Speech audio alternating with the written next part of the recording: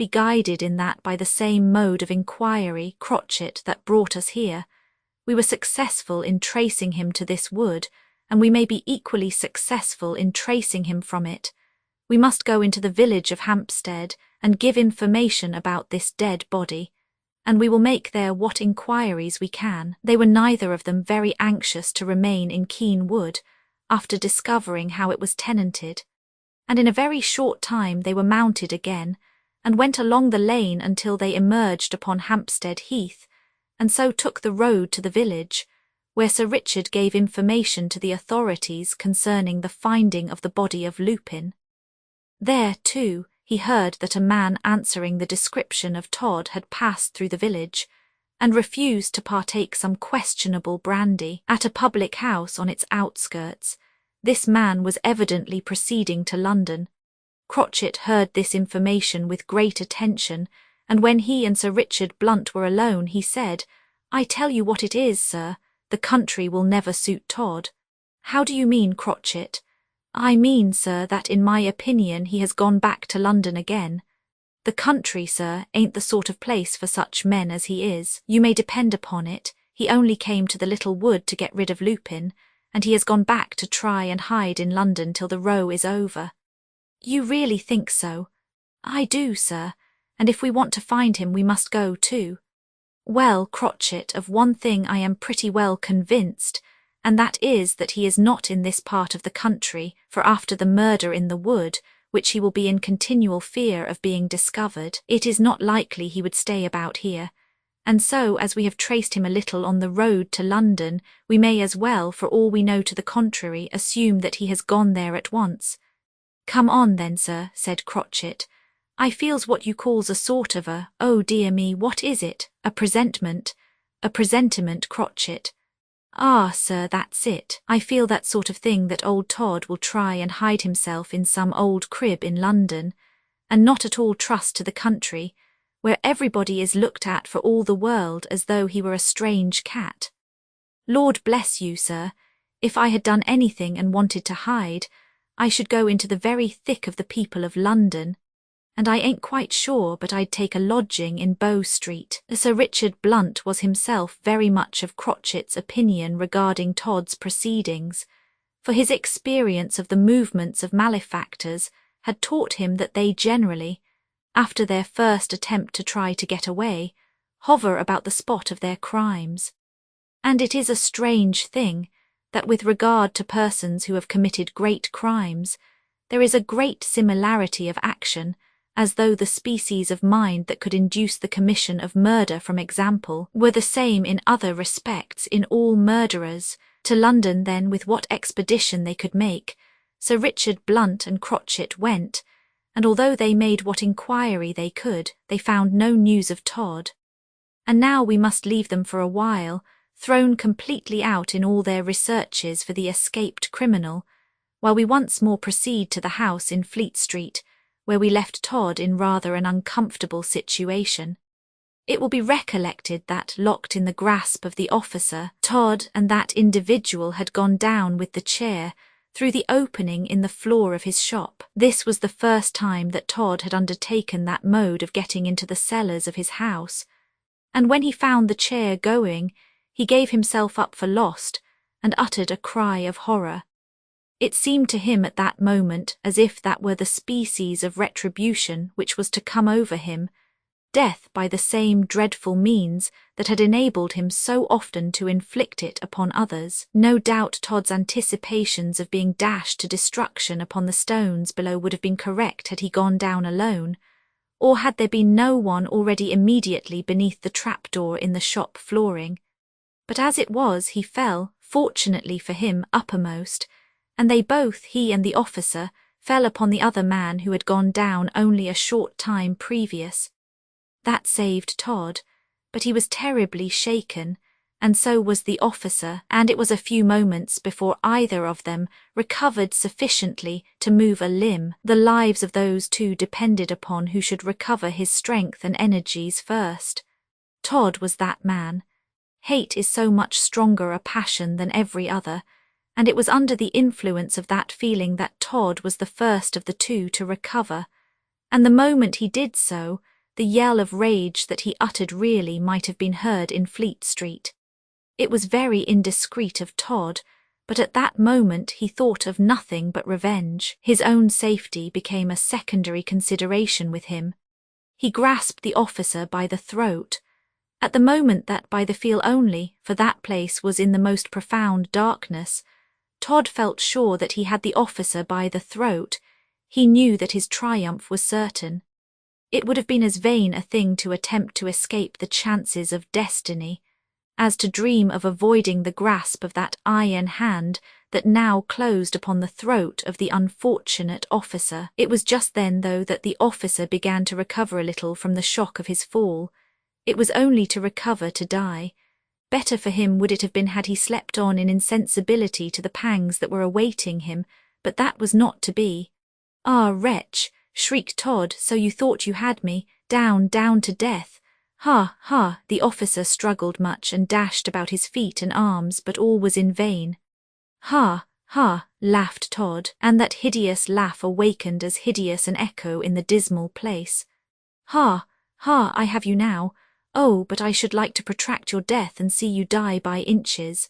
Only that my time is precious, and for my own sake I will put you quickly beyond the pale of life." The man tried to cry out, but the compression upon his throat of those bony fingers prevented him.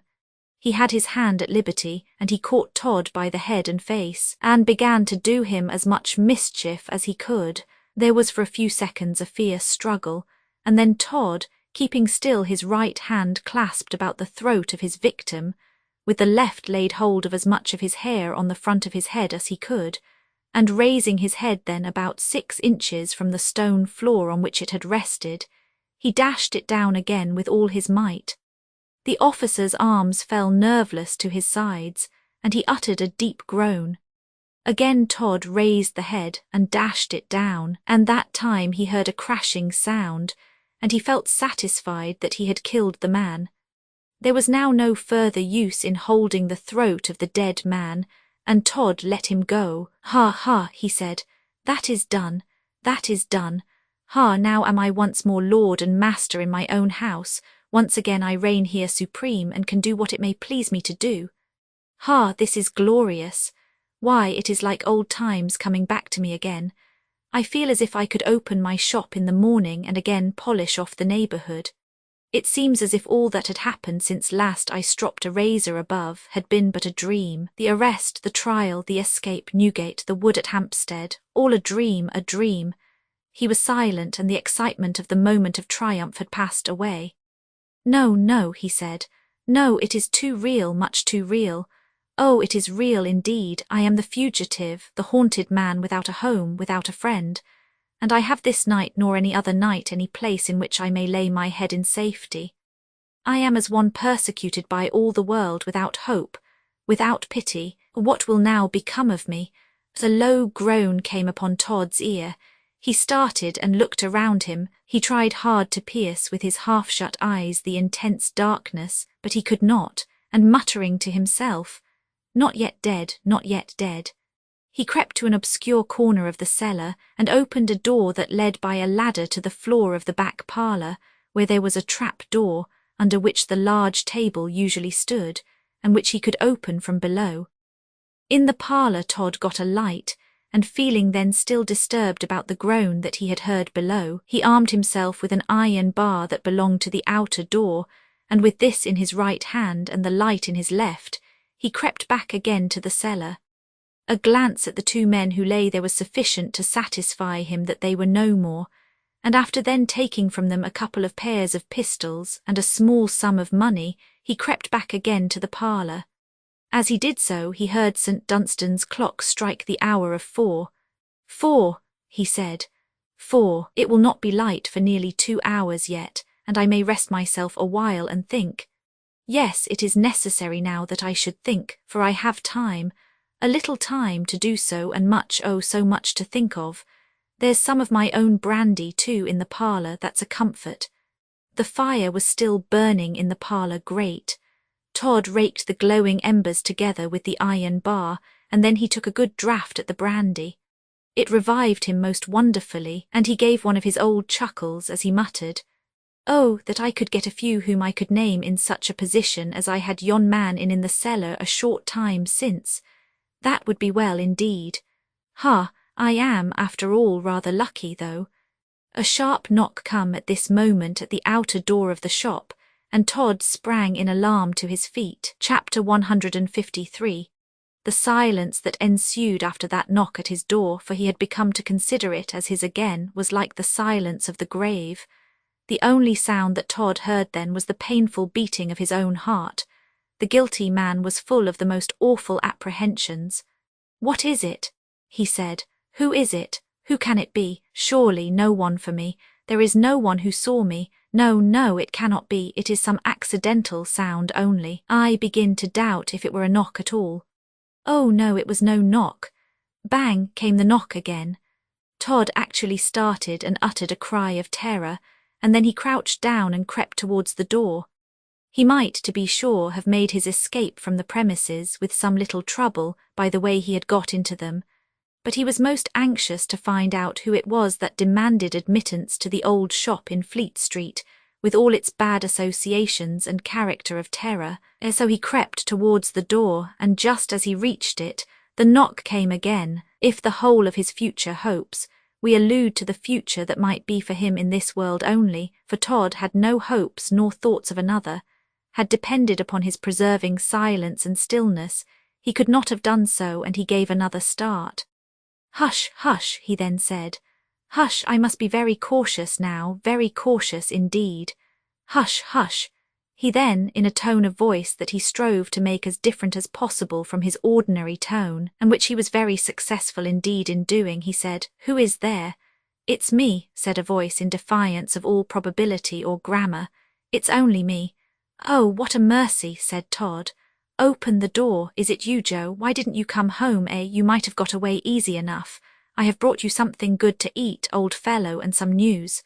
"Ah, what news, my boy?" "Why, they say that old Todd is in London." Todd fell to the floor in a sitting posture, and uttered a deep groan. It was some few moments before he could summon strength and courage to speak to the man again. But he began to feel the necessity of doing something, for the man began to hammer away at the door, and the very worst thing that could happen to Todd, just then, would have been that man going away from the door of the shop with an impression that all was not right within it, and spreading an alarm to that effect. "I will open the door just wide enough," muttered Todd, "and then I will drag him in and cut his throat, and throw him down into the cellar along with the two others. That will only make 3 this morning. Yes, this morning, I may say, for it is morning now." Acting upon this resolve, which certainly was diabolically to the purpose, Todd spoke to the man again, saying in the same assumed tone in which he had before addressed him, "All's right, all's right. I'll open the door. That's the thing, but you seem to have a bad cold." So I have, a very bad cold, and it has affected my voice so that I can hardly speak at all." "So I hear."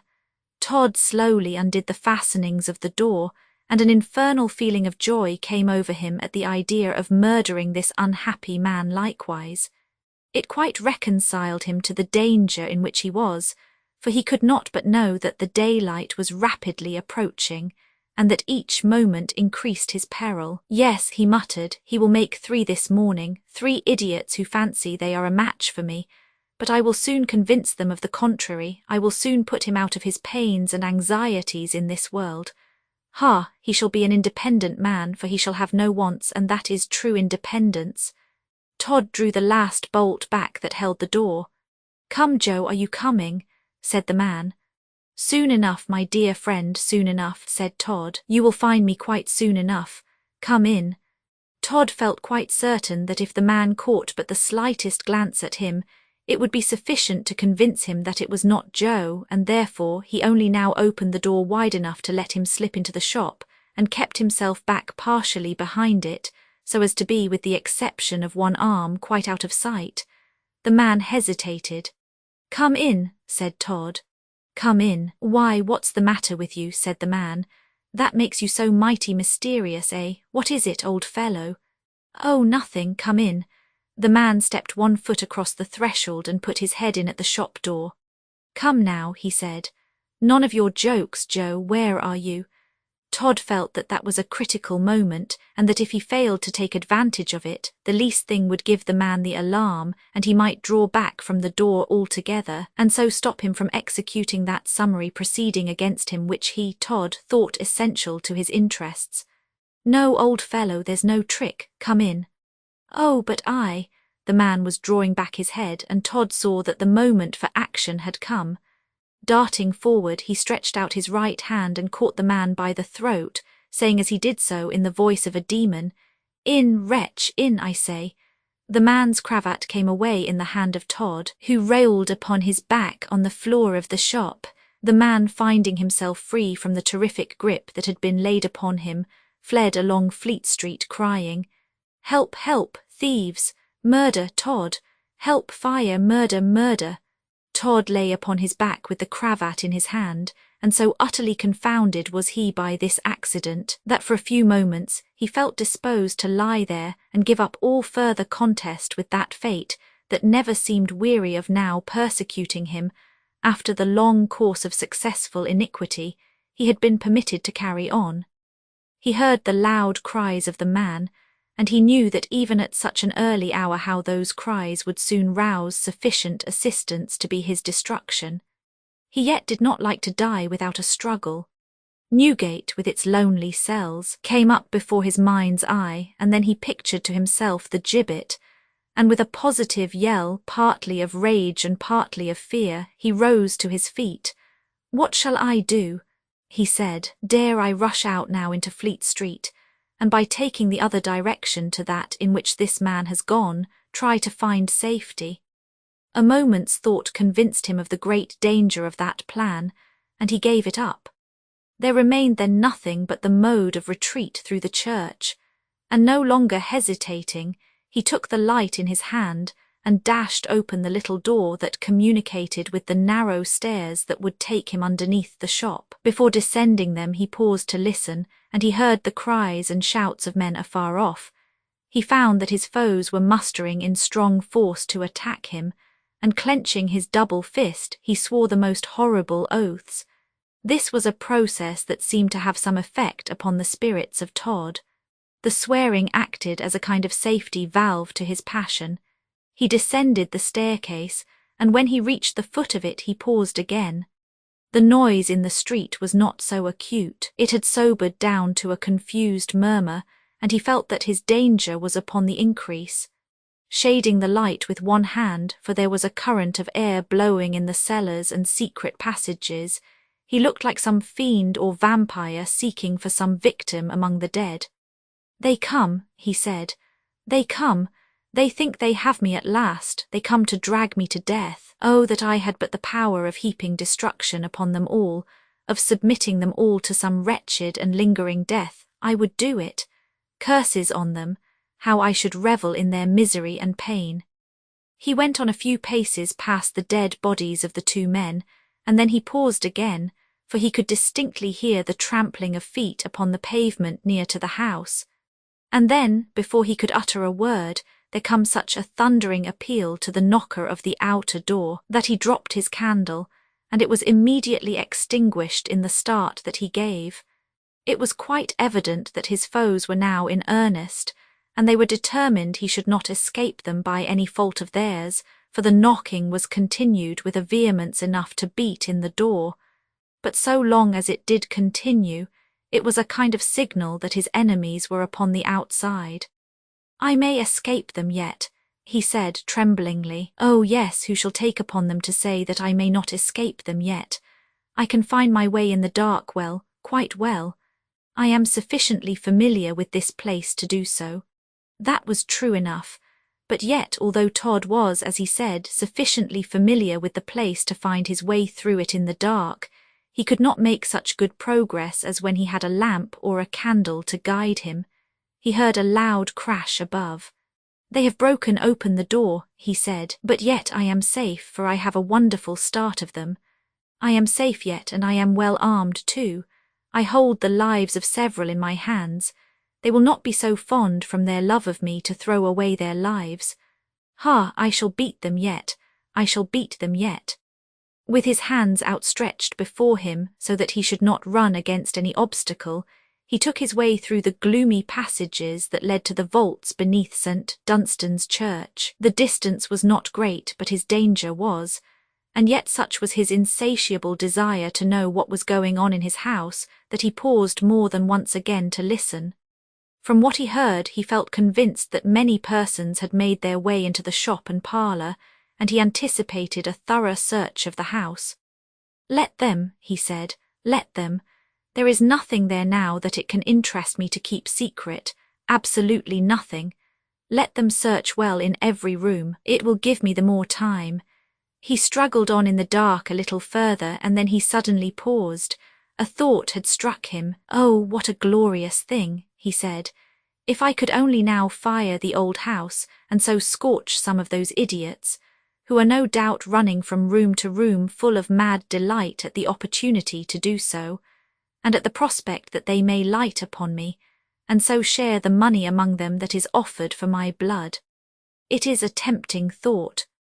Todd felt in his pocket for the matches that had been supplied to him by his departed friend, Mr. Lupin, and he found that he had some of them left, although all the little bits of wax ends of candles were gone.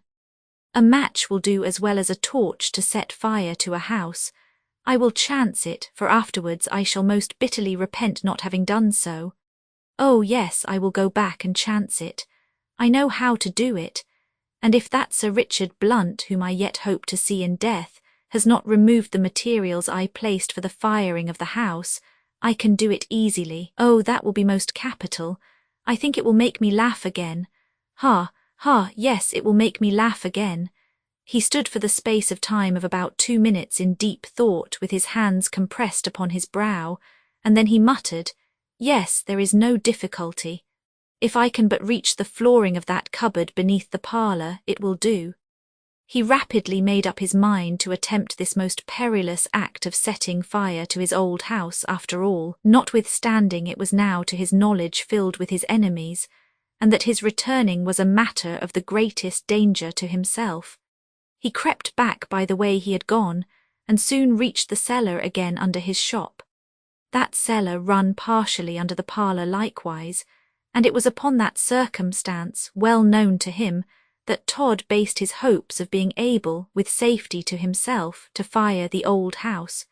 He shook a little as he reached the cellar underneath the shop. It was a natural thing that he should do so, for he knew that he was doing the very reverse of what impulse would have prompted him to do, namely, fly from his enemies. The mode of getting into that cellar might, for all he knew to the contrary, be found out at the most inopportune moment for him that could be conceived, and he might find himself surrounded almost at any moment by his foes. No wonder Todd shook a little. He quite forgot that the bodies of the 2 men were there, his 2 latest victims, and as he went crawling along with excessive care, the first thing he did was to fall over them both and measure his great length upon the floor of the cellar.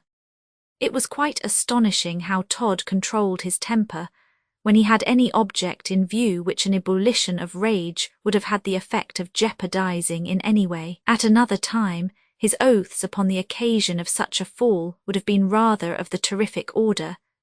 But now he uttered not a word, but gathered himself up again with all the calmness and serenity of an ancient martyr, who feels that he is suffering for some great and good cause, dear to the interests of humanity. Sweeney Todd, however, was very anxious to discover if in his fall he had made noise enough to alarm those who were above, but he was soon satisfied that such was not the case, and that the lower part of the house was quite deserted, while they had made their way to the upper, intent upon searching in all the rooms for him, Todd.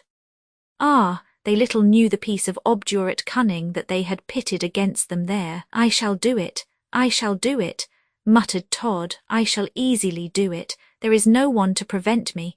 Ha, ha, I do believe that I shall smother some of them before they can possibly find the means of getting downstairs. That would be quite a mercy of Providence. Oh, quite." Chapter 154. Immediately beneath the parlour, where a portion of the cellar went, there was a quantity of old lumber. Perhaps if that lumber had been looked very carefully over, among it there might have been found some fragments of old and some of new coffins from St. Dunstan's, for with the rich who had vaults of their own, it was the arrogant fashion to adorn the last sad and narrow home of humanity with silver plates and nails, and Todd had despoiled the grave of some of those costly trappings. Upon the heap of rubbish he scrambled, and that just enabled him comfortably to reach the floor of that parlour. That portion of the floor went under a cupboard in one corner, and in the floor of it 3 or 4 coarse round holes had been drilled with a centre bit. Todd had had his own motives for drilling those holes in the cupboard floor. He now put his finger through one of the holes, and when he did so he gave a chuckle of delight, for he was convinced that the contents of that cupboard had not been in any way interfered with, and that, as a consequence, he should find no difficulty in firing the house completely. "So," he said, "this is the cleverness of your much-vaunted Sir Richard Blunt. He has left a cupboard as crammed with combustible materials as it well can be, to the mercy of the first accident that may set fire to them, and now the accident has come." Ha!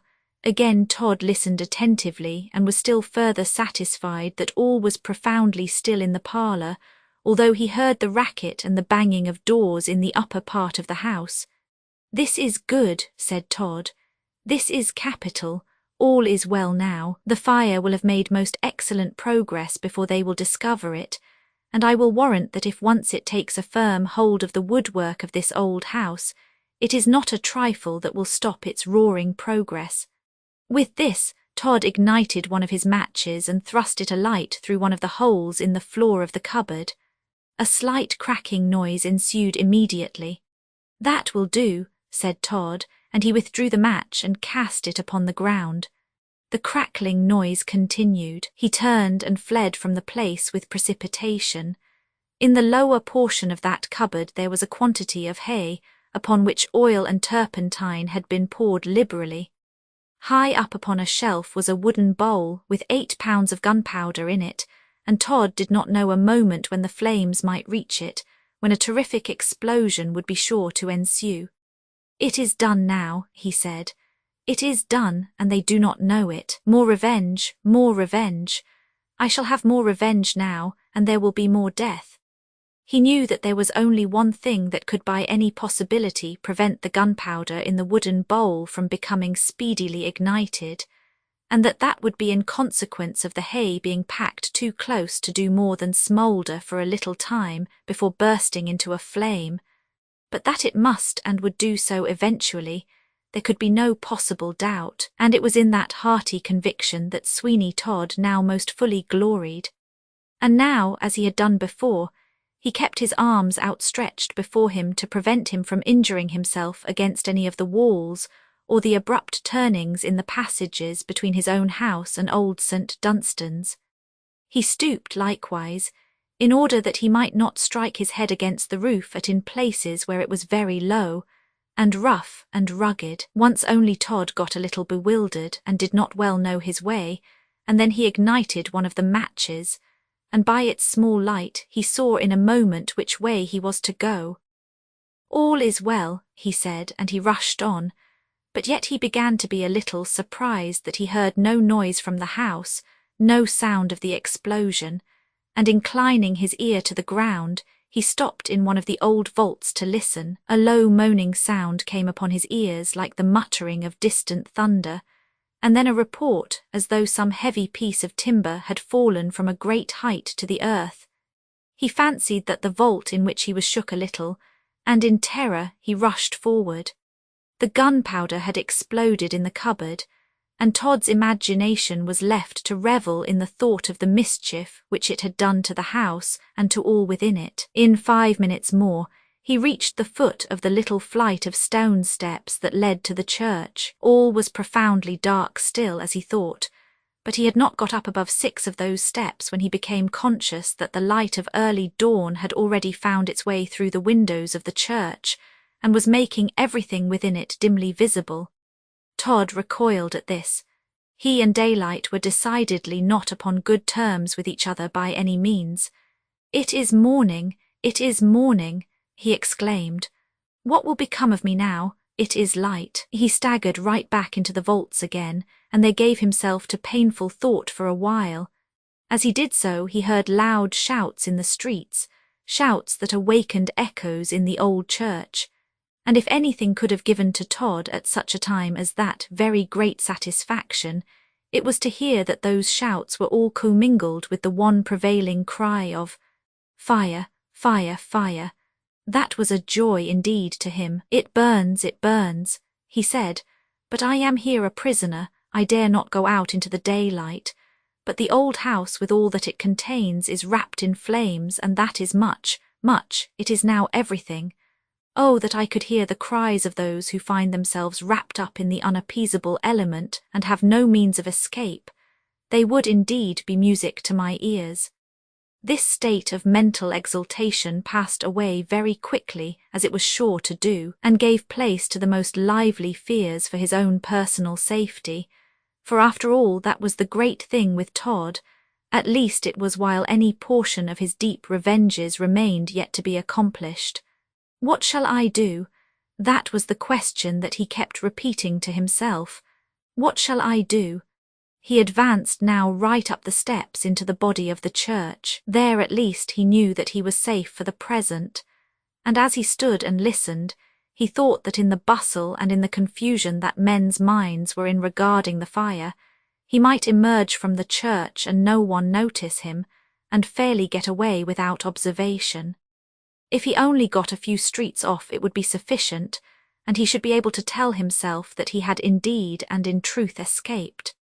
With these thoughts and feelings, he approached the church door. The nearer he got to the old doors of St. Dunstan, the more appallingly and distinctly there came upon his ears the cries and the shouts of the people who were hurrying to the fire, and he muttered to himself, "Ah, it must be blazing briskly now, very briskly. It must be quite a sight to the whole of London to see the old den burning so bravely." An engine came rattling on, and with a roar and a crash went past the church door. "Capital," said Todd. "Upon my word, this is capital." Another engine, with the horses at a mad gallop, went by, and Todd quite rubbed his hands at the idea of the scene of confusion that he had by his own unaided efforts succeed in making in Old Fleet Street. "They did not think," he said, "when they closed the gates of the old prison upon me, and told me I should die, that there was one half the mischief in me yet that they now find there is. Ay, and there is much more yet that they dream not of, but which they shall know some day."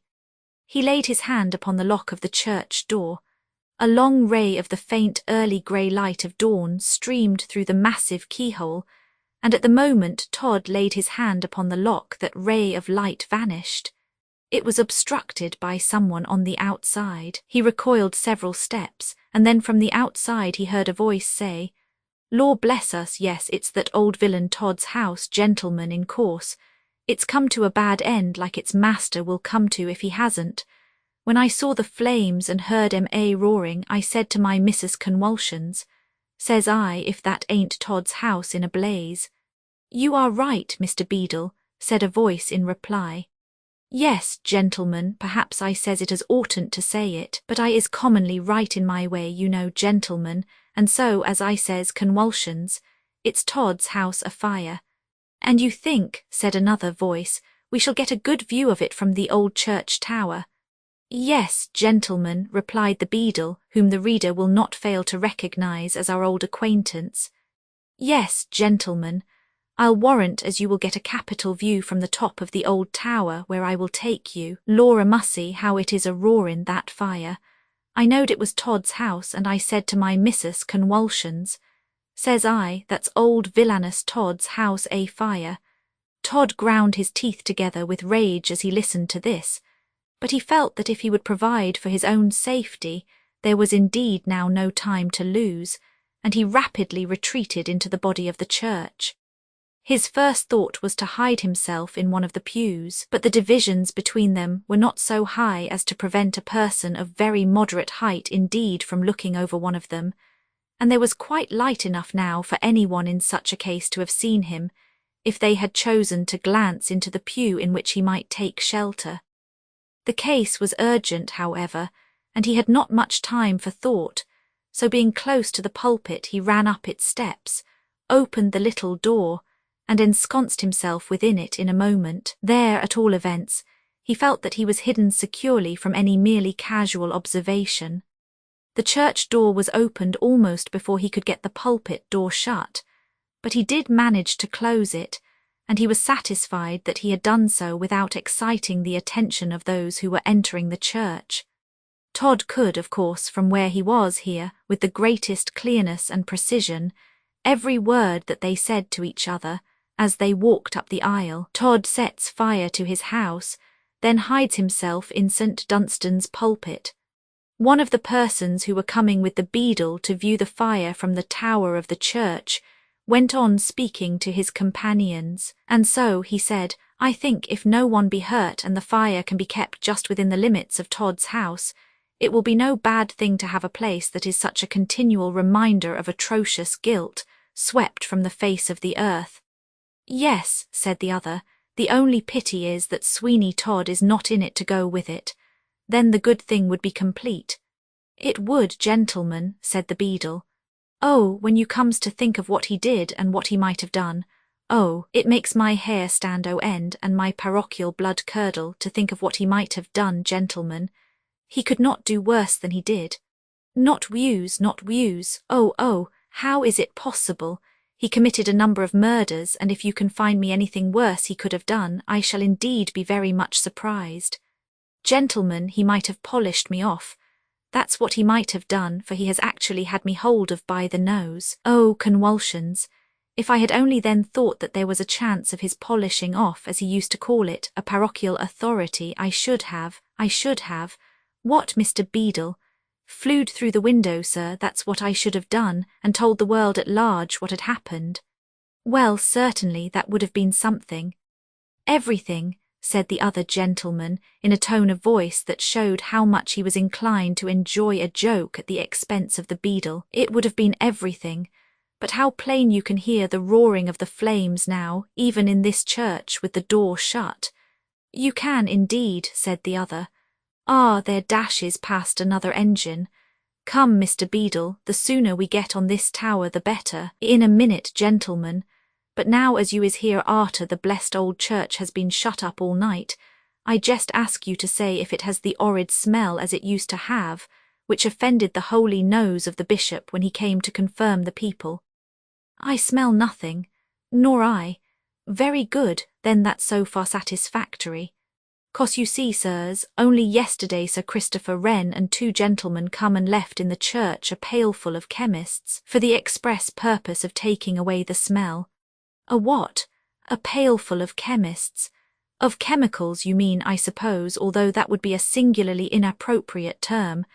But come on, Mr. Beadle, we are very anxious to get on the tower. This way, gentlemen, if you pleases. This will lead you nicely and fairly up those little stairs and right on. Oh, what a world we does live in, to be sure. With this general philosophical remark, the beadle, opening a little door at the extremity of the south aisle, pushed his friends up a narrow staircase that led to the top of the tower of old St. Dunstan's, and from which certainly a very good view of the surrounding streets and of the temple could be obtained. And in the clear light of early morning, before the million fires in London were lighted, that view was seen to be a tolerably distinct one. Todd muttered the bitterest maledictions upon them as he heard them go up the little stairs. There he was, certainly, to all appearance, safe enough, and he might, for all he knew, be safe enough until the next Sunday. But how was he to live in a pulpit even for the whole of a day? It might be that he would have to wait there until the dim shadows of the night should come again, and wrap up the whole church in gloom. But how many weary hours must pass before that time would come, and what infinite danger there was that he might drop into sleep after all his fatigues, and so forget his caution and discover himself. Already the great fatigues he had passed through and the many hours he had been debarred from rest began to tell upon him, and it was with difficulty that he kept himself from dropping into slumber. He began to get fearfully alarmed at his situation. What shall I do? He said, I must escape, escape.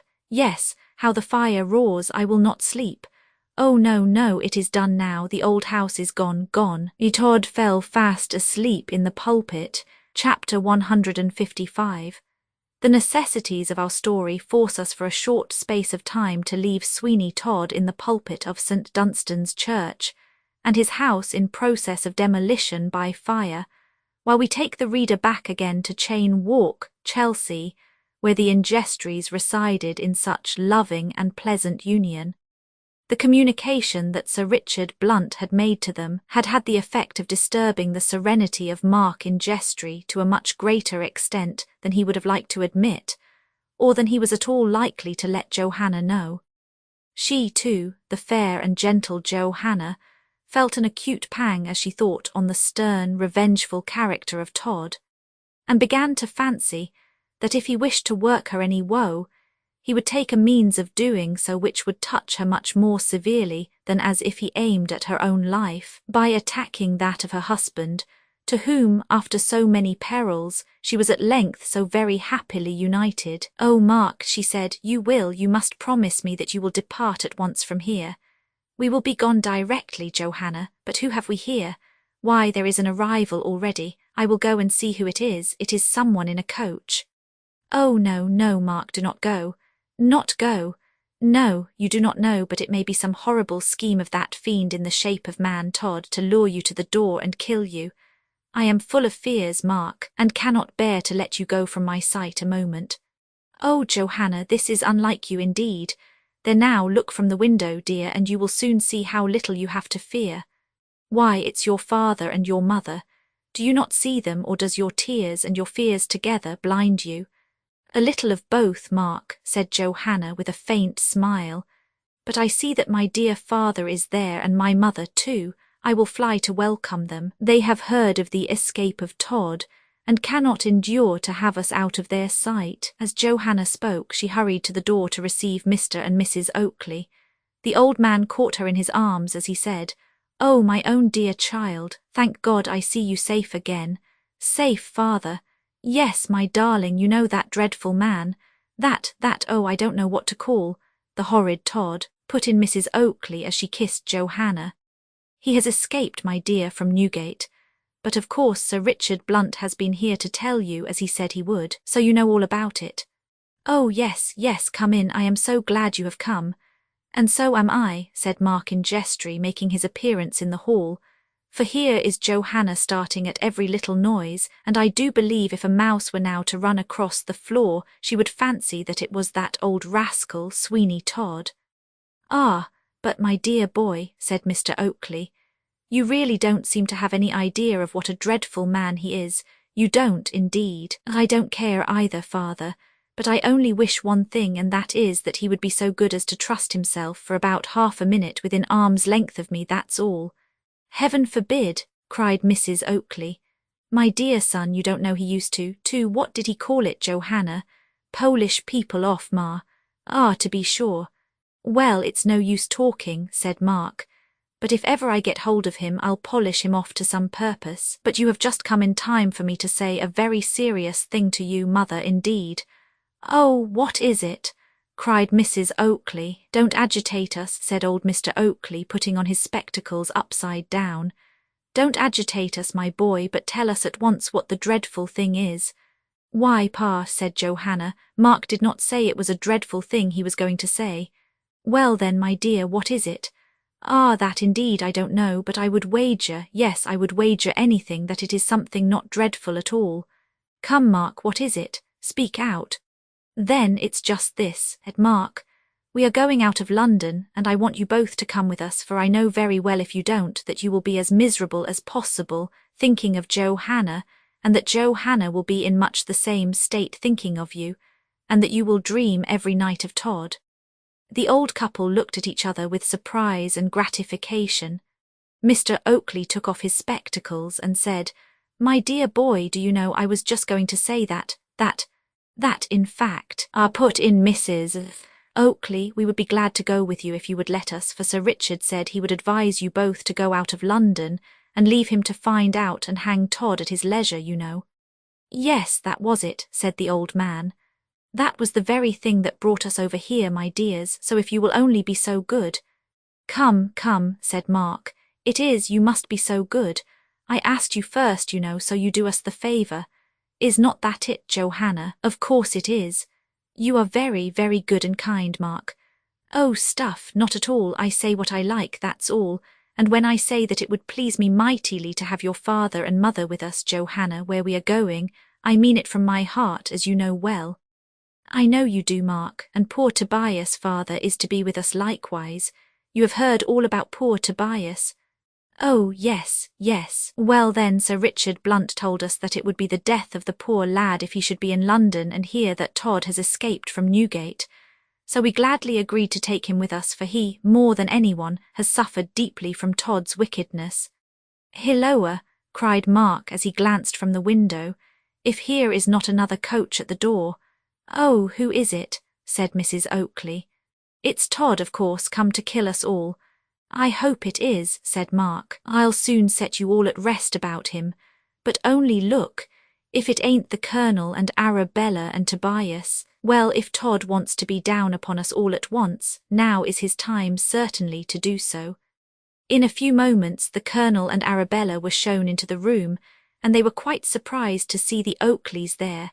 But while Johanna and Arabella were embracing each other, Mark in jestry went up to the Colonel, and pointing slightly to Tobias, he whispered, Does he know?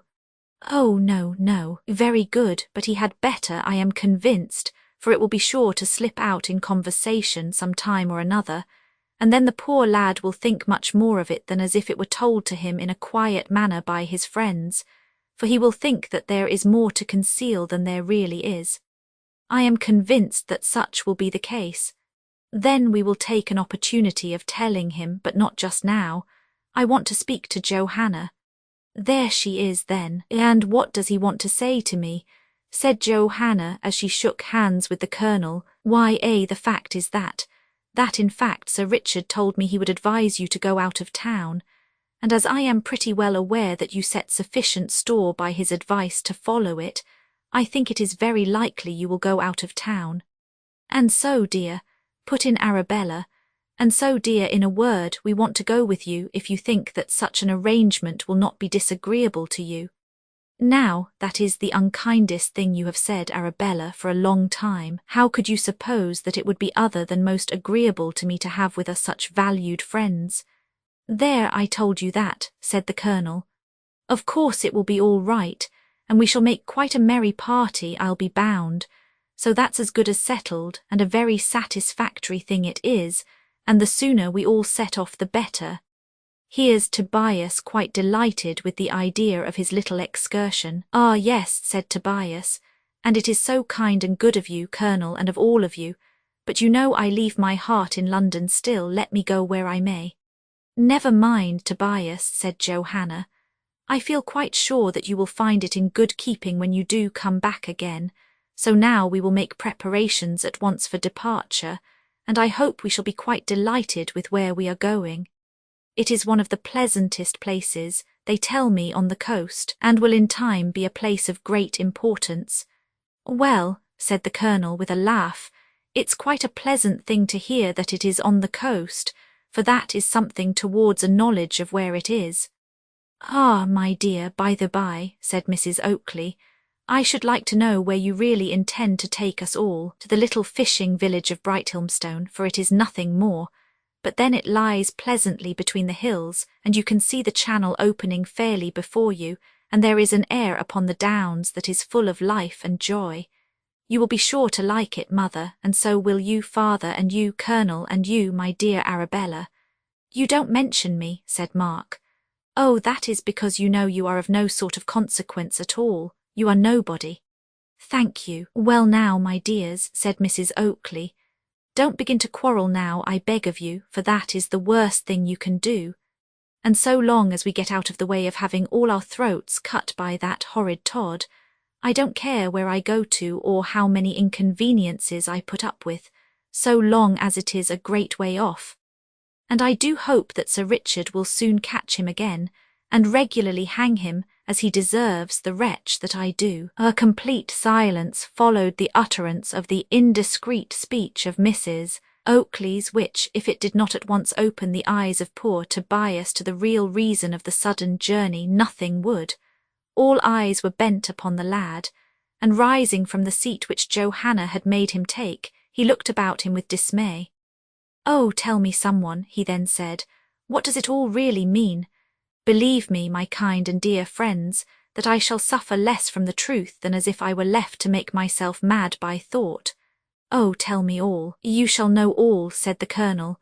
"Oh, mother, mother," said Johanna, "why did you—" Mrs. Oakley sat looking the picture of dismay, and Colonel Geoffrey added, "This is an accident that I don't think is to be much lamented. Tobias must have known at some time, and it is better that he should know now that he is surrounded by his friends. Give me your hand, Tobias. You see that I smile, so it cannot be of great moment after all." "Oh, tell me, tell me." "I will. Todd has made his escape from Newgate, that is all, but he is friendless and penniless, and it will be quite impossible that he can remain many days at large, as Sir Richard Blunt is already upon his track. Let me beg of you not to be in the least alarmed at this intelligence. It ought not to alarm you. Todd will have too much to do to look after his own affairs to enable him to give a thought to anybody else." "You will save me," said Tobias. "I will. We will all stand between you and any harm, but, I repeat, I do not apprehend any danger to you." They all spoke to Tobias cheeringly, and in the course of half an hour they got him into quite a different state of mind. And then, as he was to form one of the party, it was quite a relief to them all that they did not feel compelled to keep a guard upon their tongues in his presence. In the evening of that day they were all at Brighton. Johanna and company leave Chelsea to avoid the vengeance of Todd. Chapter 156. We left Todd in the pulpit of St. Dunstan's Church, while his old house was rapidly burning down. A perilous position for Todd. Perhaps if he had courage sufficient to have made the attempt, he might have escaped at several junctures, but the dread of the consequences of capture was so strong in his heart and brain that while he felt that he was undiscovered in the pulpit, he preferred remaining there to making any precipitate means of escape. It will be remembered how the beadle had taken up several gentlemen to the roof of the church, in order that they might get a good view of the fire, and it was during that time that Todd thought of escaping, but the rapid approach of daylight daunted him. Oh, that I had remained in the wood at Hampstead, or anywhere but here in London, where the hands of all men are raised against me. Oh, I was mad, mad to come here. But I am not quite lost. If I thought that my senses would go from me this moment, oh, no, no, I will be calm now again. I will not believe that I am quite lost yet. Of a truth, Todd felt that if he really gave up in despair, that he might commit some extravagance which would at once draw down upon him his enemies. And there he lay in the pulpit, his gaunt form huddled up so as completely to hide himself in it, and dreading to stay as much almost as he dreaded to leave. He heard still the loud shouts of people at the fire, and at times he thought he heard even the flames that were rapidly consuming the old den of iniquity in which he had committed so many crimes. The regular clank, clank, too, of the engine pumps came upon his ears, and he muttered, "No, no, you may try your hardest, but you will not subdue that fire. It will blaze on in spite of you. You will not, you cannot, I say, subdue it. The house is too well prepared. I had a care for that before I left home. It will burn to the very ground. Aye, and below the ground too. And the spot of earth only will remain that held the foundation of my old house. Would that all whom I hate were at this moment writhing in the flames. Then I might feel some sort of satisfaction with myself, and even this place of peril would be for the time quite tolerable to me. No doubt it would have been a vast satisfaction to Todd to have all that he hated in the flames of his burning house, but as yet he could only tell himself that the puny vengeance he had achieved had been upon the most inferior tools of those who had wreaked his ruin, while the principals remained untouched and most completely unscathed. What had he yet done to Sir Richard Blunt? What to Tobias? What to Johanna? What even to the dog that had played no inconsiderable a part in his final conviction of the murder of its master? Little, indeed, and the thought that his revenges were all to do scared his imagination and filled him full of rage as well as terror. He heard the sound of the footsteps of the people who had gone to the roof of the church with the beadle to see the fire, coming down again, and he shrunk still closer into the bottom of the pulpit. "Oh," he said, "if they could but for one moment guess that I was here, what joy it would give them to drag me forth to the light of day, to once again cast me into the condemned one's cell, and then to hoot me to the gallows. But no, no, I will not die a felon's death. Rather by my own hands will I fall if my fortune should reach such a wretched extremity. Hush, oh hush, why do I speak? They come, they come." "Well, gentlemen, as you say, the old house is gone at last," said the beadle, "and I must say, though fires always gives me a turn, and as a parish authority perhaps I ought not to say it, I think it is a very good job." "A good job, Mr. Beadle," said one. "How do you make that out?" "Why, sir, who would have lived in it? Who would have paid rent and rates and taxes and given his Christmas box to the beadle like a Christian in Todd's old house, I should like to know?" "Well, you are right there." "I know I is, sir. The fact is that house would have been like a great blot, sirs, in the middle of Fleet Street.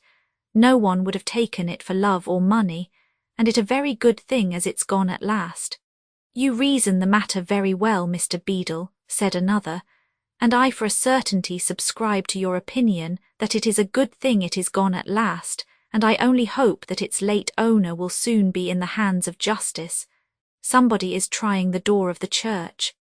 The beadle went to it, and upon opening it 2 persons entered the church. One of them spoke at once, saying, "Is the beadle of St. Dunstan's in the church?" Todd knew the voice. It was Sir Richard Blunt, and he shook so that the pulpit creaked again most ominously, so that if the attention of anyone had chanced to be directed towards it, they might have felt a kind of suspicion that it was occupied. Luckily for Todd, no one looked up, nor in any way noticed the pulpit. "Law, sir, yes," said the beadle. "Here I is, and if I don't make a great mistake, sir, you is Sir Richard Blunt." "I am." "Law bless you, sir, that's the way with me. If I sees a individual once and knows I knows again. It's a capital faculty, Mr. Beadle, but my friend Mr. Crotchet here will just go down with you through the vaults to make sure that the fire in Todd's house has in no way connected with this. We don't want to burn down the church." "Burn down the church, sir?" "Oh, convulsions, me go down into the vaults with this gentleman. Bless you, sir, I should only obstructify him in the discharge of his duty. I couldn't think of doing it, I assure you, sir. He can go by himself, you see, and then he will have the advantage of nobody to contradict him." "I'd rather go without him, Sir Richard," said Crotchet, who was the gentleman. "He's only a idiot." The beadle marched up to Crotchet until he got within about 2 inches of that gentleman's nose, and then slowly shaking his head to and fro, he said, "Did you call me a idiot?" "Yes, I did." "You did. Now, young man, mind what you say, because if you call me a idiot, I shall be bound to do." "What?"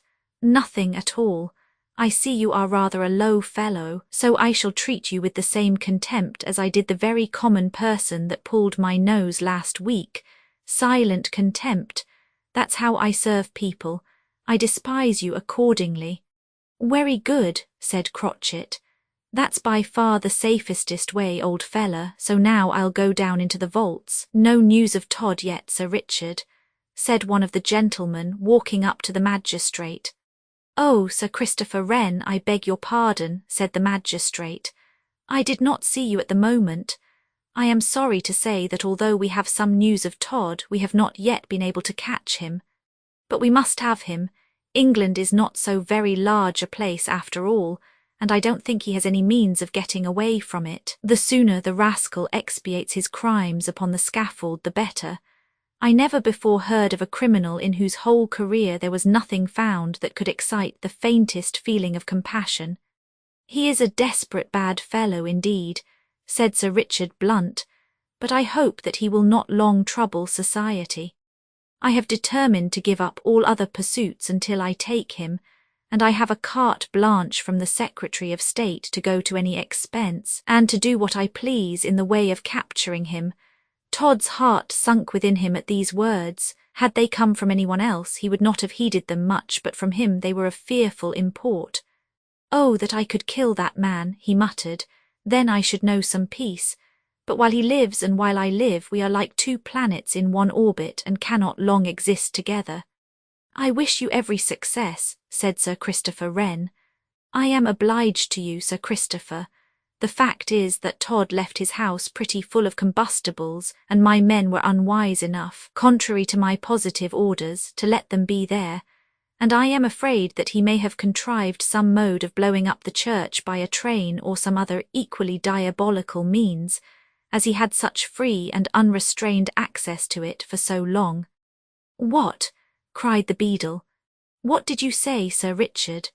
"I merely said that I was apprehensive Todd might have concocted some means of blowing up the church, that is all. And me in it, convulsions." The beadle did not pause for another moment, but rushing to the door, he flew out of the church as if a barrel of gunpowder had been rolling after him, nor did he stop until he got right through Temple Bar and some distance down the Strand. "I am afraid I have frightened away our friend the beadle," said Sir Richard blunt. "And I don't wonder at it," replied Sir Christopher Wren. "I should not like exactly to be blown up along with the fragments of old St. Dunstan's church myself, so I will go." "Ah, I am sorry I mentioned it." "Are you though? I am very much obliged to you for so doing. Excuse me, Sir Richard, for bidding you good morning rather abruptly, if you please." Sir Richard Blunt laughed as he bade Sir Christopher and his friend good morning. By the by, the friend had already made his way outside the church door, and was waiting for Sir Christopher in no small degree of trepidation. "For God's sake," he said, "come along at once, or we may all be blown up together." "Well," said Sir Richard Blunt as he paced up the aisle of the old church, "I would risk a little scorching if at the end of it I could only lay my hand upon the shoulder of Sweeney Todd. What on earth can have become of the rascal? But I must be patient. Yes, patience will do it, for that we shall come face to face again, I feel to be as established a fact for the future as that of my own existence now. Oh, thought Todd, if I now only dared to shoot him, if I only dared do it, and I would if it were not for the other one in the vaults, that wretch they call Crotchet, and yet I have a pistol here. If I thought that after shooting him through the head or through the heart, I could by one bold rush get out of this church, what a glorious piece of work it would be. This Sir Richard Blunt is the only man that I dread. Were he no more, I should feel completely at peace. I could shoot him now." Todd took a pistol from his pocket and presented it through the little crevice of the very slightly open door of the pulpit. The door would open a little in spite of him.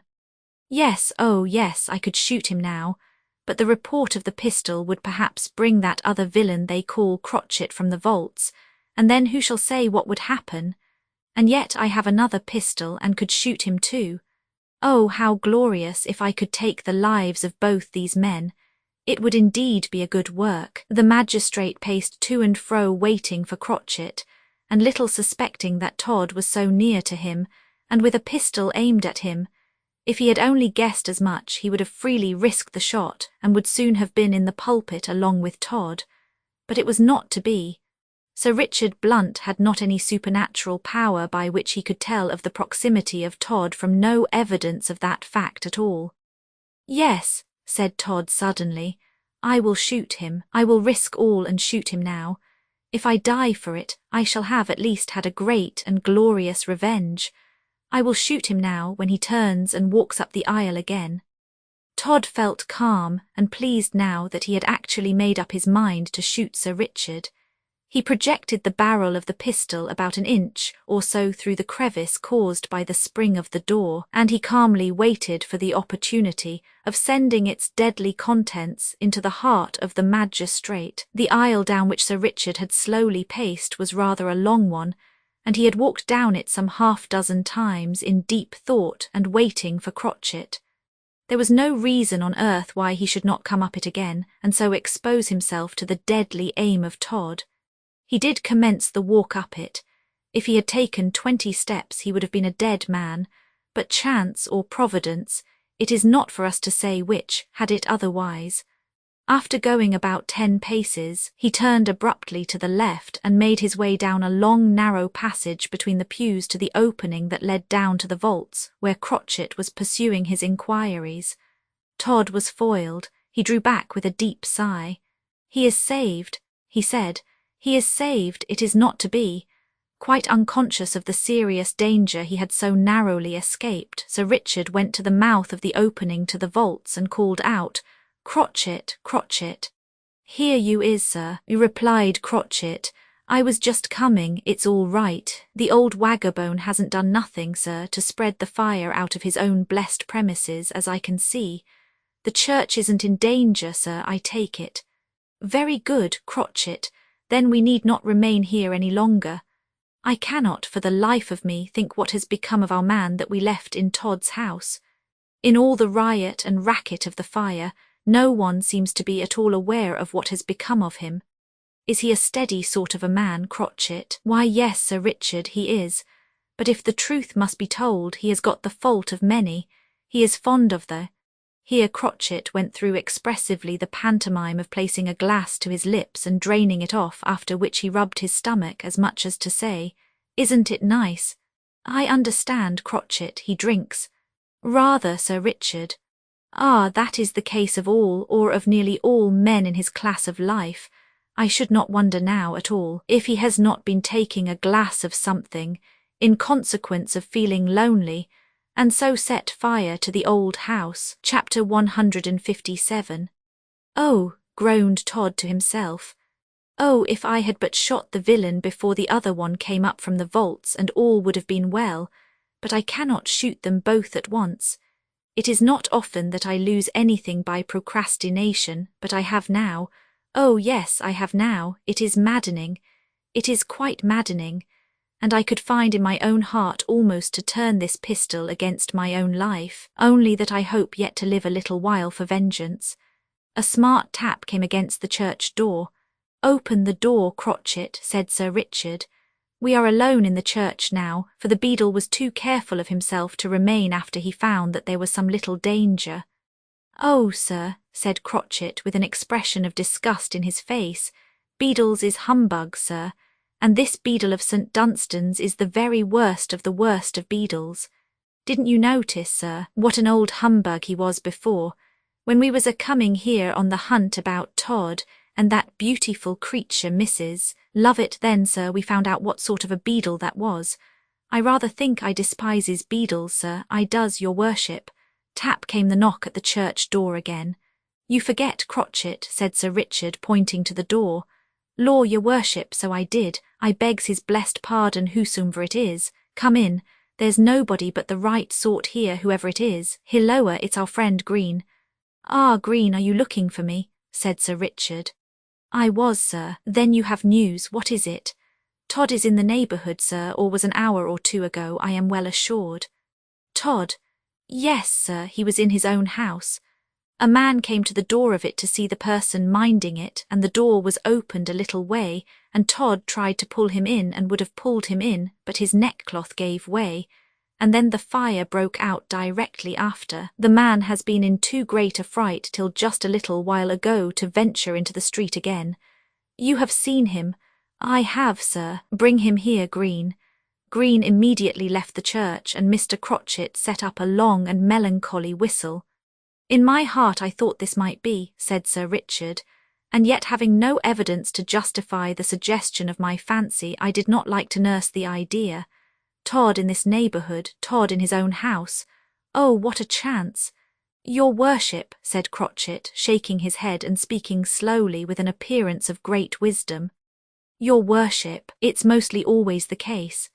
There's a special providence that always brings back folks as has done a murder back again to the place where they has done it.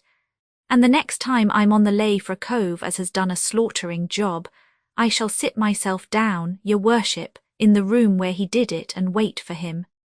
It's a special thing of providence. It is, sir. I feel as sure as though I did it myself, as isn't providence at all.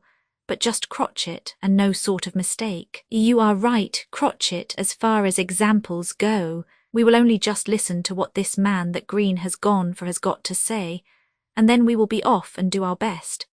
Yes, your worship, we will, and here he is. Green, the officer, now brought into the church the very man with whom Todd had had the little adventure at the door of his shop, and notwithstanding the time that had elapsed since that little incident, the man was still in a state of terror, which was quite manifest in every feature of his face. "Why, what's the matter with you?" said Crotchet as he dealt the man a blow on the back that nearly took all his breath away. "You look as scared as if you had just seen a ghost, old fellow, that you do. It was worse than a ghost." Sir Richard Blunt stepped up to the man and said, "Do you know me? I am Sir Richard Blunt, the magistrate." "Oh, yes, sir, I know you." "Answer me then, clearly and distinctly, for much may depend upon it. Who was it opened the door of Todd's house for you, and strove, as I hear, to drag you into it?" "Sweeney Todd, sir." "Are you quite sure? Do you know him well by sight?" "Oh, yes, sir, I could swear it, and you thought it very natural that he should be there, and if anybody there had so laid hold of you in the dark, you would, of course, at once have naturally concluded that it must be Todd." "Oh, dear no, sir, I hadn't an idea that it could be him, sir, and if I hadn't seen his face that I know quite well, I couldn't possibly have believed it to be him." "That is enough. I will not trouble you any further. I am much obliged to you for your information." "You are very welcome, Sir Richard, and I do hope you may catch the rascal soon. I shall never forget his having hold of me for the longest day I have to live." Still shaking at the bare remembrance of the danger that he had run, the man left the church, and peeping over his shoulder every now and then as he went, for fear Todd should be close at hand, he took his route to quite a different quarter of the town, where he fancied he should feel more secure. For he could not make up his mind to anything but that Todd must have some special desire to lay hold of him, and add him to the already formidable muster-roll of his victims. When he left the church, Sir Richard Blunt turned to Crotchet and said, "Crotchet, you may depend now that Todd is in London, and fancies that among its crowds will be his greatest chance of safety. I will take measures at once to discover him. Come along with me to Craven Street, and you too, Green, and I will explain to you both what I think will be the best plan to adopt."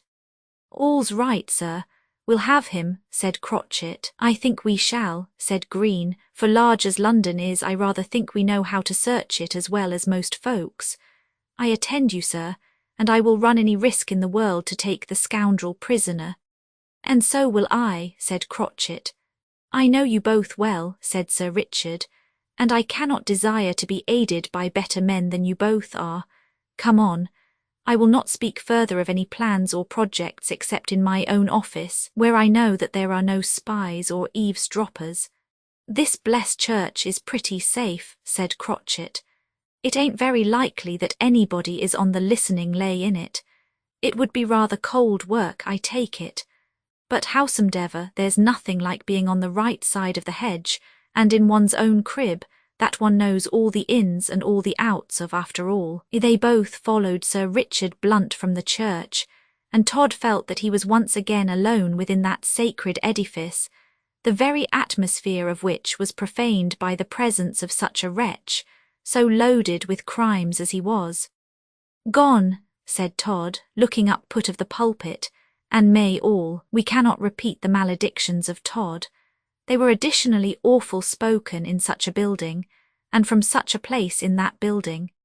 It was dreadful that the roof of a place reared to the worship of God should be desecrated by the raving curses of such a man as Todd. He was silent after he had satisfied his first ebullition of rage, and then he was afraid that he had gone too far, and endangered his safety by making an appearance at all above the level of the pulpit, or by speaking. How did he know but that Sir Richard Blunt might, after all, have some sort of suspicion that he was not far off and be listening close at hand? As this supposition, wild and vague as it was and quite unsupported by any evidence, found a home in the brain of Todd, the perspiration of intense fear broke out upon his brow, and again he shook to the extent of making the old pulpit creak dreadfully. "Oh, hush, hush," he moaned. Be still, I am safe yet, there is no one here. I am safe surely, there is no one in the church. Why do I suffer much more from what does not happen than from what does? Still the notion clung to him for a little while, and he remained at the bottom of the pulpit quite needlessly for the next half-hour, listening with all his might, in order to detect the slightest noise that might be indicative of the presence of a foe. But all was as still as the grave, and by slow degrees Sweeney Todd got more assured. "I breathe again," he said. "They do not suspect that I am here. It is much too unlikely a place for them to dream of for a moment. Even Sir Richard Blunt, with his utmost prescience, does not think of looking for me in the pulpit of St. Dunstan's church. I am safe for the present."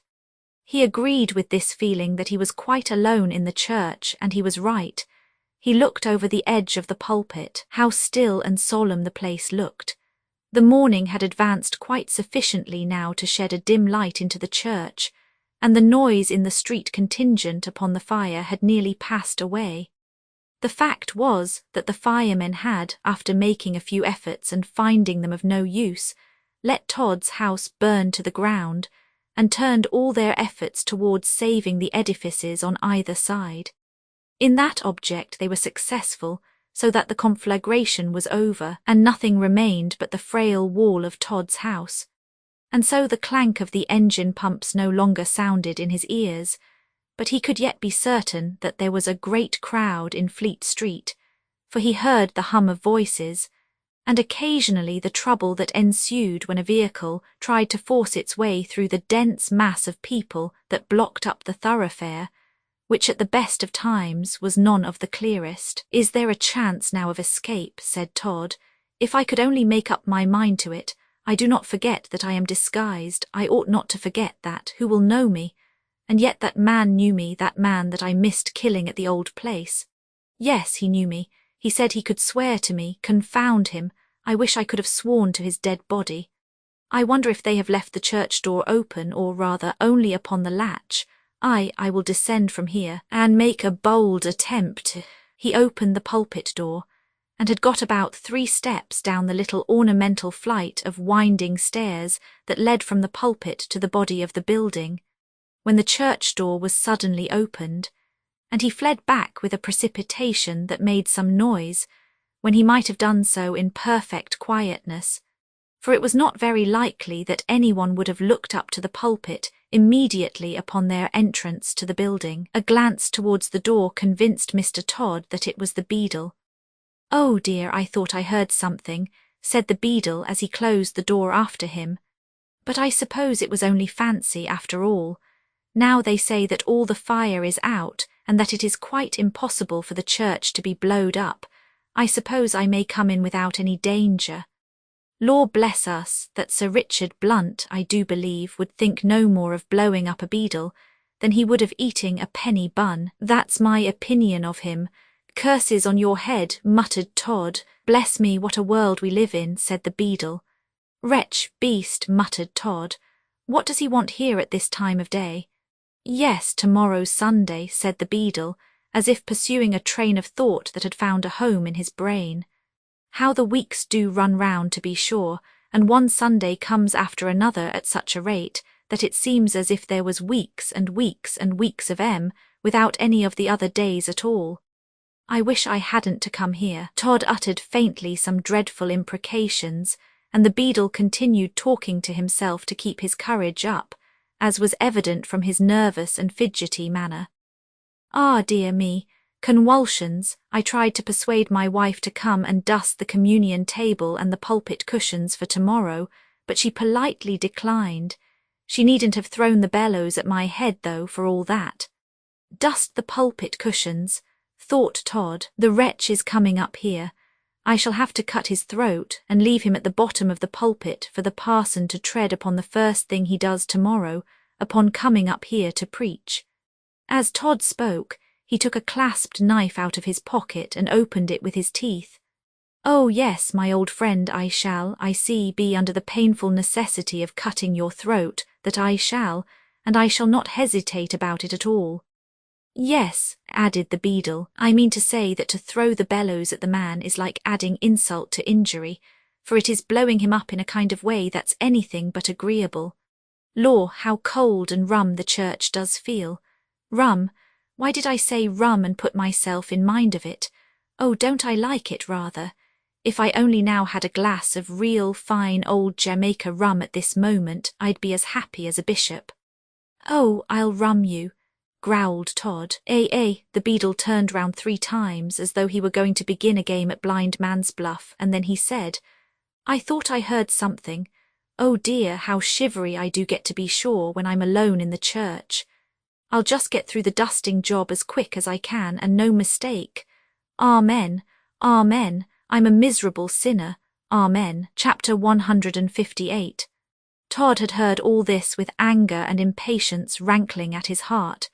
He began to have the most serious thoughts of sacrificing the beadle. Indeed, if any good could have been got to himself by so doing, he would not have scrupled to do so with the greatest speed. As it was, however, he could not concoct any plan of proceedings quickly which would benefit him, and so he was compelled to remain an auditor of the beadle's private thoughts, and a spectator of what he was about, when he chose to peep over the edge of the pulpit. Well, it's astonishing, continued the beadle. What a fever that fellow Todd has kept me in for I don't know how long, one way or another. Me and Fleet Street have been regularly bothered by him. First of all, I was in all sorts of doubts and uncertainties about the matter before they took him and tried him, and was a-going to hang him, and then I did think that he was as good as done, for, as he uttered these last words, the beadle was banging one of the cushions of the communion table, so that he was compelled for want of breath to utter them at intervals. Oh, confound you, muttered Todd. If I only had hold of you, I would throttle you, and then think of what to do afterwards. Todd's great difficulty arose from the fact that he thought if he tried to descend from the pulpit, the beadle might see him and get the start of him in leaving the church, in which event the alarm that he would raise in Fleet Street would be such that any attempt to escape would be attended by the greatest hazard. There is nothing for it but to wait, said Todd to himself gloomily. I can do nothing else, but woe to him when I do catch him. This dusting job on a Saturday, said the beadle, does seem to me to be one of the most disagreeable of all that has to be done with the church. I don't mind one's duty on a Sunday, but this is horrid. On a Sunday there's lots of people, and the old place has a sort of cheerful look about it, but now I don't like it, and I've a good mind to get one of the charity boys of the blessed parish to keep me company. I will kill him too if you do, muttered Todd. The beadle paused upon this thought concerning the charity boy, but as he had finished the communion table, he did not think that for the mere dusting the pulpit and its cushions, it was worth while to make any fuss. It will soon be over, he said, very soon. I'll just pop up and settle the pulpit and then get home again as quick as I possibly can. I do wonder now if that old Todd will be caught soon. The old wretch. The beadle began the ascent of the pulpit. It's my opinion, he said, that Todd, as he had other folks made up into pies, ought to be made into one himself and then given to mad dogs for a supper. Ha, that's a very good thought of mine, and when I go to the pig's eye, tooth and tinder box tonight I will out with it, and they will knock their pots and glasses against the table beautifully and cry out, well done, bravo. Bravo. I rather think I'm a great man at the pig's eye, tooth and tinder box. By this time the beadle had got quite to the top of the pulpit stairs, and had his hand on the door. Todd was crouched down at the bottom of the pulpit, waiting for him like some famished tiger ready to pounce upon his prey. He fully intended to murder the unfortunate beadle. Well, here goes, said that most unhappily situated functionary, as he stepped into the pulpit. Todd immediately grasped his legs. If you say one word, you are a dead man. The shock was too much for the nerves of the poor beadle of St. Dunstan's, and on the instant he fainted and fell huddled up at the bottom of the little place. Todd immediately stood upon the prostrate form of the parochial authority. Ha, he laughed. I have him now, and I shall be able to leave St. Dunstan's yet. He trampled as hard upon the beadle as he could, and then he took the clasp knife from his pocket and said, "It will be better to kill him. Rise, idiot, rise, and tell me if you can why I should not cut your throat." The beadle neither moved nor spoke. "Is he dead?" said Todd. "Has the fright killed him? It is strange, but I have heard of such things. Why, it surely must be so. The sudden shock has been the death of him, and it would be a waste of time for me to touch him. He is dead, he must be dead." Todd, full of this feeling, retreated 2 or 3 steps down the little winding staircase of the pulpit, and then reaching in his hand, he caught hold of the poor beadle by the hair of his head and dragged him sufficiently out of the pulpit to be enabled to look him in the face. The eyes were closed, the inspiration seemed to be stopped, and there was, in truth, every appearance of death about the unfortunate functionary of the old church. "Yes, dead," said Todd, "but it will be better for me. He will be found here, and as no violence will show upon him, the doctors will learnedly pronounce it a case of apoplexy, and there will arise no suspicion of my having been here at all. It is much better, oh much, than as if I had killed him." With this feeling, Todd pushed what he considered to be the dead body of the beadle back into the pulpit again, and then himself rapidly descended the little spiral flight of stairs. The clock of St. Dunstan's struck the hour of 10, and Todd carefully counted the strokes. 10, he said. A busy hour, an hour of broad daylight, and I with such a price upon my head, and the hands of all men lifted against me in one of the most populous streets in the city of London. It is a fearful risk. It was a fearful risk, and Todd might well shudder to find that his temerity had brought him into such a position, but yet he felt that if anything were to save him, it would be boldness, and not shrinking timidity. One great cause of dread had passed away from Todd when Sir Richard Blunt left the church. If in any way Todd had had to encounter him, he would have shrunk back appalled at the frightful risk. When he gained the body of the church, he glanced again up to the pulpit, but all was there profoundly still, and the fact of the death of the beadle appeared to him, Todd, to be so very firmly established now as to require no further confirmation. Although the beadle had closed the church door, he had placed the key, most probably for security, in the inner side of the lock, and there Todd found it. He thought it would be a good thing to put it in his pocket, and he did so accordingly. And when the key was removed, he placed his eye to the keyhole and peeped out into Fleet Street. Todd could see the people passing quickly, but no one cast a glance towards the old church, and he began to reason with himself that surely there could be no difficulty in getting into the street quite unnoticed, if not quite unobserved. Again he told himself that he was well disguised. "I dread no eye," he said, "but that of Sir Richard Blunt, and he is not here to look upon me. There is not one else, I think, in London that would know me through this disguise. There was never but one who could do so, and she is dead.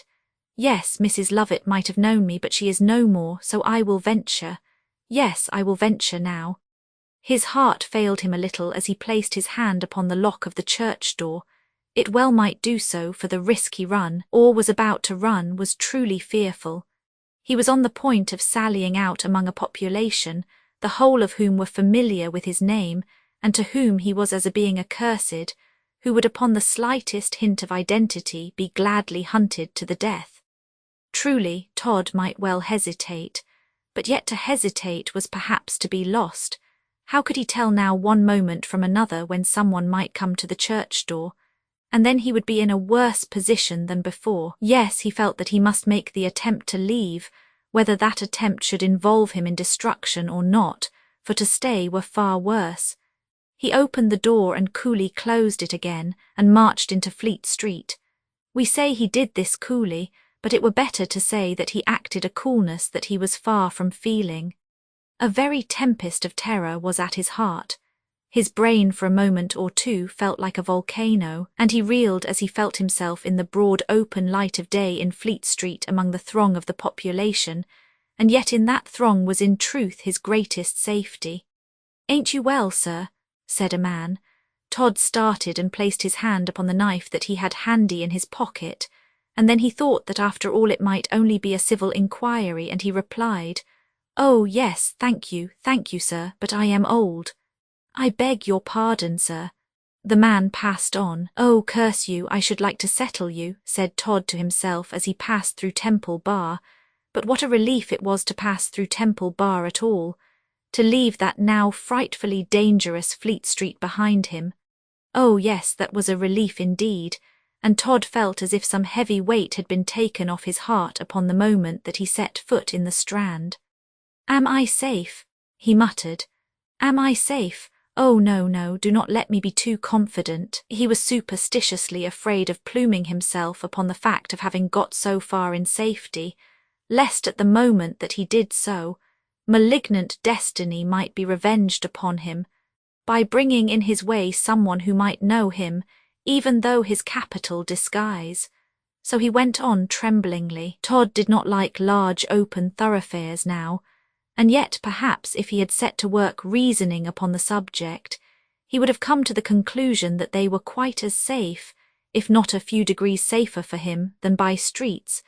But there was something in the glaring publicity of such a thoroughfare as the Strand that he shrunk from, and he was glad to get from it into the gloomy precincts of Holywell Street. That street then, as now, was certainly not the resort of the most choice of the population of London, but Todd liked it, and he was wonderfully attracted by a dirty-looking little public house which was then in it. A murder was committed in that house afterwards, and it lost its license and was eventually destroyed by fire. "Dare I go in here?" said Todd. "I am faint for want of food, and if I do not have something soon I feel that I shall sink, and then there will be a fuss, and who knows what horrible discovery might then take place. This house is dark and gloomy, and in all likelihood is the resort of gentlemen who are not in the habit of having any superfluous questions asked of them, so it will suit me well." He dived in at the narrow doorway and found himself in one of the smallest and darkest public houses that he had ever beheld in all his life, for although he had lived so long in Fleet Street so close at hand, he had never ventured into that den. "A nice parlour to the right, sir," said a rather masculine-looking specimen of the fair sex in the bar. "Thank you, madam." Todd went to the right, and opening a little door which, in consequence of having a cord and pulley attached to it, made a great resistance, he entered a little grimy room, the walls of which were of wainscot, but so begrimed with tobacco smoke were they, that they were of the colour of the darkest rosewood, and the ceiling in no way differed from them in tint. A fire was burning in a little wretched grate, and the floor was covered with coarse sand, which crackled under Todd's feet. The furniture of this little den, which certainly had the name of parlour from courtesy only, consisted of the coldest-looking rigid wooden chairs and tables that could be imagined. Two men sat by the fire trying to warm themselves, for a cold wind was blowing in the streets of London, and the season was chilly and wintry for the time of the year. Todd, when he found the parlour had someone in it, would gladly have effected a retreat, but to do so after he had made his way into the middle of the room would have only aroused suspicion, so he resolved to go on and carry the affair through, and for greater safety he put on a very infirm aspect and appeared to be bent double by age and disease. He coughed dreadfully. "You don't seem to be very well, sir," said one of the men. "Oh, dear me, no," said Todd. "When you are as old as I am, young man, you won't wonder at infirmities coming upon you." "Young man, do you call me? I am 40. "Ah, 40. When I was 40, and that was 30 years ago, I thought myself quite a youth. Oh dear me, but what with the gout and the lumbago and 2 or 3 more little things, I am nearly done for now. Oh dear me, life's a burthen." "What would you like to have, sir?" said a girl who waited upon the parlour guests, and who came in for Todd's order. "Anything, my dear, you have in the house to eat, and some brandy to drink, if you please." "Sit by the fire, sir," said one of the men. "You will be more comfortable. We ought to make way for age." "Oh dear no, I thank you. I must be somewhere where I can rest my poor back at times, so I like this corner." It was a dark corner, and Todd preferred it. "It will do very well for me, if you please." "Oh dear me, don't disturb yourselves, gentlemen, on my account. I beg of you. I am an old broken-down man, and have not long to live now in this world of care and sorrow. Chapter 159. The girl brought Todd a plate of roast beef, a loaf, and some brandy with which he regaled himself tolerably well, but he was uncomfortably conscious that the two men were looking at him all the while. "Gentlemen," he said, "it's a very odd thing, but my appetite continues good notwithstanding all my infirmities. I eat well and I drink well, and the doctors say that that is what keeps me alive." "I should not wonder," said one of the men dryly. "Yes," said the other with a laugh, "you are like us old gentlemen, we live by victuals and drink." "Ah, I didn't mean that," said Todd. "You young people are so fond of your jokes. Dear me, when I was young I used to be fond of my joke likewise, but now I am so old that what with my winter cough and the gout, and all that sort of thing, my joking days are long since gone by. I lost my poor wife, too, a little while ago. Bless her heart, ah me." Todd had the greatest inclination in the world to make up one of his old diabolical faces at this juncture, but he restrained himself, for he felt the danger of doing so, and then affecting to wipe away a tear, he added, "But I find my consolation in religion. There's where, gentlemen, an old man may look for comfort, and that strength of heart and soul which in this world is denied to him." "Very true, sir, very true." "Ah, gentlemen, it is true, and there's nothing in all the world like an easy conscience. That's the sort of thing to make a man feel serene and happy in this world while he is preparing for the joys of the next." "How delightful it is, sir," said one of the men, "for us to meet with a gentleman who has the same opinion as ourselves. Will you join us in a glass, sir, if you please?" "Oh, yes, yes, with pleasure. What a shocking bad fire, they tell me, has been in Fleet Street." "Yes, it's the notorious Todd's house." "Indeed." The man who had proposed the social glass rang the bell and ordered 3 tumblers of brandy and water, and then he said, "Ah, sir, if you or I could only lay hold of Sweeney Todd it would be rather a good day's work." "Oh dear, God forbid," said Todd. "He would soon lay me low if I were to try to lay hold of him with, as I may say in a manner of speaking, 1 foot in the grave. I am not in the natural order of things, long for this world, gentlemen, and it is not for me to lay hold of desperate characters." "That's true, sir, but do you know the reward that is offered for him by the Secretary of State?" "No, is there really a reward for him?" "Yes, £1,000 clear to anyone who will lodge him in any jail. £1,000. Why, it makes a man's mouth water to think of it. One might retire, Bill, mightn't one, and give up all sorts of—" Bill gave his enthusiastic comrade rather a severe cautionary kick under the table, and it seemed to have the effect of stopping the word thieving from coming past his lips quite at unawares. At least that was the way Todd translated it. He had not the smallest doubt but that the public house was a very indifferent one, and that the 2 men whom he was in company with in it were 2 of the most arrant thieves in all London. Todd resolved to act accordingly, and he did not let them see that he had the least suspicion of them, but he kept such a wary eye upon their movements that nothing they did or looked escaped him. They little supposed that so keen an observer watched them as Sweeney Todd was. The brandy and water that had been ordered soon made its appearance, and Todd, while perpetrating a very well-acted fit of coughing, saw one of the men just slightly wink at the other, and take a little way from his waistcoat pocket a small bottle. "Oh," thought Todd, "my brandy and water will be prepared, I see, and if I do not look sharp these fellows will rob me of all that I have run so much risk and took so much trouble to get out of the old house." After a moment's thought, he rose and said, "I will only go and pay for what I have had at the bar, and you must permit me likewise to pay for this."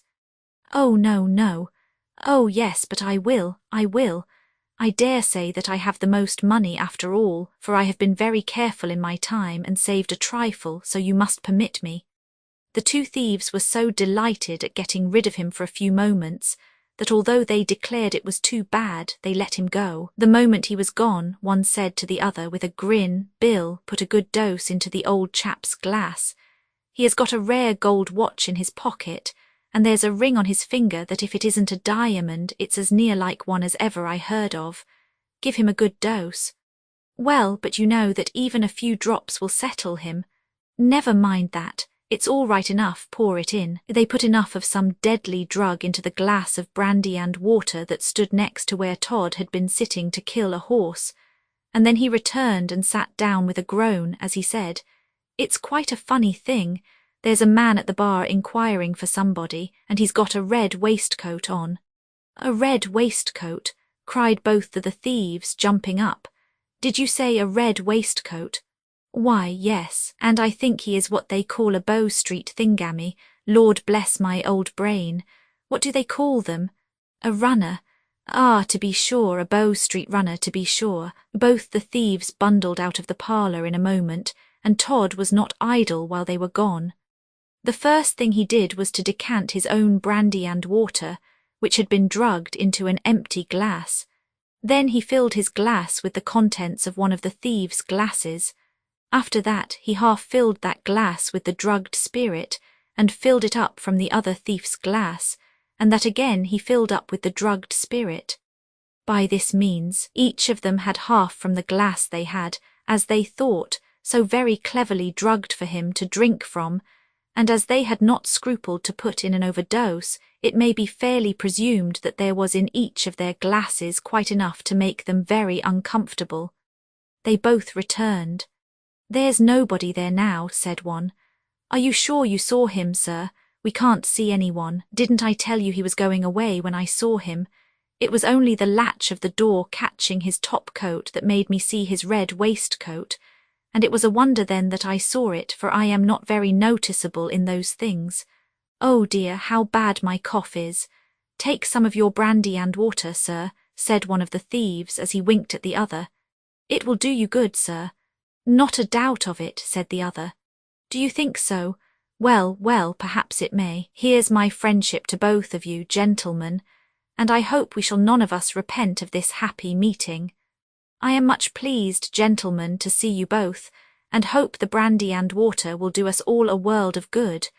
I will give you a toast, gentlemen. Ah, a toast, a toast. But mind, gentlemen, you must take a good draught if you drink my toast, will you? Will we? Aye, to be sure, if you will. I promise, gentlemen, so here's the toast. It's to the very cunning fox who laid a trap for another and caught his own tail in it."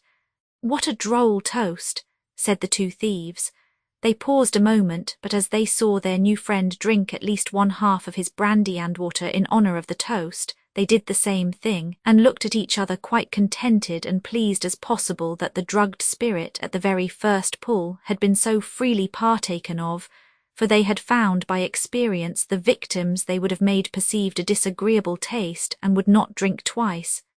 "Hilloa," said Todd. "What's the matter, old gentleman? Do you know this is very good brandy and water? Glad you like it." "Like it? I couldn't be off liking it. It's capital. Let's finish these glasses, and have others at once." As he spoke, he finished his glass, and the two thieves were so delighted that he had taken it all that they at once finished theirs likewise.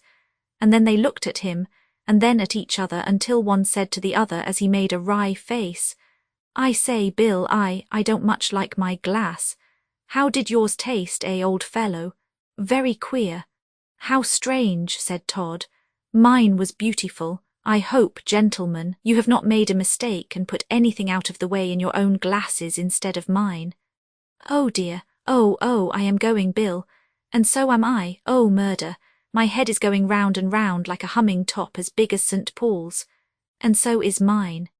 "Then, gentlemen," said Todd, rising, "I shall have the pleasure of bidding you good day, and I hope you have just sense enough left to appreciate the toast of the cunning fox that laid a trap for another, in which he caught his own tail, and I have the further pleasure of informing you that I am Sweeney Todd." The two thieves, quite overcome by the powerful and death-dealing narcotic they had placed in the liquor, fell to the floor in a state of perfect insensibility, and Todd very calmly walked out of the public house. Todd turns the tables on the two sharpers and escapes.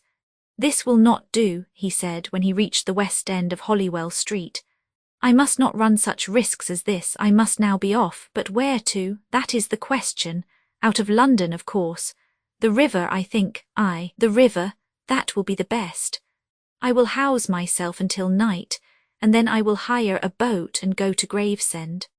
From there I shall not find much difficulty in getting on board some foreign vessel, and with what I have in my pockets I will bid adieu to England for a little while, until I can sell my watches and jewels, and then I will come back and have my revenge yet upon those whom I only live now to destroy. Full of these thoughts, Todd went down one of the narrow streets leading to the Thames, and as he saw a bill in a window of lodgings to let, he thought he should be safer there than in a house of public entertainment.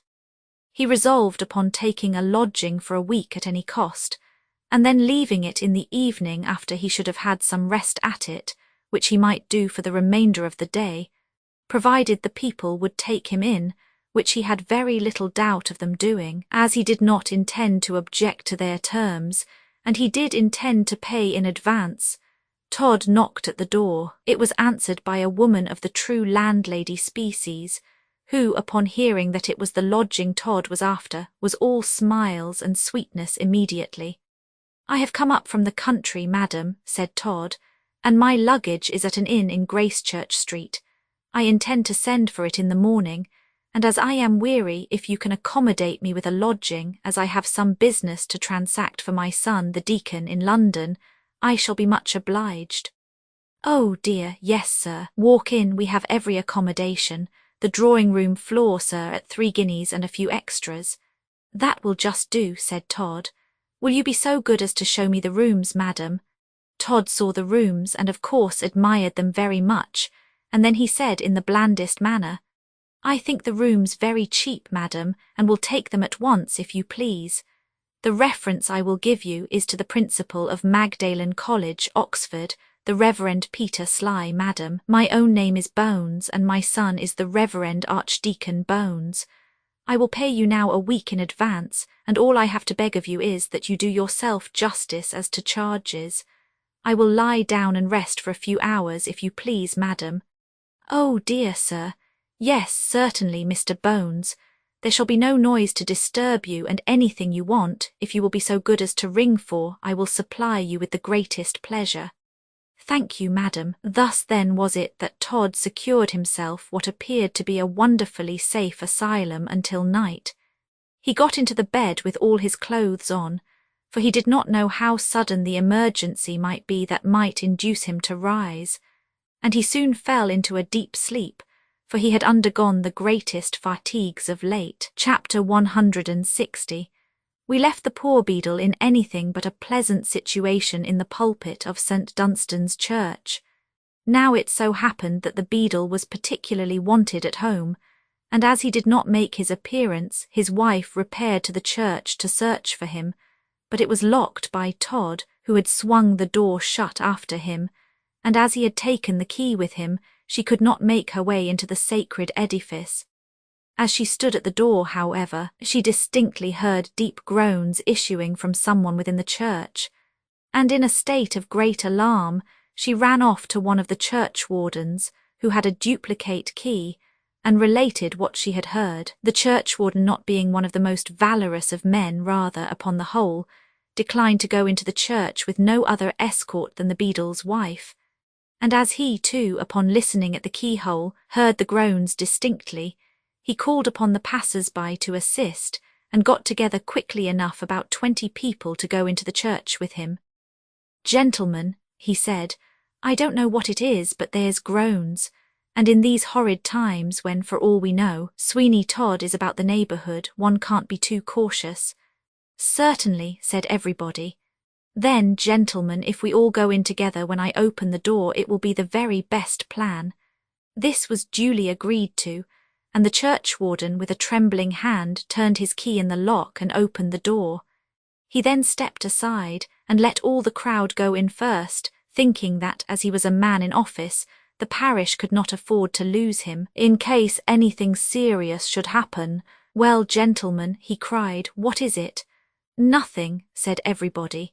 "Then I will soon let nothing see that I, a churchwarden, am not to be frightened with impunity. That is to say, when I say frightened, I don't exactly mean that, but astonished, I mean. Come, come, if anyone be here, I call upon them to surrender in the King's name." A deep groan was the only response to this valorous speech, and the moment the churchwarden heard it, he bolted out of the church and ran right across the way into a shop opposite.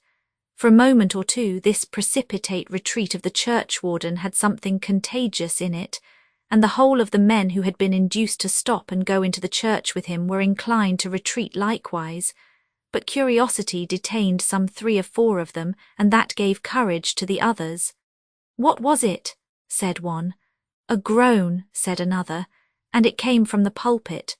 "Oh, the pulpit!" cried everybody. "You ever heard of a pulpit groaning?" cried a third. "You stupid," cried the second speaker, "might it not be someone in the pulpit? And, oh Lord, there's a head." At this they all took to flight, but at the door they encountered a man who called out, "What's the matter? Can't you tell a fellow what the blessed row is, eh?" This was no other than our old friend Crotchet, who was returning from a conference with Sir Richard Blunt at his private office in Craven Street. "Oh, it's a ghost, a ghost." "A what?" "A ghost in the pulpit, and there is his head."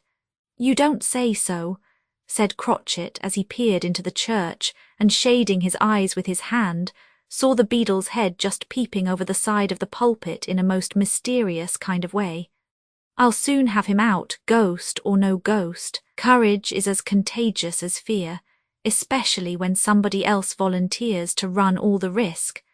And so when Crotchet said he would soon have the somebody out of the pulpit, the whole crowd followed him into the church, applauding him very greatly for his prowess, and declaring that if he had not then arrived, they would soon have had the ghost or no ghost out of the sacred building, that they would.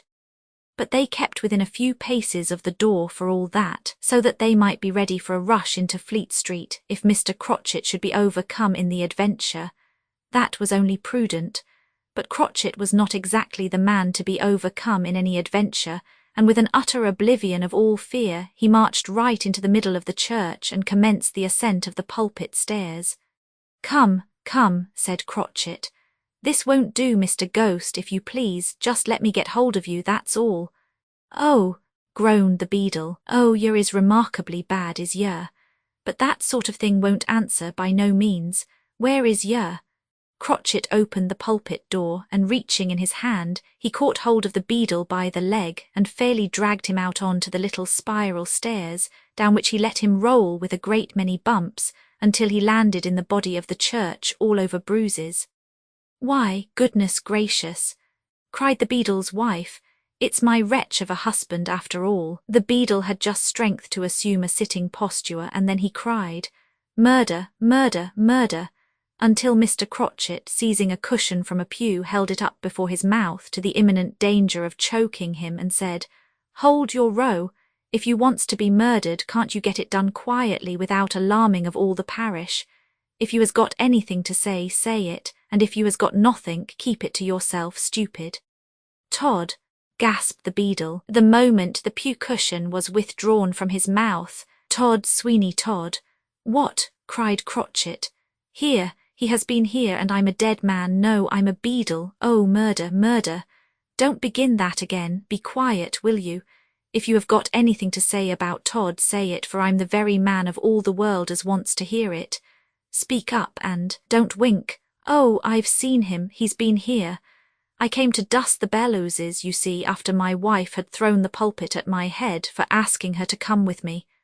"Oh, he's a raving gentleman," said the wife. "As I'm a sinner, it was the bellowses as I throwed at his stupid head, and not the pulpit as never was." "Go on," said Crotchet. "Confound the pulpit and the bellows too. It's about Todd I want to hear. Drive on, will you?" "Oh, yes, I'm a-coming to that, but it curdles my blood and makes my wig stand on end. I had dusted the communion table and banged the cushions, and up I goes to the pulpit, meaning to do for that as soon as I could, when who should be there but Sweeney Todd." "In the pulpit," cried everybody. "In the pulpit," said the beadle. "Why didn't you nab him at once?" roared Crotchet. "Because, my good friend, he nabbed me at once. He laid hold of me by this leg. No, it was this. No, it wasn't. It was this. That is, no. Confound both your legs. Where is he now? Why, really I can't exactly say, for after stamping upon my inside for about half an hour, he left me for dead. and I was about half gone that way, and I have been a-groaning ever since till now. I am going fast, very fast, and there will be an election for beadle again in this here parish. Oh dear, murder, murder, mur. What you is coming that agin is you, cried Crotchet as he again caught up the pew cushion. I shall be obligated, after all, for to push this down your blessed throat. Hold your noise, will you, Mr. What's-your-name? The beadle was so terrified at the idea of the pew cushion again nearly smothering him that despite all his injuries, he sprang to his feet and bolted out of the church. Well, did you ever know sich a feller? Said Crotchet. Why, one would think he was afraid of Todd. The spectators thought that nothing was more probable, and as Mr. Crotchet considered that he had got all the information he was at all likely to get from the beadle, he did not at all trouble himself to go after him, but after considering for a few moments, decided upon seeking Sir Richard Blunt, and telling him that he had heard some unexpected news of Todd. Crotchet knew where to pitch upon Sir Richard at once, and when he related to him what had taken place, a look of great chagrin came over the face of the magistrate. Crotchet, he said, I have missed Todd then by what may be considered a hair's breadth. He must have been in the pulpit while I was in the church alone.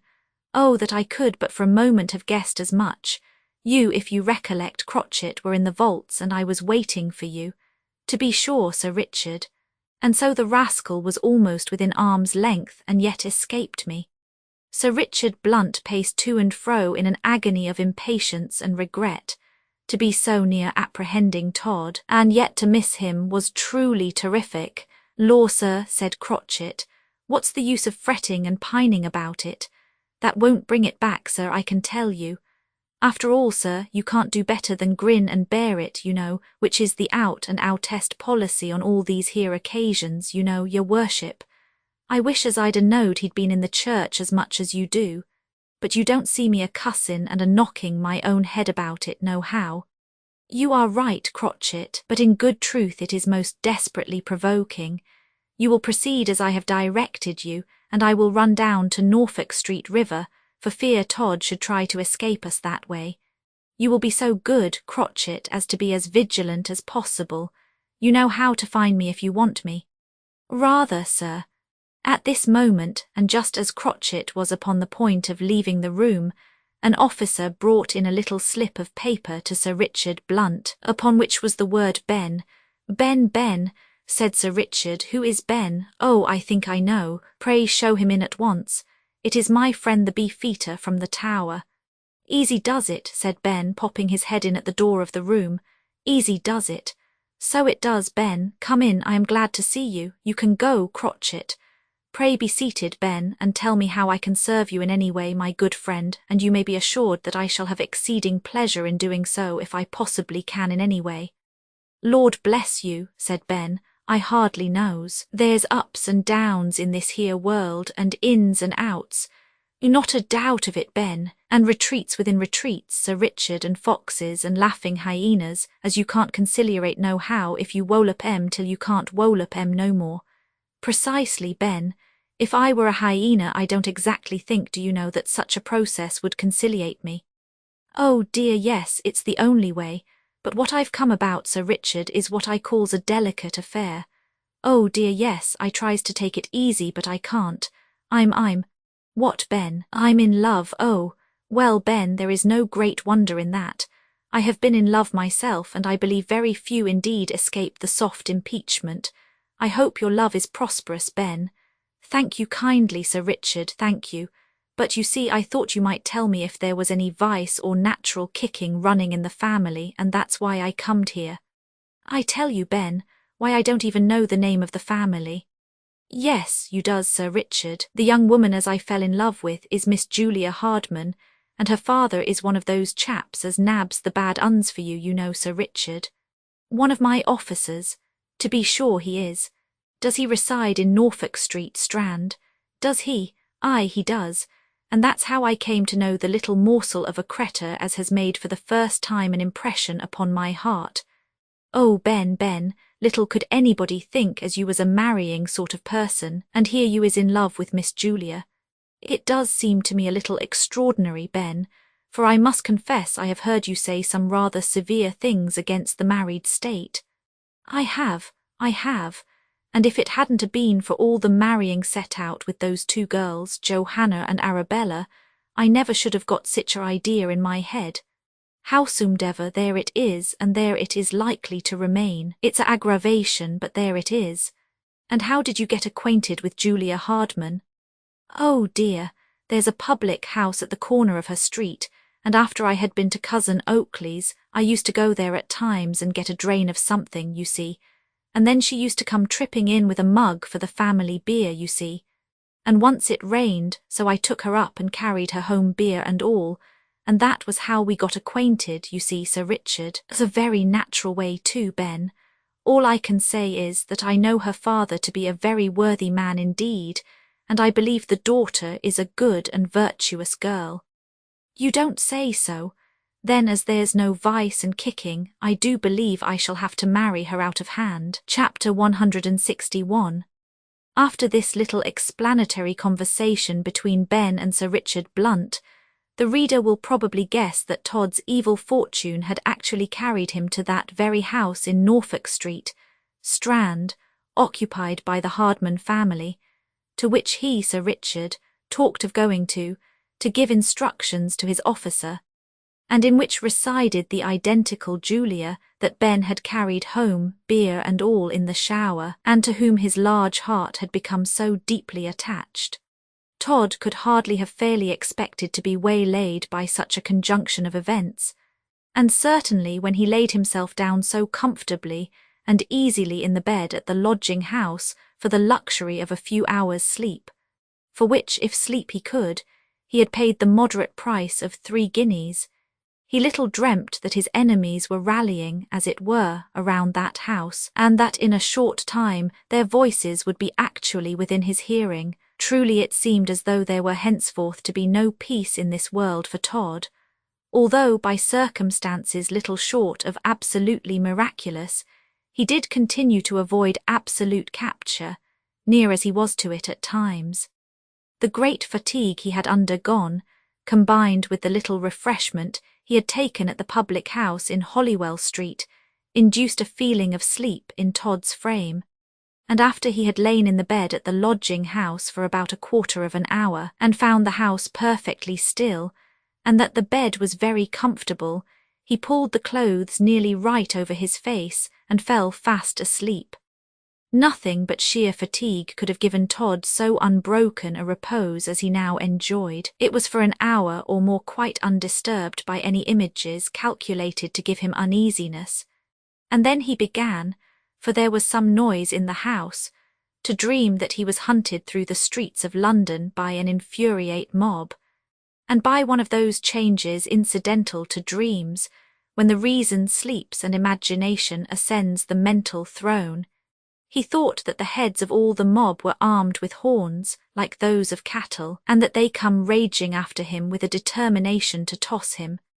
This was not a dream upon which anyone was likely to be very still for any length of time, and Todd groaned in his sleep, and tossed his arms to and fro, and more than once uttered the word, "Mercy! Mercy!" Suddenly he started wide awake as a knock came at the door and roused him.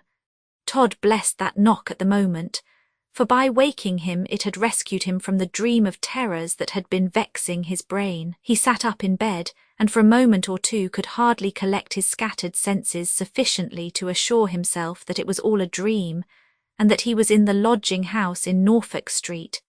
But the brain rapidly recovers from such temporary confusions, and Todd, with a long breath of immense relief, gasped out, "It was, after all, but a dream, only a dream. Oh God, but it was horrible." He fell back upon the pillow again, but sleep did not again come to him, and he began to feel a vague kind of curiosity to know who it was that had knocked at the door. And yet he told himself that it could not matter to him, for that in a house like that, of course, there must be plenty of people coming and going, and that, although the persons who kept it might control noises within the house, they could not possibly have any influence upon the knocker. "Oh, it's all right," said Todd. "It's all right, I will sleep again, I must sleep again, for it yet wants hours and hours to the night when I may at least make the attempt to get off from England for ever. A faint sort of doze, it could not be called a sleep, was coming over Todd when he suddenly heard the sound of voices, and he was startled wide awake by hearing his own name pronounced. Yes, he clearly heard someone say, "Todd." In a moment he sat up in bed and intently listened. He held his breath and he shook again, as his imagination began to picture to him 1,000 dangers. There were footsteps upon the staircase, and in a few moments he heard persons go into the next room, that is to say, the front one to that in which he lay, the room that he had paid for a few weeks' occupation of, and which was only divided from that in which he lay by a pair of folding doors that he knew were just upon the latch, and might, at any moment, be opened to discover him. He then heard a female voice say, "I do wish you would be quiet, Mr. Ben." "Ah," said another voice, "keep him in order, Julia, for he has been quite raving about your beauty as we came along the street, I can tell you. Do you think the servant will be able to find your father?" "Oh yes, Sir Richard. If Ma were at home she could have said at once where he was, but Martha will find him, I dare say." Todd threw the bedclothes right over his head. It was no other than Sir Richard Blunt, who was in the front room of that diabolical lodging-house, and Todd looked upon himself as all but in custody. His sense of hearing seemed to be preternaturally acute, and although the bedclothes covered up his ears, and he could not be said to be exactly in his usual state, inasmuch as terror had half deprived him of his reasoning powers, yet he heard plainly, and with what might be called a perfect distinctness, every word that was spoken in the front room, perhaps even in the condemned cell of Newgate. Todd did not suffer such terrors as he was now assailed with in that lodging, where he thought he was so safe, and which he had, as he fancied, managed so cleverly. "Will you be quiet, Ben?" said the girl's voice again. Make him, Julia," said Sir Richard. "Law bless your little bits of eyes," said Ben.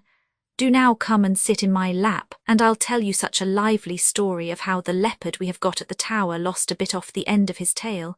"I don't want to hear it." "You don't want to hear it?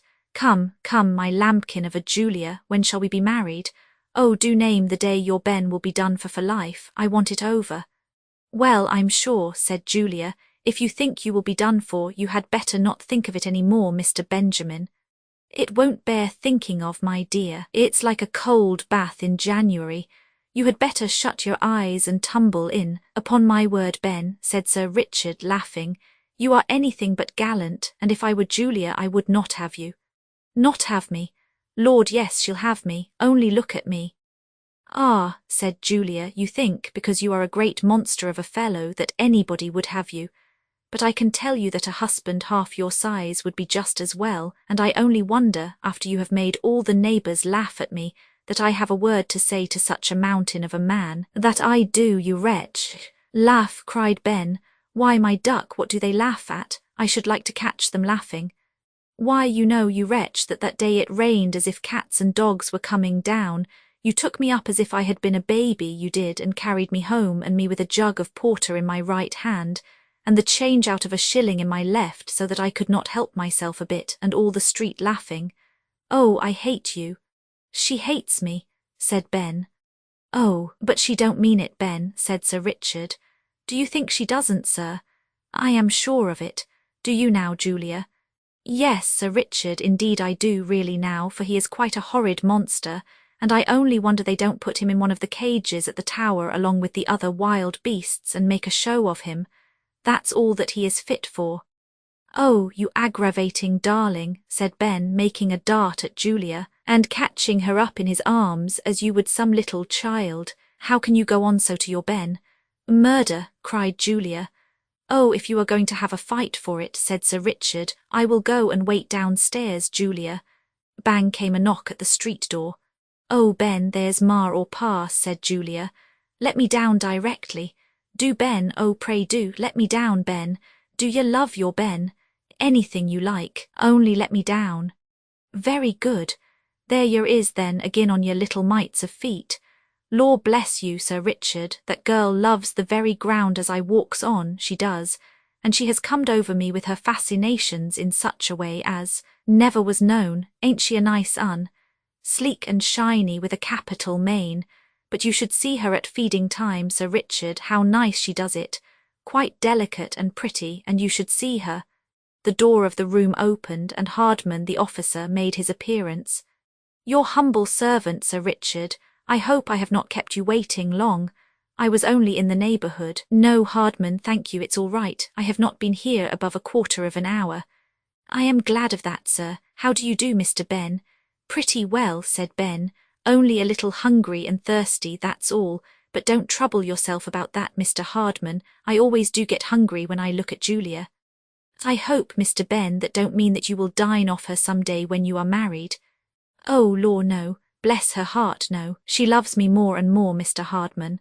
I am glad to hear it, Ben, very glad to hear it. But I presume, Sir Richard, that you have some orders for me. Why, yes, Hardman. There's that rascal Todd, you know, still continues to elude us.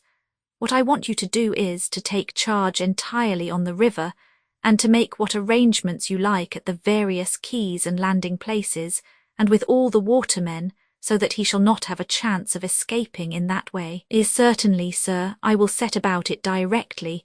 Do so, Hardman. Expense in this case is of no object, for the Secretary of State will guarantee all that. But of course I don't wish you to be extravagant on that account. I quite understand you, Sir Richard, and will do my best. That I am sure you will, Hardman, and now I will go. I shall feel no peace of mind until that man is dead, or in the cell again at Newgate. Todd popped his head out from under the clothes, and making the most hideous face, he shook one of his clenched fists in the direction of the front room. It would have been some satisfaction to him to have given a loud howl of rage, but he dared not venture upon it, so he was forced to content himself with the pantomime of passion instead of its vocal expression. I do hope, sir, we shall soon have him, said Hardman. It seems to me to be next thing to impossible he should escape us for long. Do you think he has any money, sir? He cannot have much, for all he has, if any, must be but the produce of depredation since his escape from Newgate. He certainly has not extensive means, Hardman. Then he must fall into our hands, sir. Julia, is that your mother just arrived, do you think? Yes, Pa, it is Ma's step. She has been out to get something or another, but I don't know what, as I was out myself all the morning. But it is Ma, I know. Mrs. Hardman came into the room looking very red and flushed and with a large basket on her arm. She looked from one to the other of the assembled guests with surprise and horror. What's the matter? Said her husband. Why, wife, you look panic-stricken. What has happened? Oh, gracious, where's the gentleman? The gentleman, cried everybody. Yes, the lodger, the highly respectable gentleman who took the first floor only a couple of hours ago. Oh, gracious, where is he? And a capital lodger, too, who paid in advance and didn't mind extras at all. But what lodger, mother? Said Julia. Oh, Mum, I forgot, said Martha, suddenly coming into the room. I forgot to tell Miss Julia, Mum, that an old gentleman had taken the first floor, Mum, and gone to bed in the next room. In bed in the next room, said Sir Richard, blunt. I am lost, thought Todd. I am lost now, I am quite lost, and the only thing I can do is to kill as many of them as possible, and then blow my own brains out. Do you mean to say, Ma, said Julia, that there's a gentleman asleep in the next room in the bed? Law, said Ben, you don't mean to say that, Mrs. Hardman. He may be in bed, but if he is asleep, said Sir Richard, he is a remarkable man. Of course, if we had had the least idea of such a thing, we should not have come up here, but here we were shown by the servant. Oh, yes, it's all that frightful Martha's fault. I'll discharge that odious hussy without a character and leave her to drown herself. For heaven's sake, go downstairs, all of you, and I'll go and speak to the old gentleman and apologize to him. Let me go, said Ben, and roll on him on the bed, and if that don't settle him, I don't know what will. Shall I apologize to him? Said Sir Richard. Todd nearly fainted when he heard this proposition, but when Mrs. Hardman rejected it and insisted upon going herself, he felt quite a gush of gratitude towards her, and breathed a little more freely once again. Chapter 162. Shall I lay hold of her, thought Todd, and choke her the moment she comes into the room, or shall I answer her and let her go again, which will be the safest course? I suppose I must let her go, for she might possibly make a noise. Ah, how I should like to have my hand upon all their throats. Mrs. Hardman came into the room on tiptoe, leaving the folding door just a little ajar. "My dear sir," she said, "are you awake?" "Oh, go to the deuce," said Todd. "What did you remark, my dear sir? Go along, Hugh, oh dear, how bad my cough is. I dreamt that no end of people were talking and talking away in the next room, but that can't be, as I have paid for it. Oh dear." "Oh," Mrs. Hardman took her cue from this, and she was at once resolved to pass off the disturbance in the next room as merely a dream of her new lodger. "Dear me, sir," she said in the blandest possible accents, "have you indeed had a dream? What a singular thing! Hugh, is it? I don't think so." "Well, sir, when I say singular, of course I mean that it's very natural. I always dream when I sleep in a strange bed, do you know, sir, and sometimes the most horrid dreams." "Oh, go along." "Yes, sir, directly. Would you like anything got for you, sir? A nice mutton chop, for instance, or, no, good God, why don't you go?" "I am going, sir, thank you. There will be a very quiet house here, I assure you, sir." With these words, Mrs. Hardman was about to leave the room, flattering herself that it was all passing off quite comfortably as a mere dream, when Ben, thinking it incumbent upon him to do something civil, suddenly popped his head into the room, and in a voice that sounded like the growl of some bear for his food, he said, "Take it easy, old gentleman. You'll find that easy does it all the world over, and if so be as you ever comes near the tower, just you ask for Ben, and I'll show you the beastacies all gratis and for nothing. Feeding time at 4 o'clock. Oh, you great ugly wretch," cried Mrs. Hardman, dealing Ben a sound box on the ear. "How dared you interfere, I should like to know, you monster in inhuman shape?" "Oh, law," said Ben, "I only hope another of the family ain't so handy with her front paws." Oh, said Todd. No peace, no peace." Mrs. Hardman at once closed the door of communication between the two rooms, for she quite despaired now of being able to make any apology to her lodger, and she seemed much inclined to execute further vengeance upon Ben. But Sir Richard Blunt interfered, saying, Come, Mrs. Hardman, you should recollect that what Ben said was with the very best of motives, and anyone you know may go wrong a little in trying to do good. Let us all adjourn downstairs, and be no further disturbance to this old gentleman, who, taking everything into consideration, has, I think, shown quite an exemplary amount of patience. Todd heard those words. They seemed to him quite like a reprieve from death. "I will come downstairs, of course," said Mrs. Hardman in an undertone, "but for all that this great monster of a Ben ought to be put in one of his own cages at the Tower, and they're kept as a warning to all people." "A warning o' what, mum?" said Ben. Mrs. Hardman was not very clear about what he would be a warning of, so she got out of the difficulty by saying, "What's that to you, stupid?" And as Ben was rather slow in explaining that it did rather concern him, she walked downstairs with a look of triumph that was highly amusing to Sir Richard Blunt, as well as to Mr. Hardman, the officer. How Todd listened to the footsteps as they went down the stairs! How his heart beat responsive to every one of them, and when he felt for certain that that immediate and awful danger had passed away, he peeped out from amid the mass of bedclothes with his eyes almost starting from his head. Gone, he gasped. He has really gone, my mortal enemy, the only man who can make me tremble, that terrible Sir Richard Blunt. That he should be within 6 paces of me, that he should hear me speak, that he should only have to stretch out his hand to lay it upon my shoulder, and yet that I should escape him. Oh, it cannot be real. Todd heard some accidental noise in the house, and he immediately dived his head under the bedclothes again. They are coming again, he gasped. The noise led to nothing, and after a few moments Todd became convinced that it had nothing to do with him, so he ventured, half suffocated, to look up again. I must listen, he said in a low, anxious tone. "I must listen until he has gone. When I hear the street door of the house shut, I shall think that they have let him go, and then I shall be able to breathe again. But not before. Oh, no, no, not before. Hush, hush, what is that?" Every little accidental sound in the house now set the heart of Todd wildly beating. If one had come into the room and said, "You are my prisoner," the probability was that he would have fainted. But if he did not, it is quite certain that he could not have offered any resistance.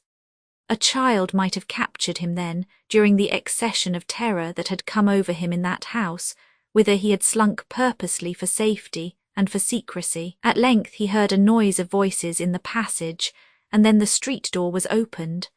As he lay, he could feel a rush of cold air in consequence. Then it was closed again, and the house was very still. "He has gone, he has gone," said Todd.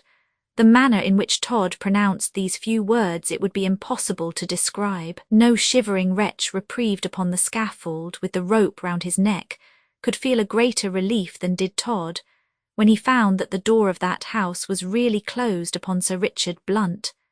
And then he began to felicitate himself upon the fact that after all he had come to that place. For now, he thought, I know that, although I have been in great danger, it has passed away. And as Sir Richard Blunt has transacted all his business in this house, he is not likely to come to it again. That was a pleasant thought, and as Todd dashed from his brow the heavy drops that intense fear had caused to assemble there, he almost smiled. A very profound stillness now reigned in the house, for Mrs. Hardman was resolved to make up to her lodger, as well as she could, for the noise and disturbance that had been so unwittingly caused in her front room.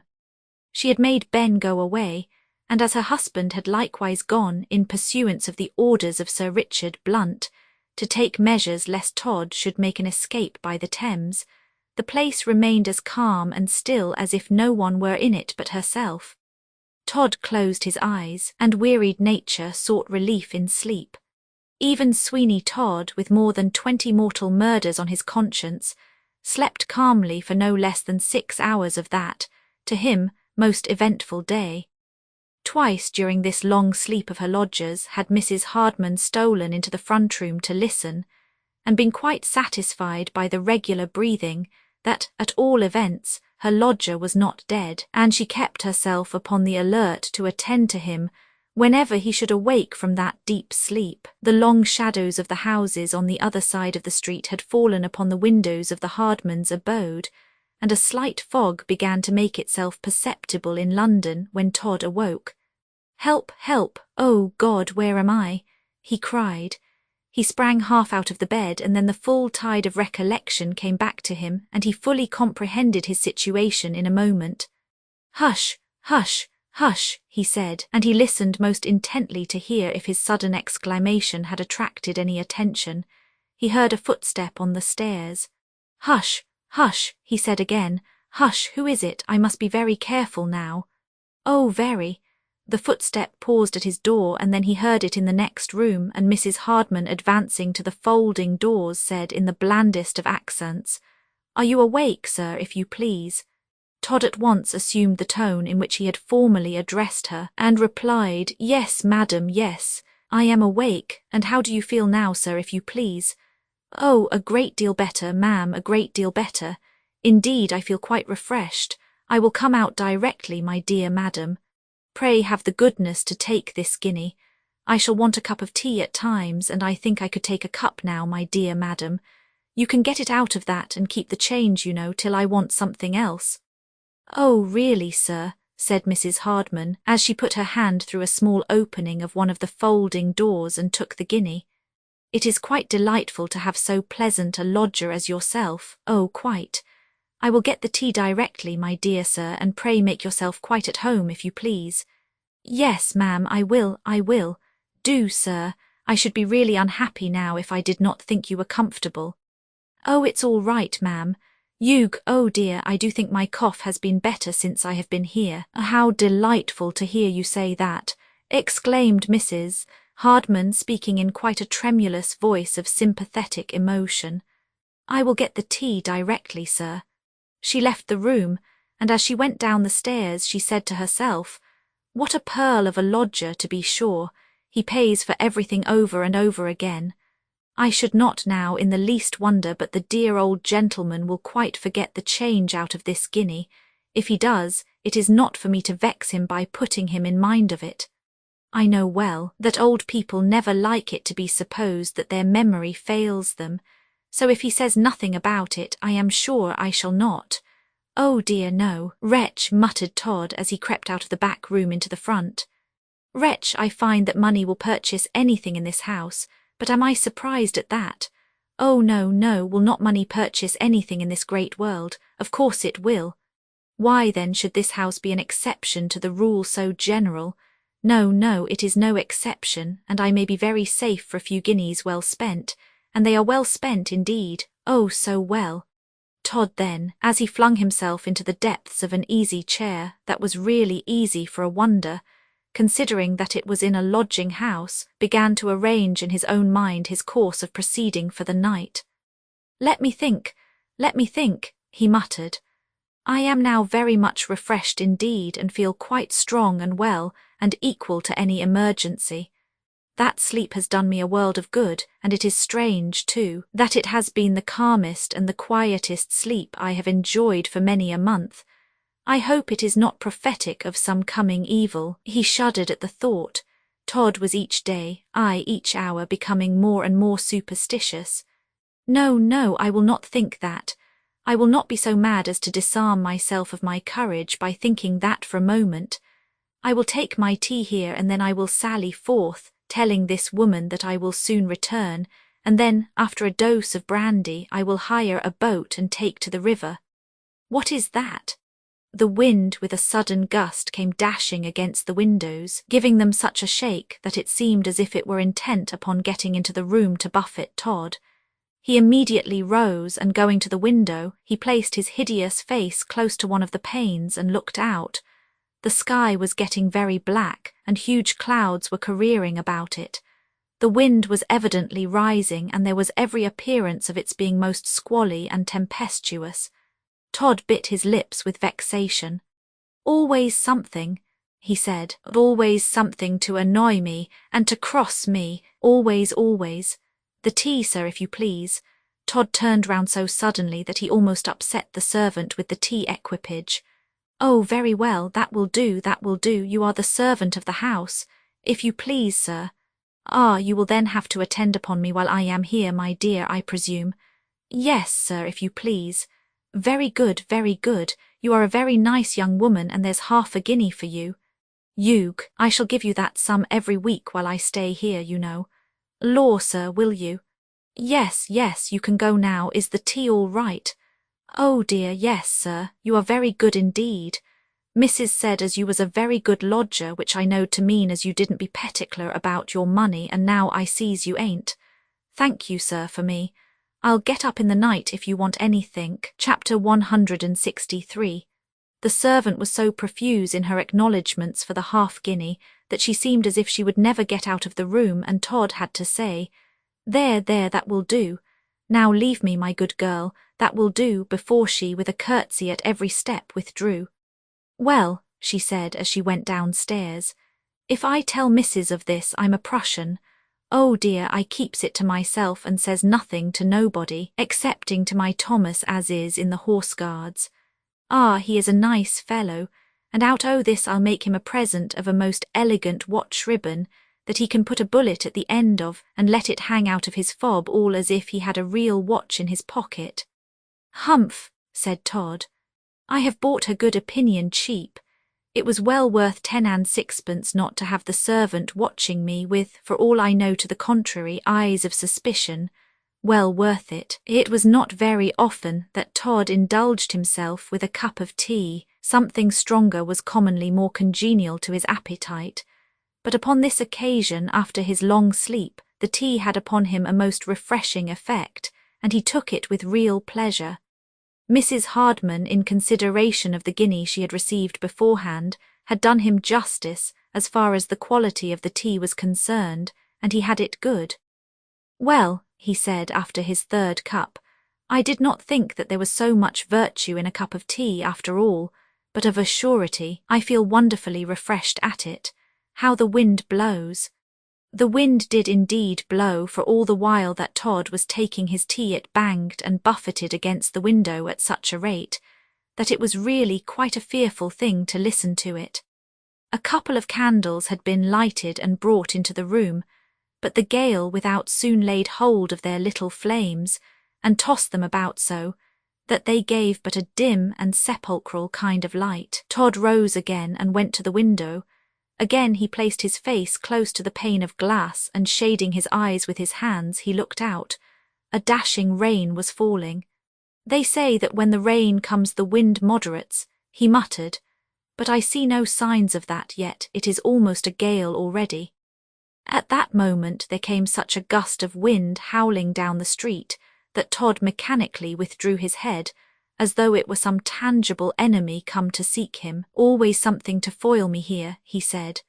Always something, but out I must go. Let it look as strange as it may, I cannot stay a night in this house, for if I were to do so, that would involve the staying a day likewise, and it would be this time tomorrow before I dared venture abroad, and who knows what awful things might happen in that space of time. No, I must go tonight.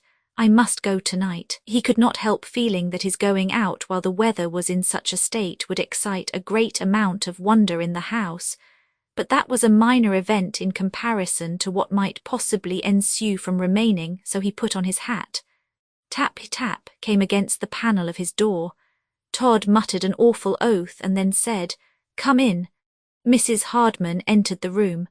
"I hope I don't intrude upon you, sir, but I was so very anxious to know if the tea was just as you like it, sir." "Oh, yes, yes, I am going out a little way, my good madam, only a little way." "Out, sir?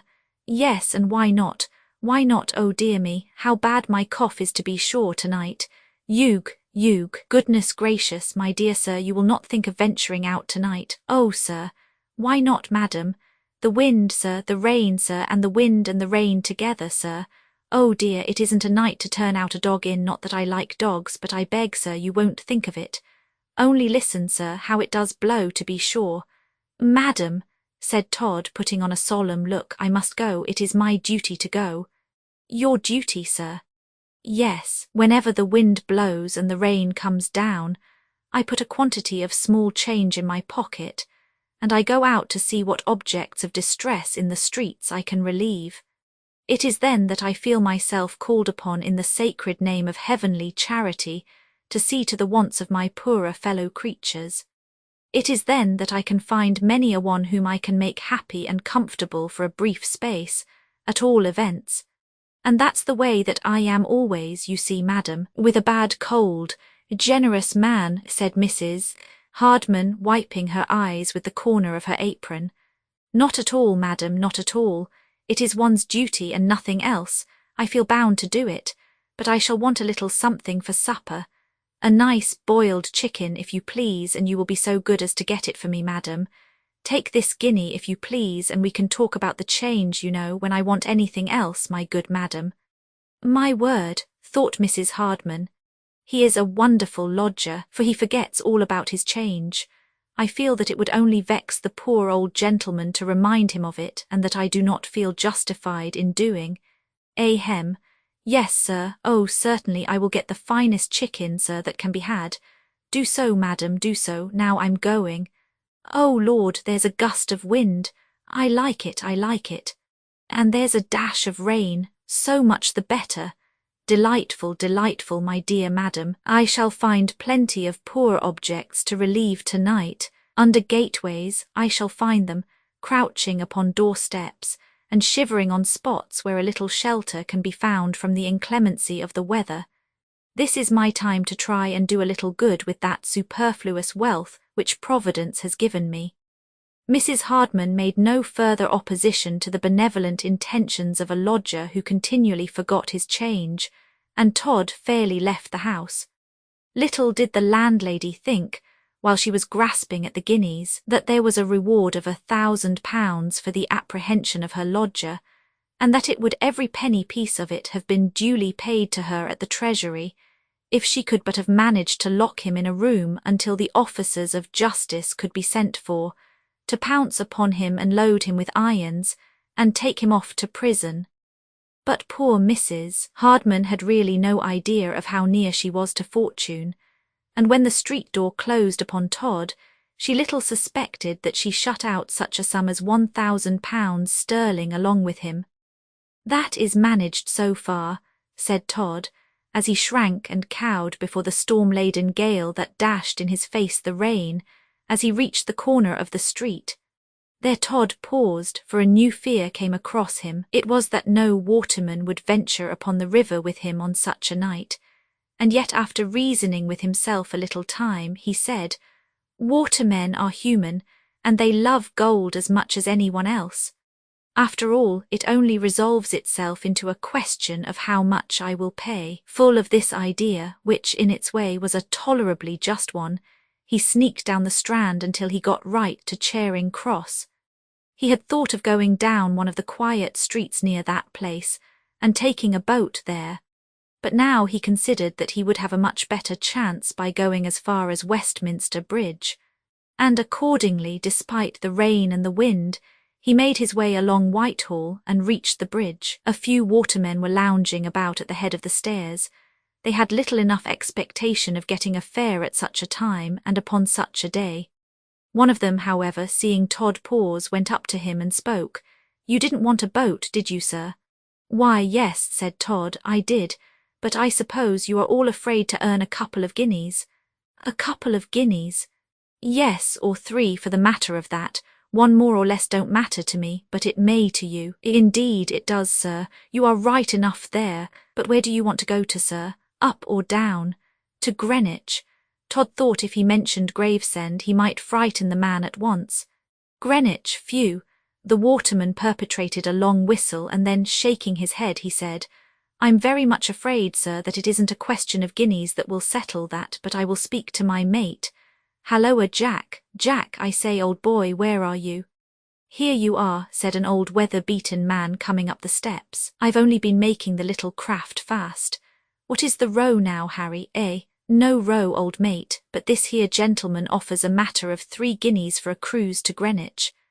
"Aye, and why not, Harry?" "Why not? Don't you hear how it's blowing?" "Yes, I do, Harry, but it won't blow long. I've seen more gales than you have, lad, and I tell you that this one is all but over. The rain in another quarter of an hour will beat it all down. It's fast going now. It will be a wet night and a dark night, but it won't blow nor it won't be cold."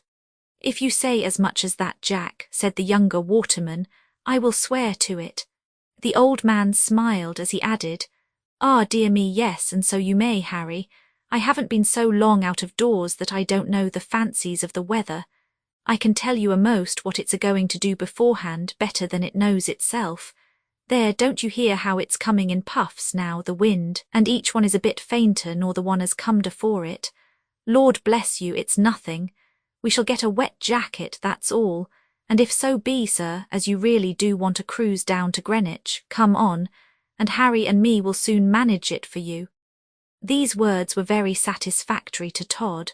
He had no objection in the world to its being rather a bad night on the river, but he certainly had a great objection to risking his life. Discomfort was a thing that gave him no concern.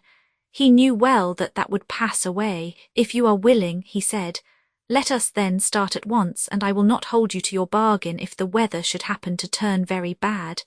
We can, in such a case, easily, I dare say, put in at some of the numerous stairs on one side or other of the river." "There will be no need of that, sir," said the old waterman. "If you go, and if you choose to go all the way, we will put you on shore at Greenwich." "How about London Bridge?" said the younger man, in a tone of some anxiety. "Better than usual," said Jack. "It is just the time to shoot it nicely, for the tide will be at a point, and won't know exactly whether to go one way or the other." "It's all right, then." "It is." Todd himself had had his suspicions that the passage of old London Bridge would be one of no ordinary difficulty on such a night as that, but he knew that if the tide was at that point which the old man mentioned, that it might be passed with the most perfect safety, and it was a matter of no small gratification to him to hear from such a competent authority that such was the fact just then. "Let us go at once," he said. All's right, sir. Our wherry is just at the foot of the stairs here. I will pull her in, Harry. The old man ran down the slippery stairs with the activity of a boy, and as Todd and Harry followed him, the latter said in quite a confidential tone of voice, "Todd encounters great perils on the River Thames. Ah, sir, you may trust to his judgment on anything that has anything to do with the river." "I am glad to hear it." "Yes, sir, and so am I. Now I thought I knew something, and I shouldn't have ventured to take you, or if I had it would have been with rather a faint heart. But now that the old man, sir, says it's all right, I feel as comfortable as needs be in the matter." By this time they had reached the foot of the steps, which was being laved by the tide, and there the old man had the boat safely in hand. "Now for it, sir," he said. "Jump in." Todd did so, and the younger waterman followed him. He and his aged companion immediately took their places, and Todd stretched himself in the stern of the little craft. The rain now came down in absolute torrents as the boat was pushed off by the two watermen into the middle of the stream. Chapter 164. What an anxious and protracted glance Todd cast around him when he found that he was fairly upon the river. How his eyes, with fox-like cunning, glistening like two lead-coloured stars, were here and there and everywhere in the course of a few moments. Then he contrived to speak, as he thought, craftily enough. "There are but few boats on the river." "No, sir," said the young waterman, "it isn't everybody that cares to come on the water in such weather as this." No, but I have business." "Exactly so, sir, that's it." "Yes," added Todd in quite a contemplative tone of voice, "the fact is that I have just heard that at Gravesend there resides a family with whom I was once intimate but had lost sight of. They have, as I hear, dropped into poverty, amounting to destitution, and I could not rest until I had gone after them to relieve them." "Did you say Gravesend?" said the old man. "Why, yes, but I don't ask you to go so far. I will try and find a conveyance on land at Greenwich. But if you like to pull all the way to Gravesend, I don't mind paying, for I prefer the water." "Couldn't do it," said the old man. "Certainly not," said the young one. Todd felt mortified that his plan of getting to Gravesend by the aid of the boat was thus put an end to, but he could not help feeling how very impolitic it would be to show any amount of chagrin upon such a subject, so he spoke as cheerfully as he could, merely saying, "Well, of course, I don't want you to do it. I merely offer you the job as I am so fond of a little boating that I would not mind a few guineas more upon such an account." "No use trying it," said the old man sententiously. "There's several turns in the river, and we should be down one at this time before we could get there. Gravesend is quite another thing." "So it is," said Todd. He felt perfectly certain by the tone and the manner of the old man that it would be of no use urging the matter any further, and the great dread he had of exciting suspicion that he was a fugitive had the effect of making him as cautious as possible regarding what he said. In stern and moody silence, then, he reclined in the stern of the boat while it cleaved through the black water, and as the old boatman prophesied, the wind each moment went down until it left nothing but a freshness upon the surface of the water, which, although it was bitterly cold, in no way affected the progress of the boat. But a slight rain now began to fall, and every moment the night got darker and darker still, until the lights upon the banks of the river looked like little stars afar off, and it was only when they got quite close to it that they became aware of the proximity of Blackfriars Bridge. It was Todd that saw it first appearing like some gigantic object rising up out of the water to destroy them.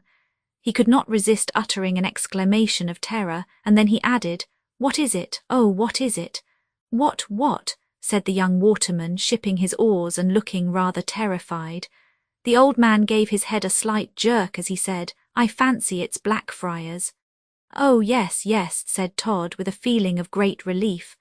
"It's the bridge, of course, it's the bridge." But in the darkness of the night it looked awful and strange, and as we approached it, it had all the effect as if it were something big enough to crush the world rising up out of the water. Aye, said the old man. "I have seen it on all sorts of nights and was looking out for it. It's all right. Easy with your larboard over there. That will do, there we go.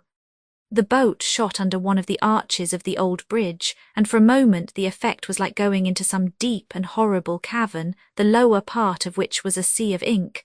Todd shuddered, but he did not say anything.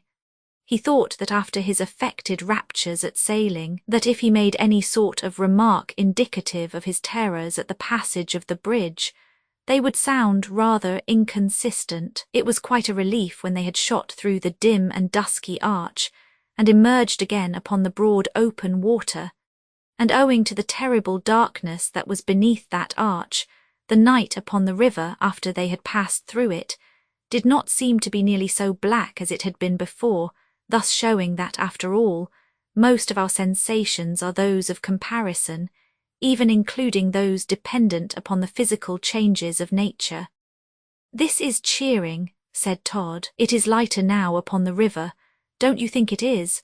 "Why," said the old man, "perhaps it is just a cloud or two lighter, but it's after coming through the arch that it makes the principal difference, I take it." "Yes," said the other, "that's it. And the rain, to my thinking, will be a lasting one, for it comes down straight and with a good will to continue. Don't you think so?" The question was addressed to the old man, who answered it slowly and sententiously, keeping time with his words to the oars as they made a slight noise jerking in the rowlocks. "If it don't rain till sunrise, just ask me to eat the old boat, and I'll do it." "That's settled," said the young waterman.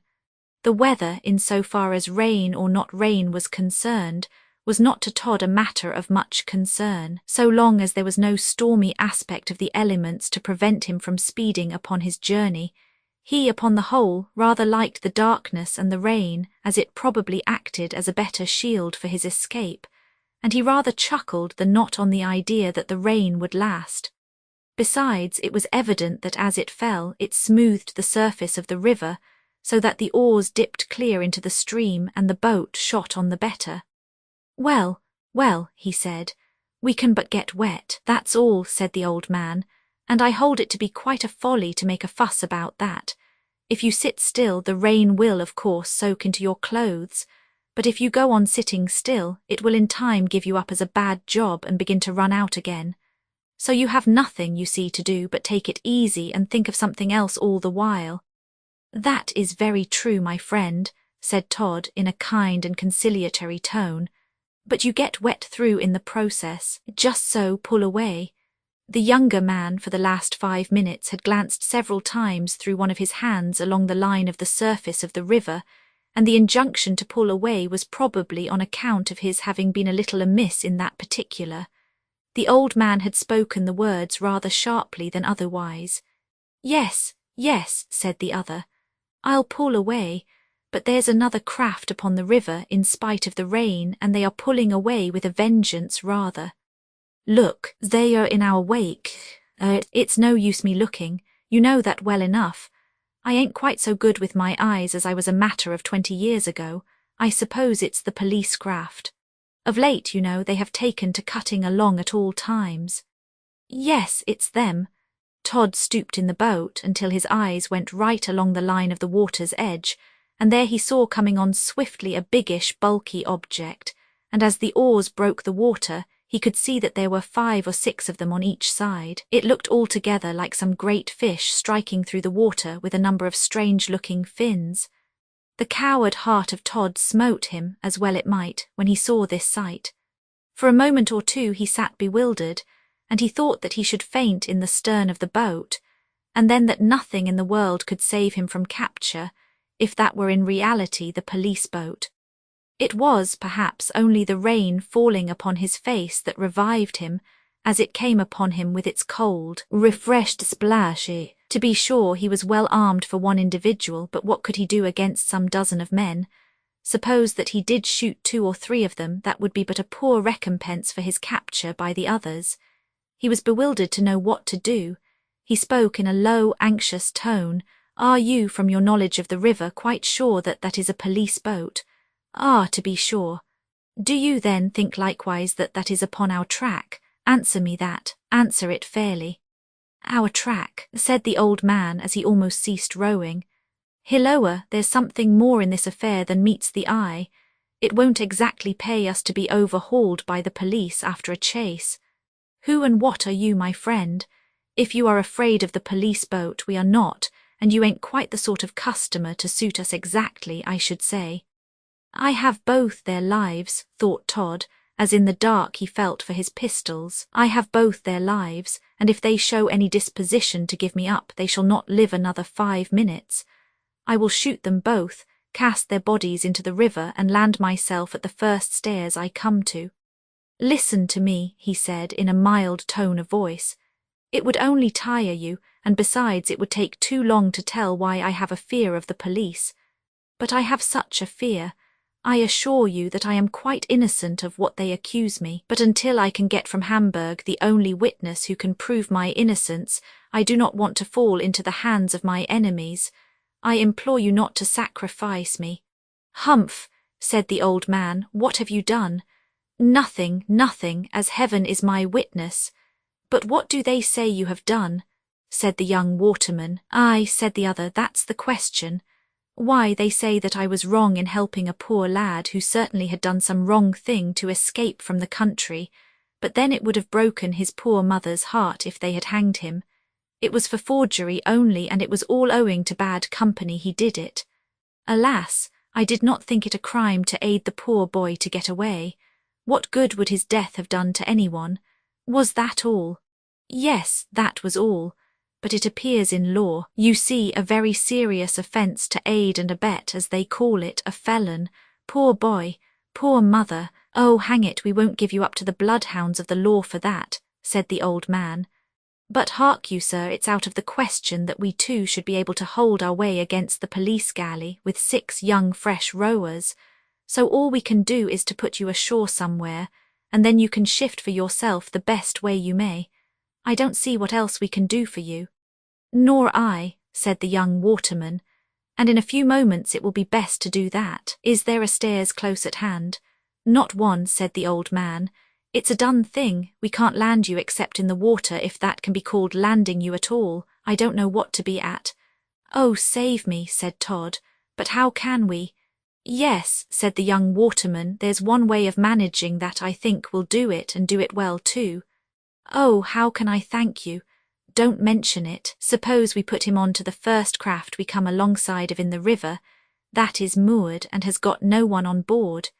It won't be noticed, like our putting into a landing would, you know. They would be sure to say we had put someone on shore. But if we just ease the boat for a moment as we pass some craft, our fare can scramble on board, and we can go right on, and let the police overtake us and overhaul us in due course. I'll be bound that by this light there's not a man on board of yonder craft can take upon himself to say whether there's 1, 2, or 3 people in our wherry. Yes, said the old man, that will do if anything will, and if that don't do, nothing will. It will do, said Todd. It will do. I thank you from my heart for the suggestion. It will do well. All you have to do is to let me board the craft in the river upon the side furthest removed from the police boat. Oh, you will have the prayers of the widow and the fatherless for this kind act. Never mind about that, pull away. And when the police boat is past, will you then come and take me off again? That's awkward, said the old man. We will if we can, said the young one, but don't depend upon us. We don't know as yet what the police may say to us. For all we know, they know more than we would wish them of your being in our boat, and all we can say then is that we put you ashore. But they may keep a watch upon us after that, and if they do, it will be only to give you up to them that we could push off to you. Yes, yes, I understand, said Todd. I thank you, and will take my chance of all that may happen. You must. There's something ahead, said the old man. What is it? It's the pile-driving barge. They are mending up the bank of the river. I know that the men leave that all night, as there is nothing to take from it that anyone can lift. Will you go on board that, sir? Yes, yes, said Todd, that will do. Be quick then about it, said the old man, for they gain upon us. Boat ahoy, cried a voice over the river, chapter 165. Todd, when he heard that voice, quite sank down into the bottom of the boat and felt as though his last hour were come. "Don't answer," said the old man. "Pull away for the pile-driving barge as hard as you can." "Oh, yes, pull, pull," cried Todd. "Save me. If you make that noise," added the old man, "we may as well be off at once, for the river, when it is as smooth as it is now, carries voices well." "Boat ahoy," cried the voice again. "We must answer them now," said the old waterman. "Aye, aye, is it here? Boat ahoy." "Aye, aye," came the voice from the police galley. At that moment the two watermen succeeded in reaching the broad stern of the barge, in which was centred the pile-driving machinery, and the young man said to Todd, "Now clamber in, and good luck attend you. If we don't come to you in the course of an hour, don't expect us, that's all." Todd was not very young and supple in his joints, but the sense of present and serious danger has an effect upon everyone, and in a moment he seized the side of the pile-driving barge and drew himself in. "All right," said the old man. "Oh, yes, yes," said Todd as he crouched down with his chin touching the side of the barge. "Good night, then." "Good night, you will come for me if you can."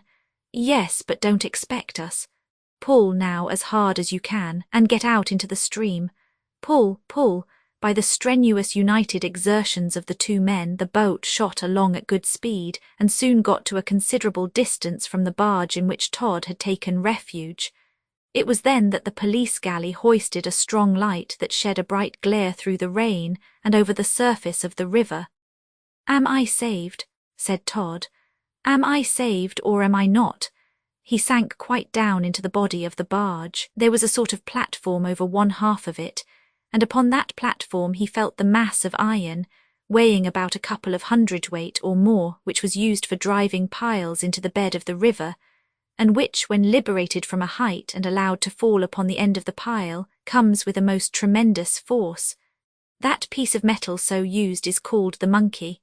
They come," said Todd. "Oh, if they only chance to see the boat place me here, I am lost, quite lost. What will become of me then, with nothing but the cold, cold river all round me? Death, indeed, now stares me in the face." Truly, the situation of Todd now was rather a critical one. There was no saying how far the men on board the police galley might not think themselves justified in boarding any craft that was moored upon the river. And indeed, if they were searching for him, and had really any idea that he was trying an escape by the Thames, it was highly improbable that they would omit to have a good look in the barge where he was. There was another great danger, too, that suddenly flashed across his mind and drove him nearly mad.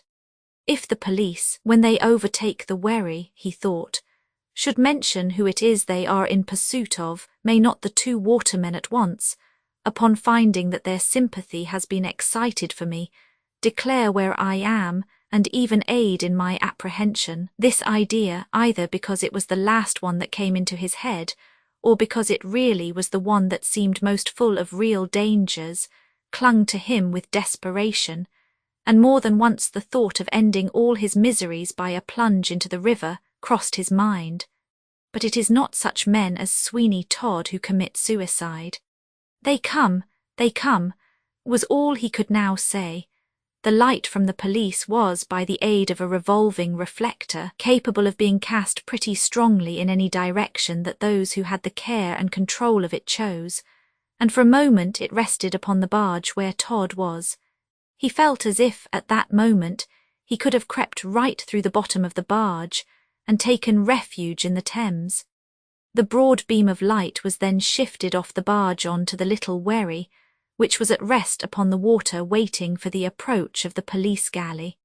And now, with vigorous sweeps of its 6 oars, that galley made its way right past the barge. Oh, what a relief it was that it went past!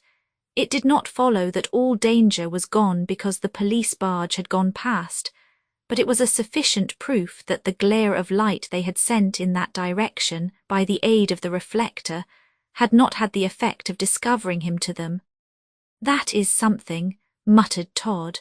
He then slowly permitted his eyes to peer over the side of the barge in order, as far as he could, to watch the interview that was about to take place between the police and the two watermen in the wherry where he had been so lately a passenger. Upon that interview now he thought that his fate depended. "Hilloa!" cried one of the police. Why did you not wait for us when we first called to you?" "We did," said the old man, "as soon as we saw your light and knew what you were.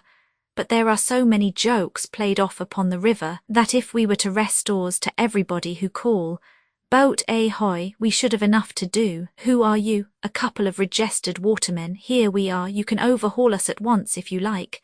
You have no passenger." "No, I only wish we had. Times are very bad." "Well, it's all right. But we are placed here by the orders of Sir Richard Blunt, the magistrate, who suspects that the notorious murderer Sweeney Todd may try to escape by the Thames." "Sweeney Todd?" cried the young waterman in a tone of horror. "What, the fellow that killed all the people in Fleet Street and made them into pies?" "The same. It's coming now," thought Todd. "It's coming now. They will tell him where I am." The next words that were spoken were uttered in a tone of voice that did not reach his ears. It was the old man who had spoken, and he did not utter his words so clearly as his younger companion. And although he tried his utmost to hear what he said, he could not possibly make it out, and he remained in a perfect agony of apprehension. "Very well," said the officer in the police barge who had conducted the brief conversation. "It is a miserable night. Give way, my men, steady there, put the light out." In an instant the light was lowered and extinguished, and the darkness that reigned upon the surface of the Thames was like a darkness that could be felt. It was difficult to conceive that it was not really tangible.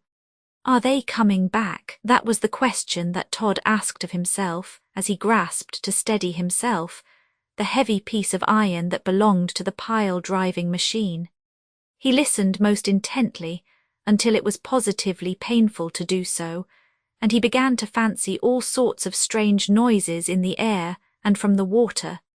In a few moments, though, an actual splashing sound put to rout all imaginary noises, and he felt convinced that the boat with the police was slowly returning towards the barge in which he was concealed. There was, to be sure, still a hope that they would pass it, but it was only a hope. Oh, how awfully full of apprehension was each passing moment now. It might be that the police galley was only going quietly back to its proper station after overtaking the wherry, but then it might be quite otherwise, and the doubt was terrific. While that doubt lasted, it was worse than the reality of danger, and now it was quite evident to the perception of Todd that the police boat was close to the barge, and he heard a voice say, "Is that the pile-driving barge?" "Yes, sir," replied someone. "And they leave it, I suppose, as usual." "No doubt, sir." "Well, pull alongside, and a couple of you jump in and see if all is right. People leave their property exposed to all sorts of depredations, and then blame us for not looking after it. Mind how you go, my men. Don't run foul of the barge." "No, sir, all's right." From the moment that this conversation had begun, Todd had remained crouching down in the barge like a man changed to stone. He heard every word, those words upon which hung or seemed to hang his life, and his grasp upon the massive piece of iron tightened. The police boat gradually advanced, and finally just grated against the side of the barge. A sudden thought took possession of Todd. With a yell like that of a madman, he with preternatural strength moved the heavy mass of iron, and in one moment toppled it over the edge of the barge. Crash it went into the police galley. There was then a shriek, and the men were struggling in the water. The piece of iron had gone right through the boat, staving to pieces. It filled and sank, Todd and the police galley. "Help, help," cried a voice, and then all was still as the grave for a few moments.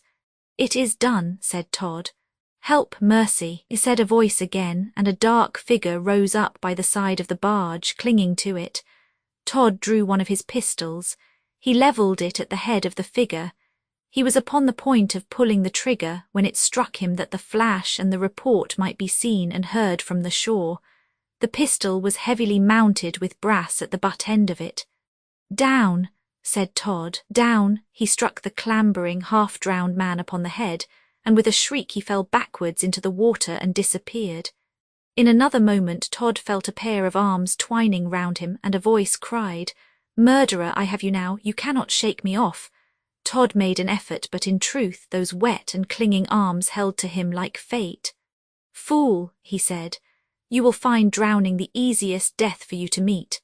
The murder on the Thames, Todd's narrow escape. Help, help, murder, shouted his assailant. The pistol was still in Todd's grasp. With a devilish ingenuity, he thrust the barrel of it under his arm and felt that it touched his assailant. He pulled the trigger, and then he and the man who held him fell to the bottom of the barge together. Todd kicked and plunged until he got uppermost, and then he felt for the throat of the other, and when he got a clutch of it he held it with a gripe of iron.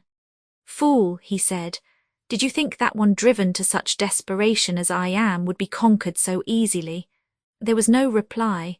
Todd lifted up the head of the man, and it hung limply and flaccidly from the neck. He was quite dead. The pistol bullet had gone through his heart, and death was instantaneous. "Another one," said Todd, as he sprang to his feet and stood upon the dead body. "Another one sacrificed to my vengeance. Let those only interfere with me who are tired of life." He placed his hand to his ear now to listen if there were any indications of others of the boat's crew stirring, but all was still.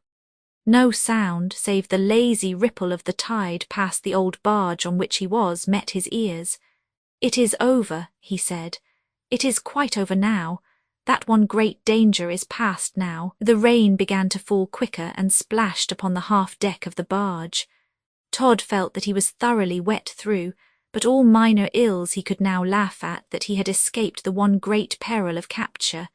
He felt that his life had hung upon a thread, and that only the recent accident had saved him, for to be captured was to him equivalent to death. "All gone," he whispered. "They are all gone. Well, they would have dragged me to a prison and then to a scaffold. Self-defense is a sound principle, and for that I have fought." A sudden gust of wind got up at that moment and came howling past Todd and ruffling upon the surface of the river, but all was still around the barge. There was now no cry for mercy, no shout for help, no bubbling shriek of some swimmer who was yet sinking to death as the waters closed over him. "Yes," said Todd as his long hair blew out like snakes in the wind, "I am alone here now. They are all dead, and I could do it again if it had to be done." Chapter 166. It seemed now as though the lull in the weather was over, for after that one gust of wind there came others, and in the course of a very short time indeed the surface of the water was much agitated, and such a howling noise was kept up by the wind that Todd thought every moment that he heard the voices of his foes. "What am I to do now?" he said. "Oh, what am I to do? I dare not wait here until daylight. That would be destruction. What is to become of me?"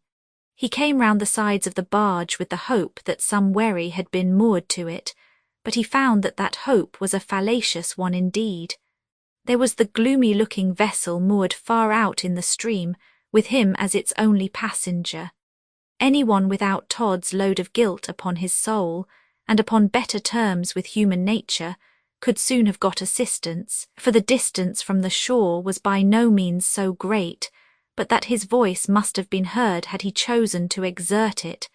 But that would not do for him. He dreaded that his presence upon the barge should be known, and yet he alike dreaded that the morning's light should come shiningly upon him, without any boat coming to take him off. To be sure, the two men who had brought him there had made a half-promise to come to his aid, but he felt certain he could not depend upon their doing so. The look with which they had regarded him upon the doubt, even, that he might be so frightful a criminal as he really was sufficient to convince him that while that doubt remained they would not return. "And what," he said, "is to dissipate the doubt? Nothing, but anything may confirm it. Accidents always tell for the truth, never to its prevention, and so I am lost, quite lost." The bitterness of death seemed almost to be upon the point of assailing Todd. He could fancy that spirits of the murdered shrieked and wailed around him, as the wind whistled by his trembling frame. In this wretched state an hour passed, and then Todd thought he heard a voice. "What is that?" he said. "Oh, what is that?" He inclined his head as low down to the edge of the water as he could get it, and heard distinctly someone singing to the stroke of a pair of oars as they were deliberately dipped into the stream. The voice sounded like that of some young lad, and a hope of succour sprung up in the breast of Todd. In the course of a few moments he became perfectly convinced that the boat was approaching the barge, and he shrunk down so that by being prematurely seen he might not alarm the boy who was rowing down the stream. The song continued, and it was quite evident from the manner in which the boy sung it that he was quite delighted with his own powers in that line. I must speak to him, thought Todd. If I let him pass there may not be another chance now. I must speak to this boy, and speak to him freely too. He comes, he comes. It was not so dark but that Todd could see pretty well the surface of the river, and presently in dusky outline he was conscious of the approach of a wherry in which was a boy, and he could see how the boy moved his head to and fro to the tune that he was amusing himself with. Hilloa, cried Todd. Now Todd in this hilloa had for once in a way tuned his voice to such a gentle, pleasant sound that it was quite a wonder to hear it, and he was rather himself surprised at the manner in which he managed it, so as not to be at all alarming. The boy stopped rowing and looked about him. It was evident at the moment that he could not tell where the sound came from. Hilloa, said Todd again. Aye, aye, said the boy, where are you? Here, my dear, said Todd, on board of the barge, bless you. How are you, my fine fellow, eh? Oh, I'm pretty well, who are you? Why, don't you know me? I'm Mr. Smith. How is your father, my lad, eh? Oh, father's all right enough, but I didn't know as he knowed a Mr. Smith at all. Oh, yes, he does, everybody knows a Mr. Smith. Come on, you can give me a lift to shore off the barge here. This way. Just step up to the side and I'll step into your pretty little wherry. And so your father is quite well, eh, my fine lad? Do you know I was afraid he had caught a little cold and really have been quite uneasy about him. Have you? Said the boy as he pulled up to the side of the barge. Where do you want to go to? Oh, anywhere you happen to be going, that's all, my fine lad. How you do grow, to be sure. But how came you here out in the river on the dredging barge? Do you belong to her? To be sure I do. I am Mr. Deputy Inspector Dredger Smith, and am forced to come and superintend the barge, you see. But my boat that I sent to shore for something has not come back, and I am getting cold, for I am not so young as you are, you know. Why, I don't suppose you is, sir, said the boy, but I'll put you ashore if you like. Thank you, I should like. Get in then, sir, all's right, I'll hold on to the barge. Easy, easy with you, sir, that will do. Which side of the river, sir, would you like to be put ashore at, if you please? The boy was evidently deeply impressed with the importance of the title of Deputy Inspector Dredger, and was quite deferential to Todd. How delighted was Todd to get off the barge. It seemed to him like a reprieve from death. Which way is the tide, boy? He said. Running down, sir, but not fast. That will do. I will trouble you then to row with it as comfortably and as fast as you can. But I'm going, sir, to Westminster to meet father. I can't go down the river, please, sir. I would if I could.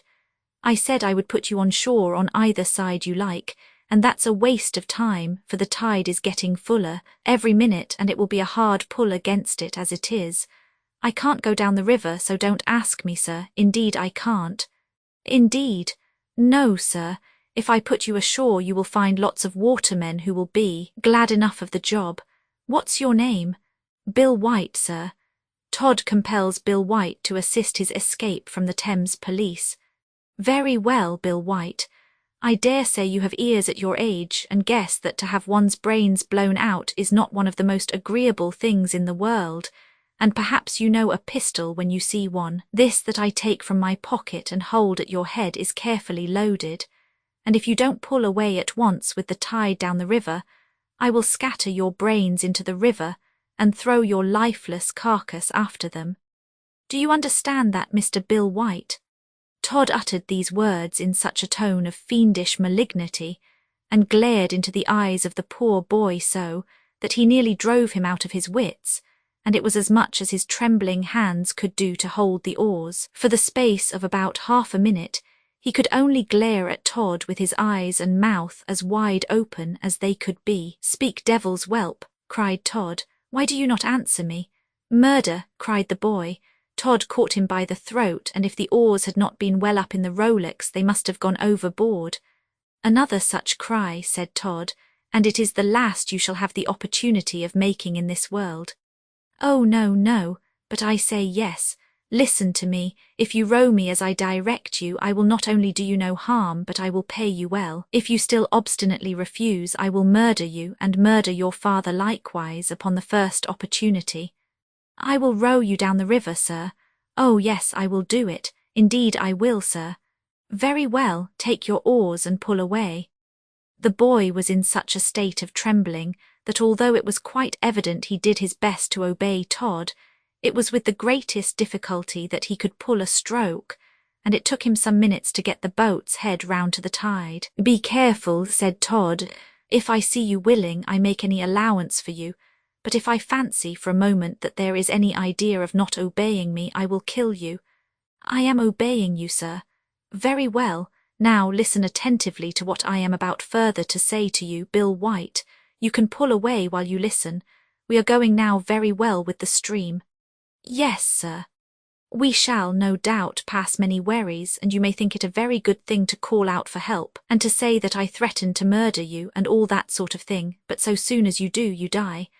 I will hold this pistol in my hand, and whenever we come near a wherry, my finger will be upon the trigger and the muzzle at your head. You understand all that, I hope, Bill White? Of course I do, sir. Go on then.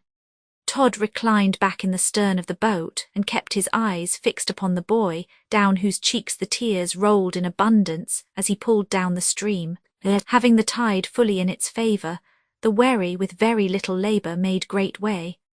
And Todd, as he saw the dawn slowly creeping on, began to congratulate himself upon the cleverness with which he had escaped from the barge. The river began to widen, the pool was left behind, and the dull, melancholy shore of Essex soon began to show itself, as the tide, by each moment increasing in strength, carried the light boat swiftly along its undulating surface with its frightfully wicked load. Todd thought it would be as well now to say something of a cheering character to the boy. Modulating his voice, he said, "Now you see, my lad, that by obeying me you have done the very best thing you possibly could, and when I think proper to land, I will give you a guinea for yourself." "I don't want it," said the boy. "You don't want it?" "No, and I won't have it." "What do you mean by that, you idiot of a boy? How dare you tell me to my face that you won't have what I offer you?" "I don't see," said Bill White, "how that ought to put you in a passion. All you want is to make me row you down the river. Well, you have made me, 'cause I don't want to be shot down like a mad dog, of course, but I won't be paid for doing what I don't like, not I." "Well, it don't matter to me. You may please yourself about that. I am just as well pleased at being rowed for nothing as if I paid for it. You can please yourself in that particular, but it would have been better for you to have taken what I chose to give you than to have refused it." The boy made no answer to this speech, but rowed on in sullen silence. He no longer wept now, and it was evident to Todd that indignation was rapidly taking the place of fear in his heart.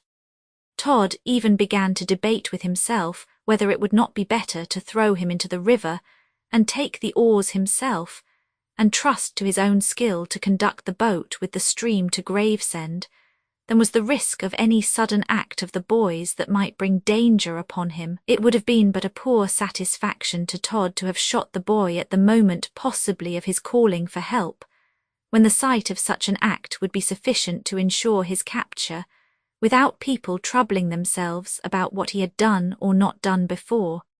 These were considerations that began to make Todd very unhappy indeed. "Well, Bill White," he said, "as your father no doubt expects you by this time, and I dare say you will be glad enough to go back and forget all about the little disagreement that we have had, I will get you to land me at once at those stairs yonder, and then we will shake hands and part." "No, we won't." "Ah, I say we won't shake hands. I'm willing enough that we should part, but as for the shaking hands, I won't do it, and I'm quite willing to pull into the stairs." As he spoke, he inclined the head of the boat to a little landing place, where a few wherries were moored. Chapter 167. "Bill White," said Todd. "Well, what now?" said the boy in a sulky tone.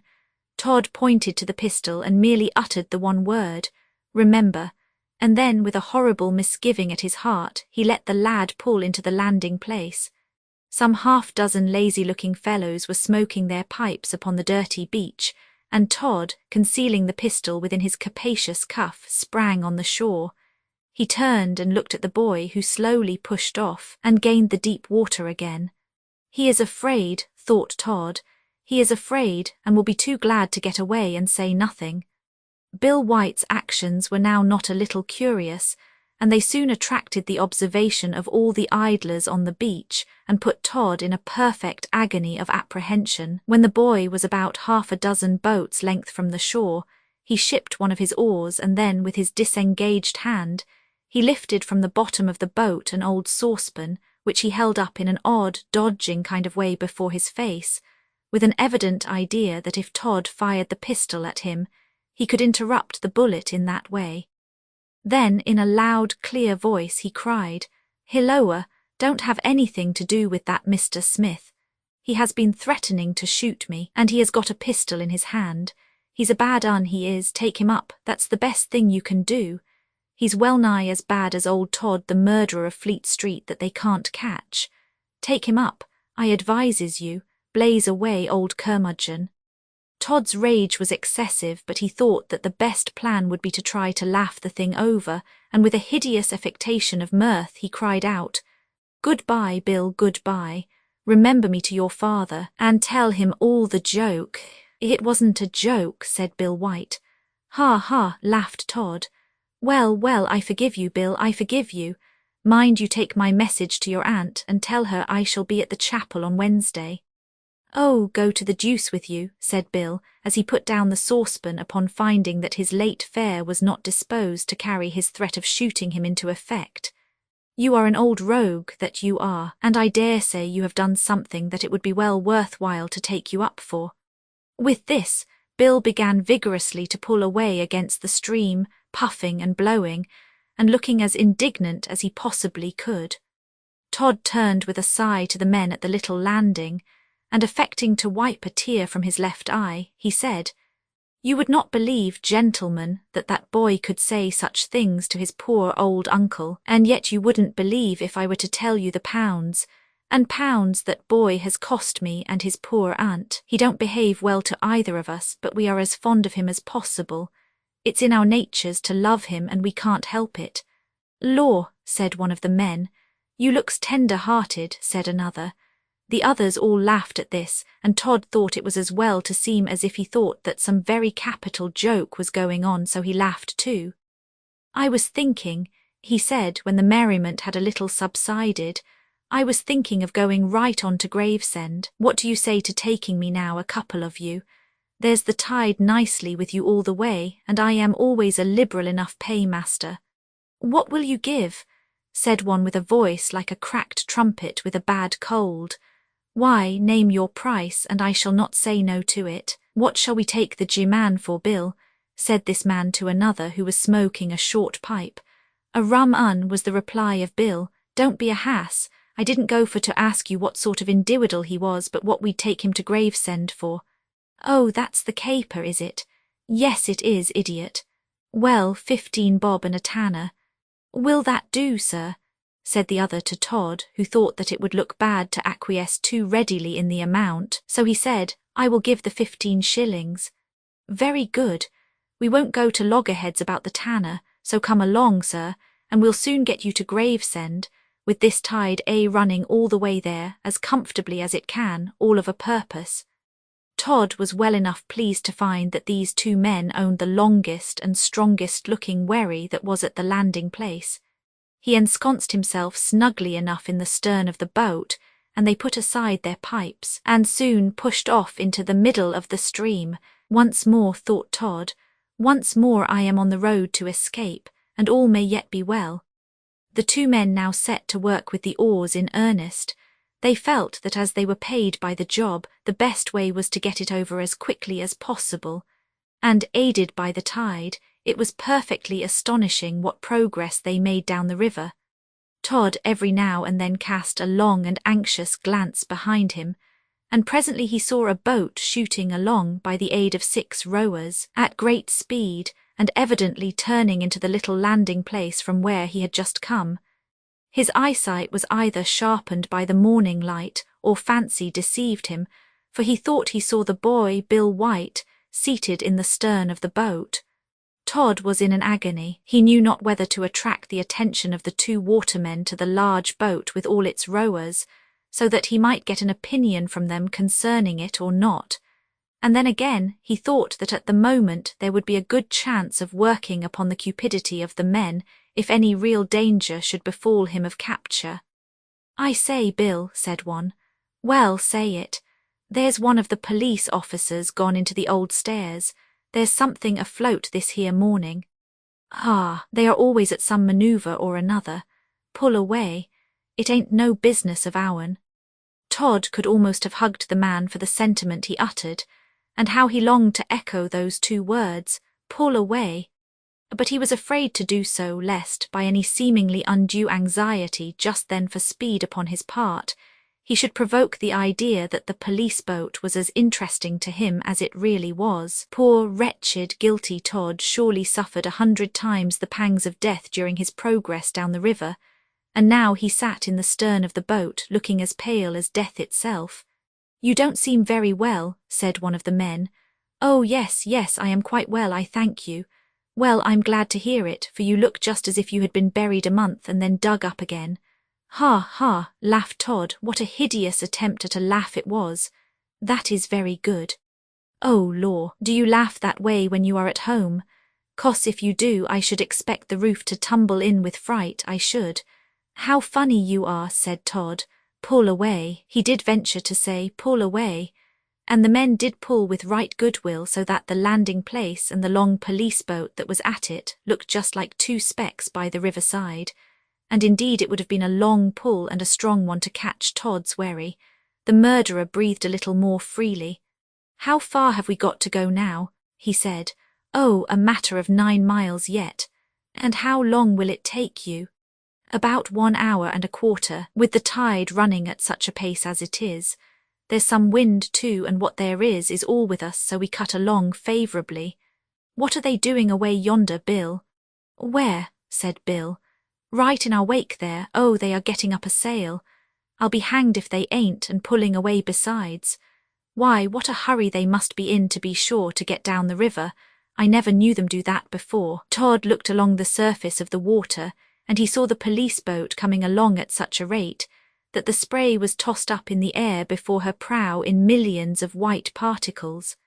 A puff of smoke came from her side, and a slight sharp report rung upon the morning air. A musket or a pistol had been discharged on board of her. "What's the meaning of that, Bill?" "I can tell you," said Todd sharply, before Bill had done moving his head from side to side, which was a habit of his preparatory to replying to any very intricate question. "I can tell you easily. The police galley chasing Todd to Gravesend." "What is it then?" "You pull away and I'll tell you. You see that boat with the sail and the 6 rowers there?" "Yes, yes, and you heard them fire a gun?" "To be sure." "Well, pull away, it's enough to make a cat laugh, but it was Mr. Anthony Strong that fired that gun." "How very droll, but what did he do it for?" "Well, pull away and I'll tell you. You must know that Mr. Anthony Strong, who is in command of that police boat, is my brother-in-law, and he laid a wager with me that he would start from the pier at Chain Walk, Chelsea, at daybreak this morning, and get to Gravesend before me if I started from Blackfriars, and did the best I possibly could to get on that money and men could do for me. I allowed that he was to take all his 6 rowers with him, and hoist his sail if he liked, and I was to take no more than 2 watermen at a time. When he saw me, he was to fire a gun, you see, and the wager is for £20 and a dinner.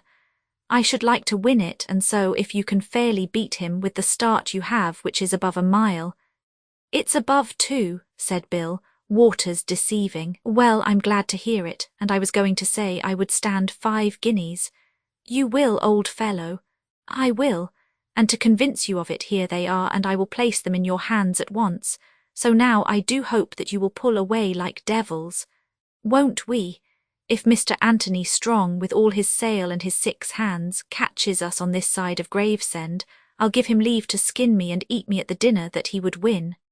No, no, if we don't know the currents, and the shortcuts of the river a little bit better than ever a captain of police boat that ever lived, or that ever will live, why you may set me down for a frog or a Frenchman, which I take it are much of a muchness. They is, said the other. Todd shouted with delight, and it was real now, the wild laughter that shook his frame, for he began to think he was safe. The confident tone in which the waterman spoke had quite convinced him that he could do what he said.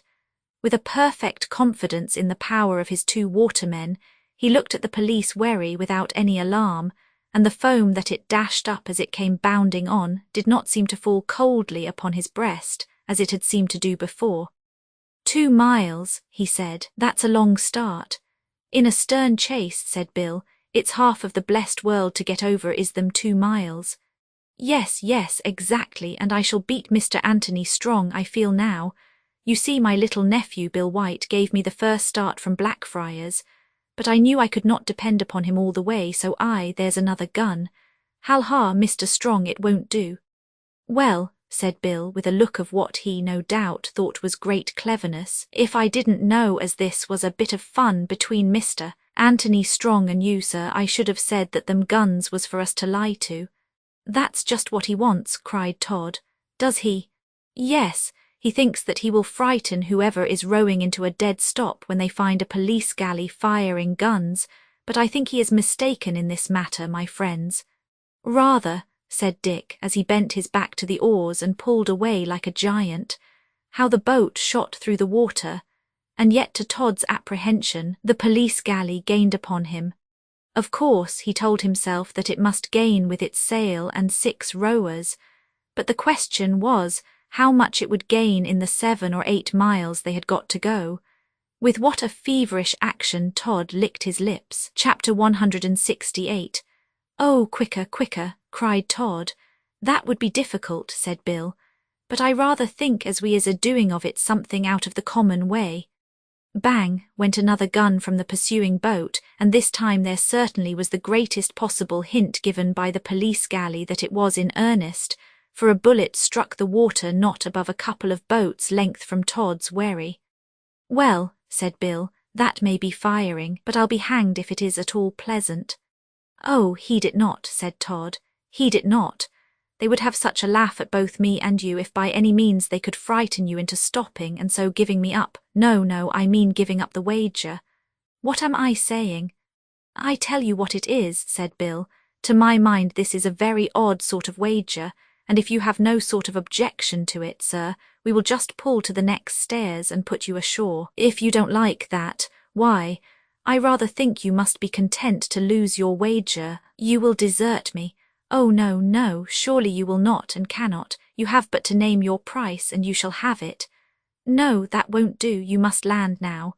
Todd looked nervously along the bank of the river, and he saw a little miserable landing place, towards which the men now began to urge the boat.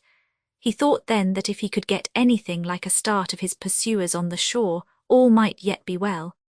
I could get across the country to Gravesend, and if once there, I might find some vessel to take me off. Pull to shore then, he said. I will take my chance. Pull to shore at once as swiftly as you possibly can. When the boat's head was turned towards the shore, it was pretty evident that the police galley was much more intent upon getting to Todd than to Gravesend, for the rowers in it on the instant turned the boat's head in the same direction, and it became then, truly, a case of life and death to Todd. Vigorously as the boatmen worked, the little wherry was quickly so close to the shore that Todd saw he could land by a scramble through the water. There is your money, he cried to the men, and for what you have done I thank you with all my heart. Good-bye to you. He sprang over the side of the boat, although by so doing he was up to his knees in the river, but that he heeded not, and in the course of half a minute he had scrambled to the shore, and going at a great rate up the little steps at the landing place, he gained the road and began to run at great speed. The 2 boatmen were not a little amazed at this proceeding, and Bill said, I say, I rather think that this is another queer sort of a piece of work than a wager, But if we don't wish to get ourselves into trouble, we must stick to it tooth and nail that was what we believed it to be. Aye, said the other. I believe you, we must, or else we shall get into limbo for our share of the affair, and no mistake, here they come, hand over hand, and they don't look very well pleased either. The rowers in the police galley had made such strenuous exertions to reach the landing place quickly that they were really not far behind the wherry that had conducted Todd there, and the first thing that was done was to lay hold of the wherry with a boat hook and drag it alongside of them. Then the officer in command of the police boat called out in a voice hoarse with rage, "What do you mean, you infernal rascals, by running off in this way when you know by our flag that we were the police? But you will have leisure to repent of it in jail.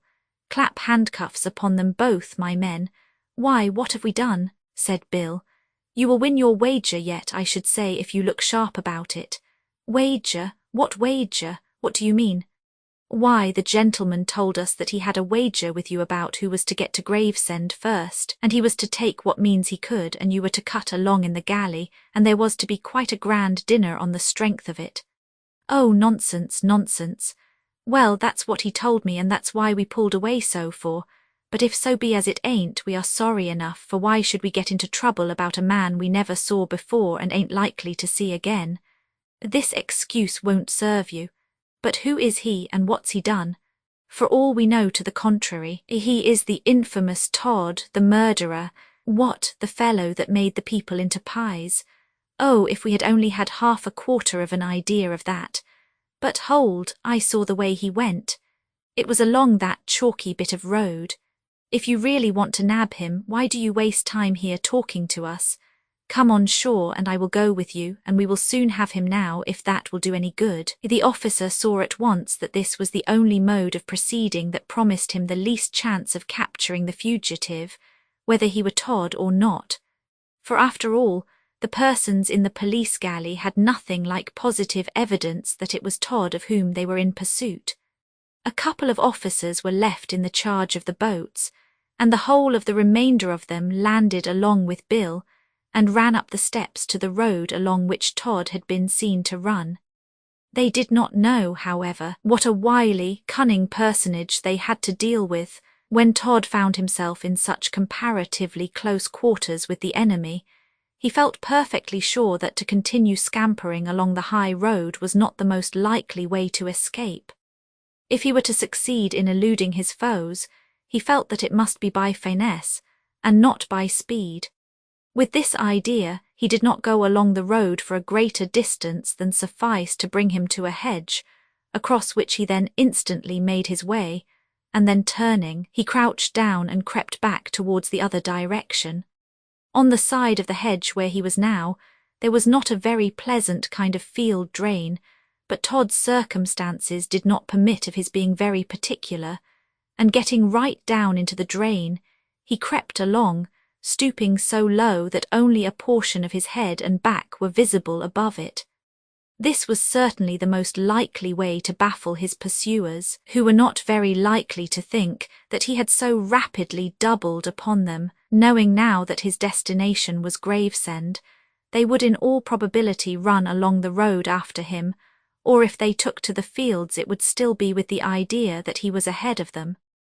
After proceeding for some distance, Todd thought it would be just as well if he were to reconnoitre the foe a little, and accordingly he raised his head sufficiently to enable him just to peep through the hedge, and when he did so, he found that he was on sufficiently high ground to command a view of the road, and the landing place and the river. To his immense consternation, he saw the police advancing rapidly towards him. "Lost, lost," said Todd as he sunk down into the ditch with a conviction that he was all but taken. He felt in his pocket for a pistol, and getting one out, he placed it to his ear, and there held it, for he had made up his mind now to shoot himself rather than be dragged back to prison, from where another escape would be quite out of the question. "They shall not take me. I will die, I will die," he murmured, and then he concentrated all his attention to the act of listening to the proceedings of the police.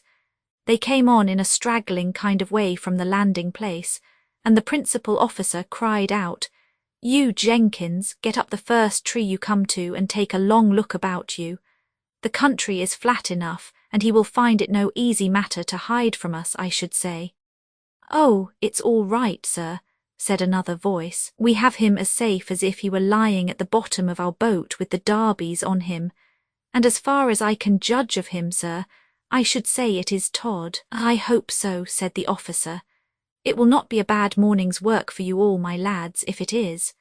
Not very far off from where Todd lay concealed in the ditch, only, fortunately for him, on the other side of the road was a stunted tree, rising about 20 feet from the barren soil, and upon this the man, who was named Jenkins, made his way carefully and took a long look all round him, and particularly in advance. Do you see him? Said the officer commanding the party. No, sir, I don't. Then he is hiding somewhere, and the only plan is to go right on and hunt him up if he is among the hedges. Come on now at once, we must have him. He cannot possibly escape us now. Todd, upon this, again gave himself up for lost, but as luck would have it, although 2 of the men got over the hedge and began looking about, and dashing their cutlasses into the hedge, the officer called to them, "Oh, he never came so far up the road. You don't suppose he was goose enough to come back again? If he is hiding, it will be more likely by the time he lost breath, I should say. Come now, I saw him myself get past yonder little chestnut trees and the white cottage." Upon this the men ran on, and Todd felt for the present, at all events, he was saved. "The idiots," said Todd as he looked up and listened. "The idiots. So they think that I am as far gone in stupidity as they are, and that I have nothing to do but to run on until they, younger and more fleet of foot, overtake me." He crawled out of the ditch, and a most pitiable figure he was when he did so. In his anxiety to hide himself completely, he had, in fact, lain himself down comfortably enough as far as regarded the softness of the place, right at the bottom of the ditch, and had only in the midst of a thick growth of rank weeds kept his face above the water. "This is horrible," he said, "and they will be back soon too. What on earth am I to do?" He heard a loud shout at this moment, and he raised his head sufficiently to see along the road to observe the actions of the officers. He found that they had paused and were talking to a man on horseback, who was pointing in the very direction where Todd stood, or rather crouched. The idea that this man had from some eminence, he being mounted too, seen him, Todd, hide in the ditch, at once crossed his mind, and from that moment he felt that he was not in the safety that he had fondly hoped he was. To remain where he was, with such an idea prevailing in his mind, would have been madness, and accordingly, crawling down close to the hedge, he ran along, splashing like some gigantic waterfowl, in the ditch until he came to a thickly planted fence at right angles with the hedge that bordered the road. There he was forced to come to a standstill. The fence was composed of the common privet, so that there would have been neither difficulty nor danger in forcing his way through it, but what he might encounter upon the other side was a subject of consideration well worth his attention. Through the interstices of the foliage he could see that there was a pretty and well-kept mixed garden on the other side. Roses and other flowers grew in quite loving companionship with all kinds of culinary vegetables, and the little plot of ground was well shadowed by some half-dozen fruit trees. A part of the ground was made into a kind of lawn, and upon that lawn was a child about 1 year old crawling about, and amusing itself by making weak efforts to pull up the grass. While Todd was observing these things, a woman came out of a little whitewashed cottage that was at the farther end of the garden with some clothes to hang up to dry. The woman spoke to the child, and from the tone in which she did so, it was quite evident she was the mother of it. Todd waited until she had hung the clothes up that she had brought out into the garden, and then when she went into the house for more, he burst his way through the hedge, and with a resolution and firmness that nothing but the exigencies of his situation could possibly have endowed him with, he took the child up in his arms and walked slowly across the lawn towards the cottage. The woman, with another heap of wet clothes in her arms, met him and uttered a loud scream. "Peace," said Todd. "Peace, I say," There is no danger unless you make some. Listen to me, and I will tell you how you can do a service to me and spare your child." "Help, help, murder, thieves!" cried the woman. Todd took one of his pistols from his pocket and held it to the head of the child. "Another word," he said, "and I fire." Todd resorts to a frightful stratagem with a mother and child. The woman fell upon her knees, and holding up her hands in the attitude of prayer, she said, "Oh, have mercy. Kill me if you must take a life, but spare the child." "The child's life," said Todd, "is in your own hands. Why do you seek to destroy me?" I do not indeed." "Then peace, and do not cry out for help. Do not shout that dreadful word murder, for that will destroy me. I am hunted by my fellow men. I am a poor proscribed wretch, and all I ask of you is that you will not betray me. You will spare my child." "I will. Why should I harm the little innocent? I was once myself a little child, and considered to be rather a beauty." As Todd said this, he made one of his most hideous faces, so that the woman cried out with terror and tried to snatch the child from him, but he held it with a firm grasp. Chapter 169. "It is in vain," said Todd. "My safety is wound up now with the safety of this little one. If you would save it, you will save me." "Oh, no, no, why should it be so? I cannot save you." "You can, I think. At all events, I will be satisfied if you make the effort to do so. I tell you I am pursued by the officers of the law. It does not matter to you what I am, or who I am, or what crime it is that they lay to my charge. Your child's life is as dear to you in any case. Hide me in the cottage, and deny my being seen here, and the child shall live. Betray me, and as sure as the sun gives light, it dies." "Oh, no, no, no. But I say yes, your course is easy. It is all but certain that my prosecutors will come to this cottage, as it is the only habitation on the route that I have taken. They will ask you if you have seen such a man as I am, and they will tell you that you may earn a large reward by giving such information as may deliver me into the hands of justice. But what reward? What sum of money would pay you for your child's life?" "Oh, not all the world's worth. So I thought, and so you will deny seeing me or knowing aught of me for your child's sake. Is it agreed?" "It is, it is. God knows who you are, or what you have done, that the hands of your fellow creatures should be raised against you, but I will not betray you. You may depend upon my word. If you are found in this place, it shall not be by any information of mine." "Can you hide me?" "I will try to do so. Come into the cottage. Ah, what noise is that? I hear the tread of feet and the shouts of men." Todd paused to listen. He shook for a moment or two, and then with a bitter tone he said, "My pursuers come. They begin to suspect the trick that I have played them. They now know, or think they know, that I have turned upon my route. They come, they come. Oh, give me the child. I swear to you that I will hide you to the utmost of my means, but give me the child." "Not yet." The woman looked at him in an agony of tears. "Listen to me," she said. "If they discover you, it will not be my fault, nor the fault of this little innocent. You feel that. Ah, then tell me, upon what principle of justice can you take its life?" "I will be just," said Todd. "All I ask of you is to hide me to the best of your ability, and to keep secret the fact of my presence here. If, after you have done all that, you still find that I am taken, it will be no fault of yours. I do not ask impossibilities of anyone, nor do I threaten punishment against you for not performing improbable feats. Come in at once. They come. Do you not hear them now?" It was quite evident now that a number of persons were approaching, and beating the bushes as they came on. The tread of a horse's feet, too, upon the road convinced Todd that among his foes now was the mounted man whom he had seen, and whom he thought he saw point to him as he lay crouching down behind the hedge, half hidden in the ditch. With the little child still in his arms, he rushed into the cottage, and the woman followed him, wringing her hands with terror. And yet Todd was gentle with the child. He knew that from the mother he had everything to hope and everything to dread, and he did not wish to drive her to despair by any display of harshness to the little one. "This way," she cried, "this way," as she led the way into an inner room. "There is a cupboard here in which you can conceal yourself. If they do not search the house, they will not find you, and I will do all that I can to prevent them." That will do, said Todd.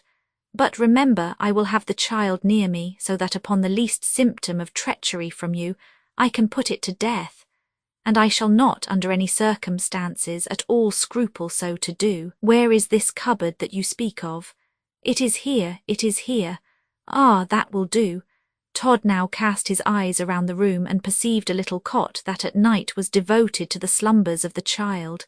Take that, he said, pointing to it, and place it against the door of the cupboard with the child in it. It will seem then not likely that I am hidden here. I will do so. Todd did not feel any apprehension of treachery from the mother of the child. He was not slow to perceive that every other feeling was in her breast weak in comparison with the all-absorbing one of love for the infant, and so he calculated that, rather than run the shadow of a risk of injury to it, she would do all that he required. The cupboard was a deep one, but it was not high enough for Todd quite to stand upright in. That, however, was a trifling inconvenience, and he got into it at once. The child's cot was placed against the door, and the young mother, with 1,000 fears tugging at her heart, pretended to busy herself about her household affairs. The little interval that now ensued before Todd's pursuers reached the spot was certainly to him rather a fearful one, and he felt that his fate hung upon the proceedings of the next few moments. He called to the woman in an earnest tone, "Courage, courage, all will be well." "Oh, peace, peace," she said. "They come." Todd quite held his breath now in the painful effort that he made to listen, so that not the slightest sound that might be indicative of the approach of his enemies might escape him. And he gave such a start that he nearly threw open the cupboard door and upset the cot as he heard a hoarse man's voice suddenly call out from the garden, "Hilloa! House here, house, Hilloa!" Now, he gasped. "Now I live or die.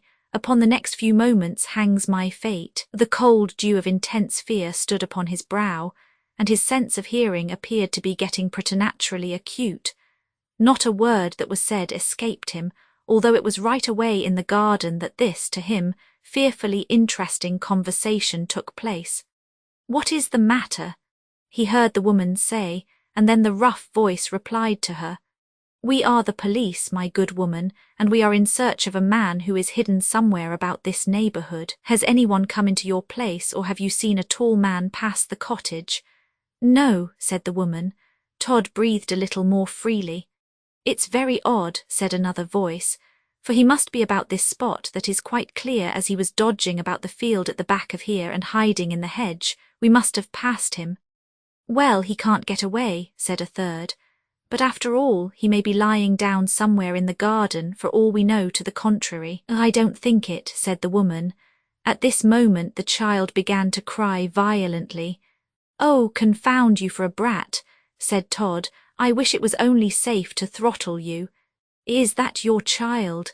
said one of the officers. "Oh, yes, yes," said the young mother, and hastening into the cottage, she placed a chair by the side of the cot and began to rock it to and fro, singing while she did so to lull the child to sleep.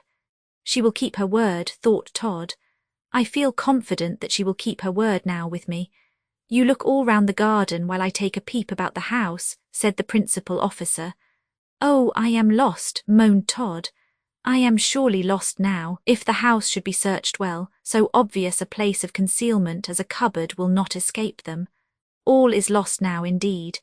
He almost gave up all thought now of keeping life or liberty, and he waited only for the fatal moment when the officers should approach and place their hands upon that cupboard door to open it. The child still cried, and the mother sang to it. "Sleep, sleep, little baby, oh, sleep all the day. The sunshine is hiding, the birds fly away. Away, away, far away. The sunshine is hiding, the birds fly away. Hilloa, what cupboard is that behind the child's cot? And when they return you may open your eyes. Oh, it's where we keep our best crockery. Don't disturb the child, I do think it is sickening with the measles. And see how the sunset is gilding the skies, away, away, far away. And see how the sunset is gilding the skies. Have you found him in the garden? I shall be almost out of my wits now till my husband comes home. Who is it that you are looking for, and pray what has he done? He would need to be clever indeed to come in here without my knowing it. And as for the garden, why, I was hanging out the clothes there for the last half-hour, I tell you." "Oh, he's not here," said the officer. "It would be no bad thing, ma'am, for anyone who could lend a helping hand to find him." "Ah, indeed." "Yes, you have heard of Todd, the murderer. Well, that's the man we are after, and we have every reason to think that he is somewhere about here, and it is a large reward that is offered for him, I can tell you." "Ah, I should like to get it. Not a doubt of it. Good day, ma'am. If you should see any suspicious-looking fellow about the fields, just give notice of it in some sort of a way if you can, for you may depend upon it, it will be Todd." "Oh, yes, I will. How very fractious this little thing is today, to be sure. I hardly ever knew it to be so before. Ah, well, they will be so at times, but I'm off. Mind now, you get the reward if you see anything of Todd." "Oh, yes, trust me for that." The man left the room. What a reprieve from death that was for Todd. He thought that during all the perils that he had passed through, he had surely never been quite so near to destruction as then. And when he found that he was saved temporarily, he could hardly hold himself up in the cupboard, and a sensation of faintness came over him. It was not safe for him yet by any means to think of emerging from his place of concealment. Indeed, he felt that the young mother would be the best judge upon that hand, so he did not stir nor speak, and at last he heard the cot with the now sleeping child in it being gently moved from before the cupboard door. Then it was opened, and Todd, with his face pale and haggard, stepped out into the room. The young woman only pointed to the door of the little apartment steadily and significantly. "What do you mean?" said Todd. "Go," she said. "I have done that which you require of me. Now go. To death. No, your enemies are no longer here. At the sacrifice of truth and of feeling I saved you. It was all you asked of me, and now I tell you to go and no longer pollute this place by your presence. I know who and what you are now. You are Sweeney Todd, the murderer." "Well, and if I am, what then?" "Nothing, nothing. I ask nothing of you but that you should leave this house. I have kept my word. I will let the memory of this hour's work sink deeply into my heart, and there remain untold to anyone. Not even to my husband will I breathe it. I only ask you to go." "I am going, I am going." Todd felt awed by her manner. He cowered before the look that, full of horror, she bent upon him, and he crept towards the cottage door. But the dread that some of his enemies might be lurking about the spot detained him. "Tell me," he said, "oh, tell me truly, are they gone?" "Wait," she said, "and I will see again." She took the child in her arms and left the cottage. Todd found now that the child was no longer in his power as a kind of hostage for the faith of the mother, that he had trusted her too far. But it was too late now for him to recede from the position in which he had placed himself, and with all his terror he had no resource but to calmly as he could, wait her return. She came back again in a few moments. "You can go with safety, they are all away." "I will trust you and take your word for it," said Todd. "I thank you for the service you have rendered to me, and I am not ungrateful. Accept of this in remembrance of me and of this day's adventure." He took from his pocket a splendid gold watch and laid it upon the table in the outer room, but with vehemence the woman cried, "No, no, take it up, I will not have it. Take it up, or even now I will dare everything and call for help. I will take nothing from your blood-stained hands. Take up the watch, or I will destroy it." "As you please," said Todd as he placed the watch in his pocket again. "I wish not to force it upon you. I am gone." He went out into the little garden, but he looked about him very nervously indeed before he trusted himself to walk towards the little white gate that opened upon the high road. Each moment, however, that passed without anyone springing upon and attacking him was a moment of confidence gained. He carried a pistol in his hand, and keeping his eyes keenly around him, he reached the road. "All is safe," he said. "I do indeed think she is right, and that they have given up the chase for me. She has not deceived me, and I may yet escape." He kept close to the roadside, so that he was very much covered by the hedge, and then, at as fast a pace as he thought he could keep up for any length of time, he ran on. He had not gone far when he heard the sound of wheels behind him, and he got over a hedge and hid behind it, until he could see what sort of vehicle it was that approached. It turned out to be a cart driven by a couple of countrymen who were talking upon their own affairs in rather loud tones. As they came on, Todd listened intently and was satisfied that his supposed escape into that neighbourhood was not the subject of their discourse. Chapter 170. "Hilloa!" cried Todd as he came out into the middle of the road and confronted the cart with the two men in it. "Hilloa, which way are you going?" "One would think you might see that," said one of the men, "by the way the horse's nose points." "What do you want?" said the other rather sharply.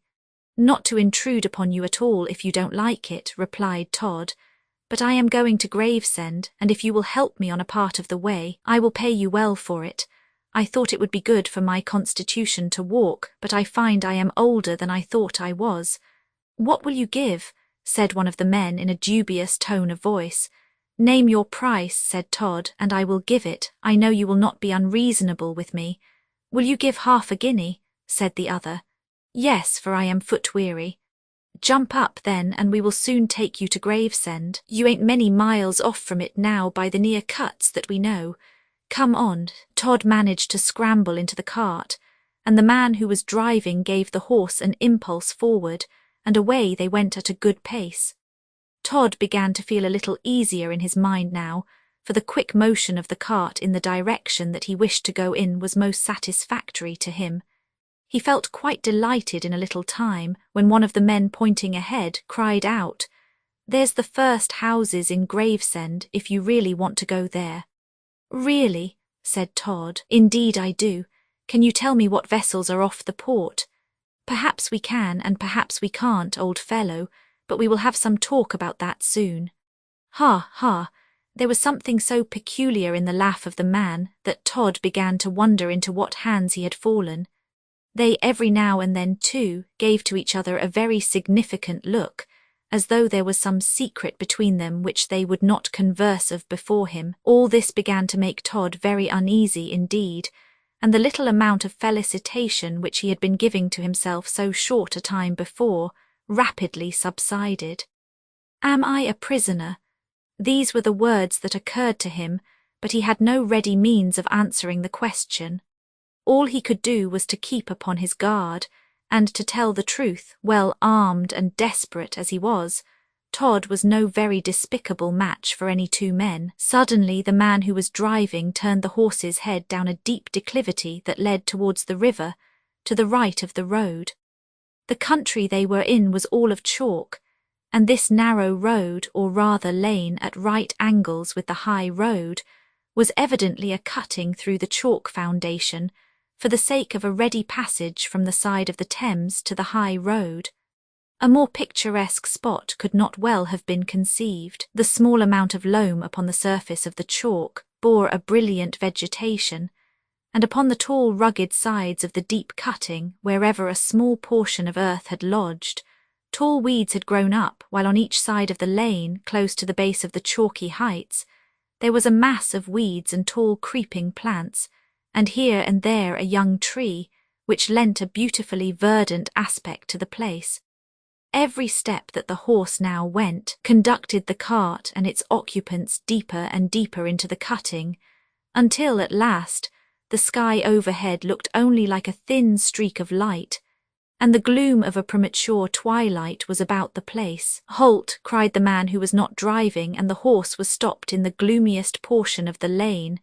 Todd turned ghastly pale and kept his hand plunged in his breast upon one of his pistols.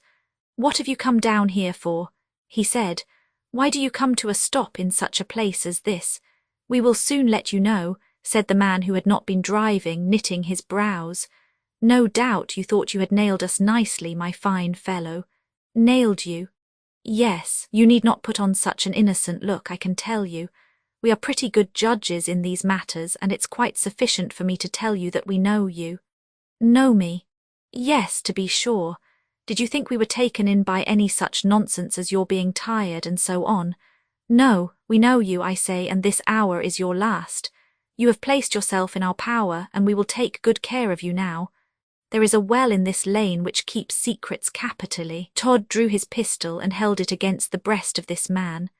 Attempt any violence, he said, and I fire. Oh, indeed, you are well prepared, are you? I must say that for an exciseman you are a bold fellow. A what? An exciseman. You know well you have been on the lookout for us for the last week, so it is of no use denying it. You thought you nabbed us when you got into our cart. Todd's adventure with the smugglers. Todd lowered his pistol. This is a foolish enough mistake, he said.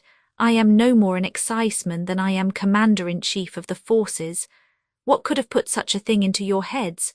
Say you so, cried the other. But how will you make us believe it, that's the question.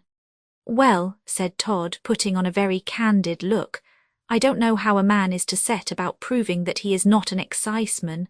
I only know that I am not. The real truth is that I am in debt and being pressed by my creditors, have thought proper to get out of their way. And so I want to make the best of my way to Gravesend, that is all.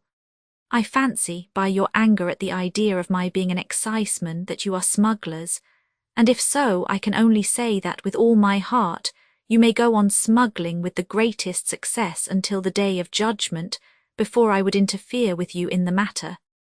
Dare we believe him? Said one of the men to the other. I hardly know, replied the other, and yet it would be rather a sad thing to take a man's life when it might turn out that he was not what we took him for. How on earth am I to convince you? Said Todd. Where do you want to go to? I want to get on board some vessel, I don't care what, so that it is bound to some continental port. My object, I tell you, is to get away, and that is all. Would the port of Havre in France suit you? Perfectly well. The two men now whispered together for a few moments, and then one of them, turning to Todd, said, The fact is that we are somewhat connected with a vessel bound for Havre, and it will sail tonight. If you are really what you pretend and truly want to leave England, you can come with us and we will give you a passage, but we expect to be paid for it. Nothing can be more reasonable, said Todd. I will pay you a liberal price, and as I wish to go on board as soon as I can, you may feel yourself perfectly easy regarding your suspicions of my being an exciseman, by keeping me in your company, and placing me on board your own vessel as quickly as you can. Hang it, that's fair enough, cried one of them. Come on then, and let us get to the Lively William as soon as we can. It's rather a mercy we did not knock you on the head, though, at once. I am very much obliged, said Todd. Oh, don't mention it. I always myself, mind, defer anything of that sort till the last. It's a very rough and ugly way of settling matters at the best, but when you can't reasonably, you know, do anything else, why, you must, and there's an end of it. Exactly, said Todd. I perceive that you are quite a philosopher in such transactions, so now that we have a better understanding together, the sooner we get on board this Lively William you talk of, the better. Not a doubt of that, come up. The horse's head was turned up the lane again, and in a very few moments the high road was gained, and they went on at a rapid trot for Gravesend. The town was soon reached, that town what is all dirt in winter and chalk dust in summer, and the two men, by the manner in which they kept their eyes upon Todd while they passed several throngs of people, showed that it was a very difficult thing indeed to get rid of suspicion when once it took possession of them. After, however, getting right through the town, and finding that Todd did not attempt to give the least alarm, but on the contrary shrunk from observation as much as he could, their confidence in him was complete, and they really believed him to be what he pretended to be. Whether, if those men had really known who and what he was, they would have altered their views with regard to him, is a matter difficult to give an opinion upon, but as it was, they had no scruples whatever, provided he would pay them a good price for his passage to Havre. Now, said one of them, we know that you have not deceived us, and that it is all right. We don't mind telling you that we are the captain and owner of the Lively William, and that we are in the regular smuggling trade between the French ports and this country. We don't make a bad thing of it, one way and another. I am glad to hear it, said Todd. Ah, you view this sort of thing in a Christian-like spirit, we see, and if you have no objection to a drop of as pure champagne brandy as ever you tasted, provided you have tasted some of the best, you can have a drop. I should like it much, said Todd. Just look out ahead then, and fix your eyes on that old tree yonder while we get it." Todd did not care to know what mode of hiding spirits the two men had in their cart, so he did as they required of him and fixed his eyes upon the old tree. After he had kept his eyes upon that object for some few minutes, they called out to him, "All's right." Todd looked round and found one of the men with a small bladder of spirits and a little horn drinking cup. "Here," he said, "you can give us your opinion of this." Todd tossed off the contents of the cup. "Excellent," he cried. "Excellent, that indeed is brandy. I do not think that such is to be got in London." "Scarcely," said the man as he helped himself and then handed the bladder and the cup to his companion. "But we are going to put up our horse and cart now, and if you will be so good as to look at the old tree again, we will send the brandy away." "Certainly," said Todd. The brandy was soon, in some mysterious manner, disposed of, and then the cart was stopped at the door of a little country-looking inn, the landlord of which seemed to have a perfect understanding with the two men belonging to the lively William. "Now," said one of them to Todd, "as you have no objection to go on board at once, we will put you there." "Objection?" cried Todd. "My objection is to remain on land. I beg that you will let me feel that I am on the deck of your vessel as quickly as possible." "That will do, this way."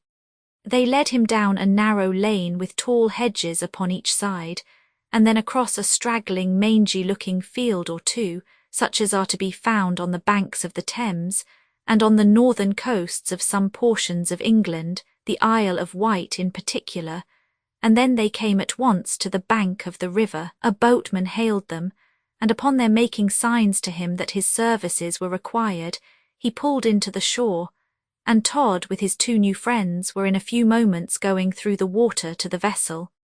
The lively William did not look particularly lively. It was a slatternly-looking craft, and its black, dingy hull presented anything but an inviting appearance. The genius of dirt and neglect seemed to have taken possession of the vessel, and the nearer Todd got to it, the less he liked it, but still it was a means of his escaping, and had it been 10 times a more uncomfortable-looking abode than it was, he would have gladly gone on board it. "Here we are," cried one of the men. The boat touched the side of the ship, and in another moment Todd was upon her deck. Chapter 171. Todd almost thought that he was saved when he felt himself fairly upon the deck of the lively William. It seemed to him such a miracle to get so far that his faith in completely getting the better of his enemies increased wonderfully. "Oh, this is a relief," he said. "This is indeed a vast relief." "What do you mean?" said one of the men of the cart to him as he eyed him keenly. Todd was very anxious not to excite any suspicion that he was other than what he had represented himself to be, so he answered quickly, "I mean that it is a relief to get out of the small boat into the ship. Ever so little a distance in a boat disagrees with me." "Oh, that's it, is it?"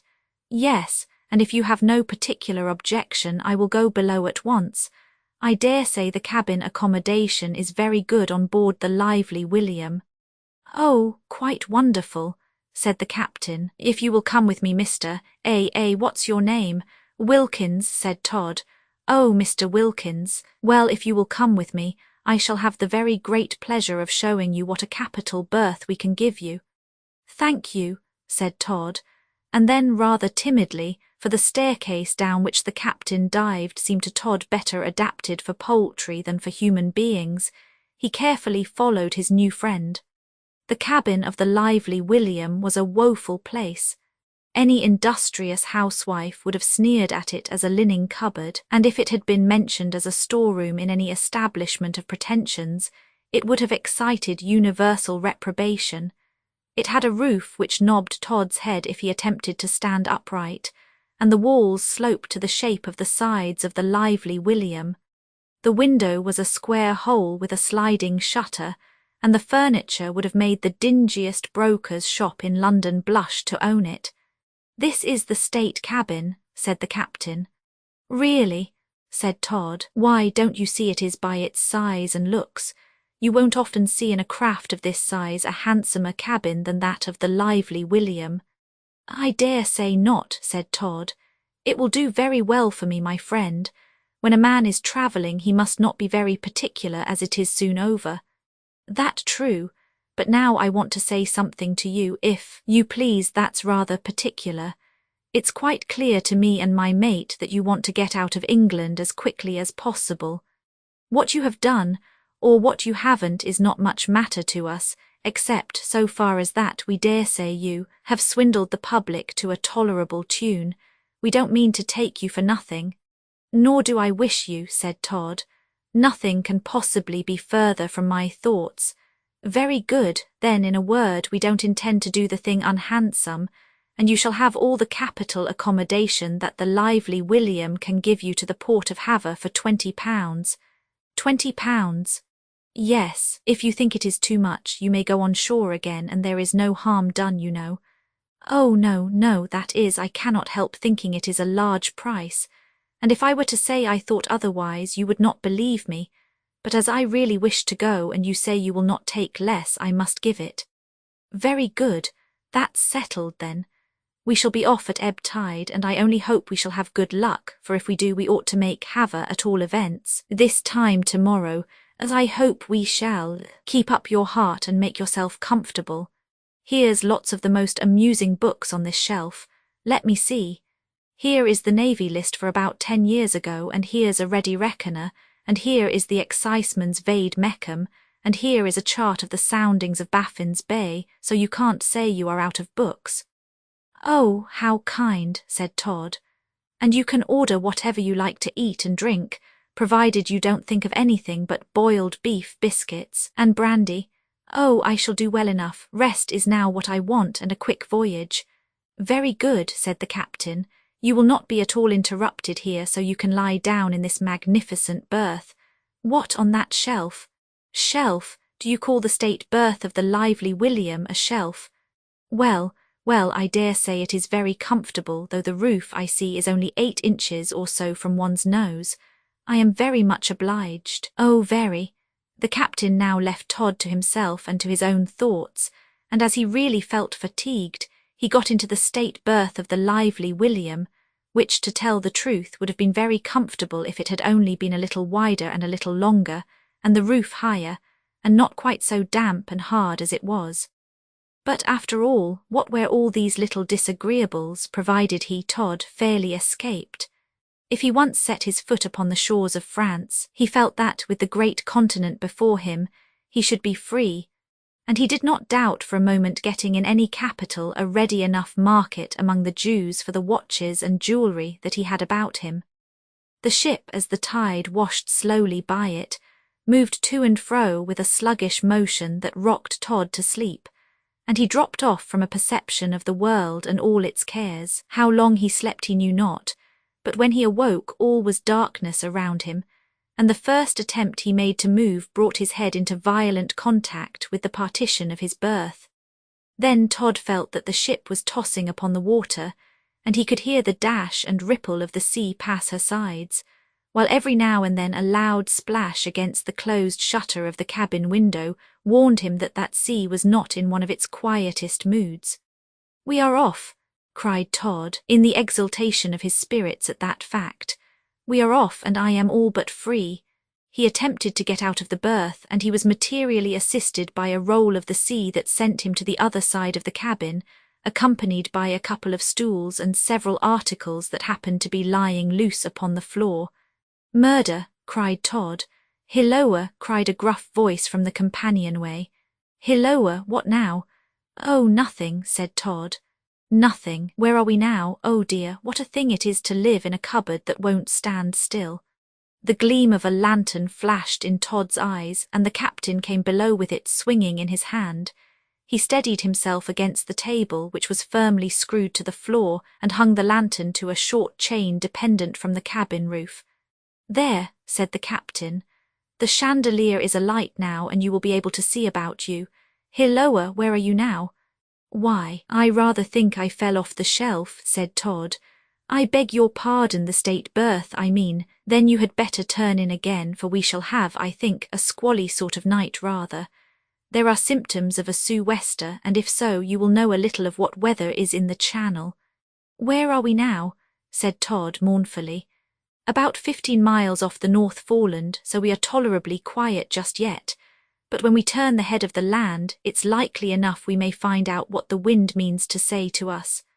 While the captain spoke, he tugged on a complete suit of waterproof apparel that seemed as thick and inflexible as so much armour covered with tar. And then up he went upon deck again, leaving Todd to the society of his own reflections and the chandelier. The lively William was going on just then with a flowing sheet, so that she was carrying a tolerably even keel, and Todd was able to get up and reach his berth. But at the moment that he laid hold of the side of it to clamber in, the ship was tacked, and away went Todd to the opposite side of the state cabin with the rug in his grasp that did duty as a counterpane in the berth. "This will kill me," he groaned. "Oh, this will kill me.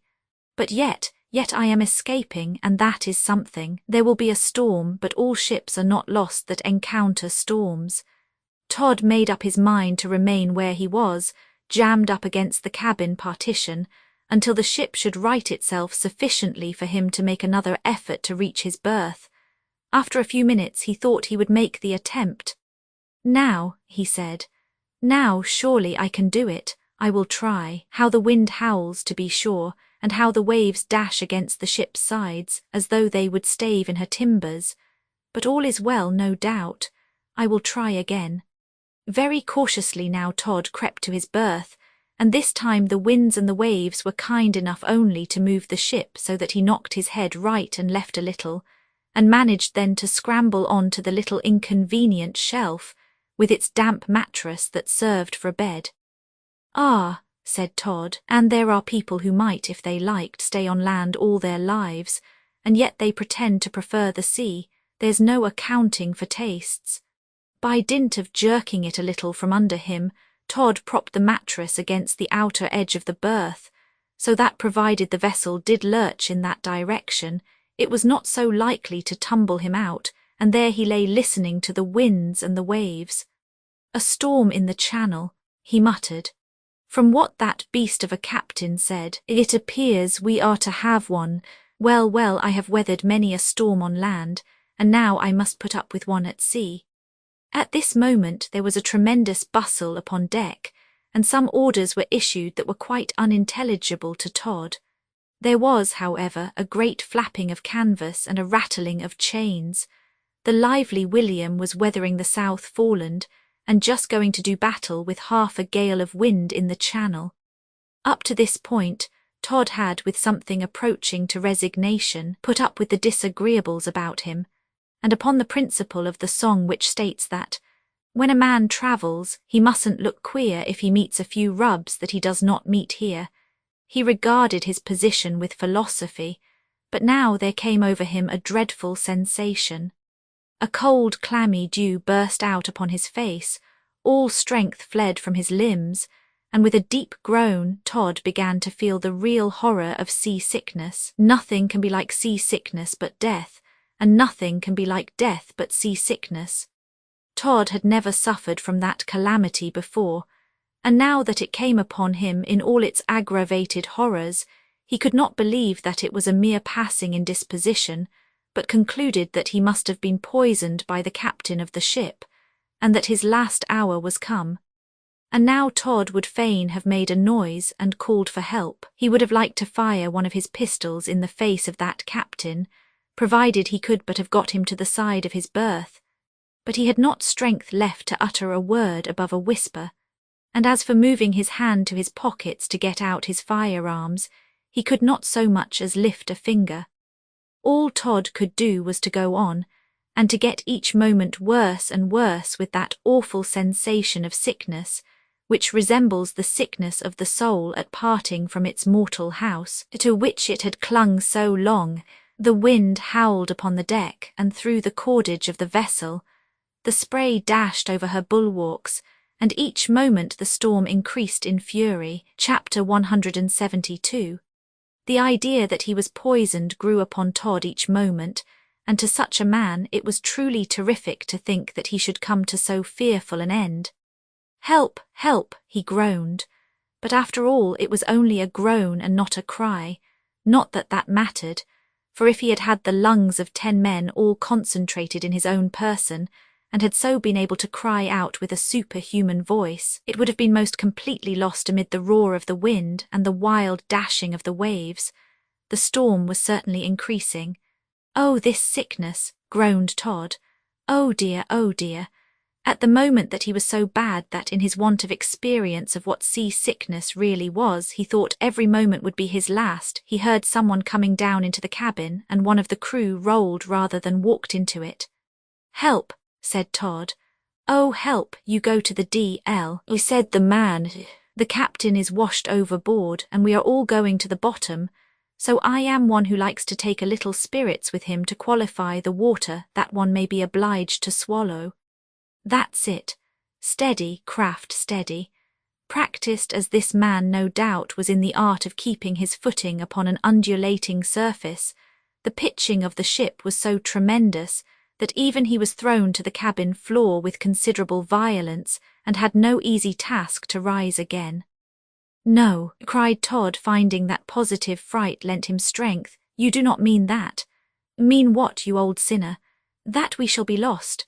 The man nodded, and having opened a little cupboard, he brought out a little bladder of spirits, and placing it to his lips, he drank a large quantity, while he held by the cupboard door to keep himself from falling.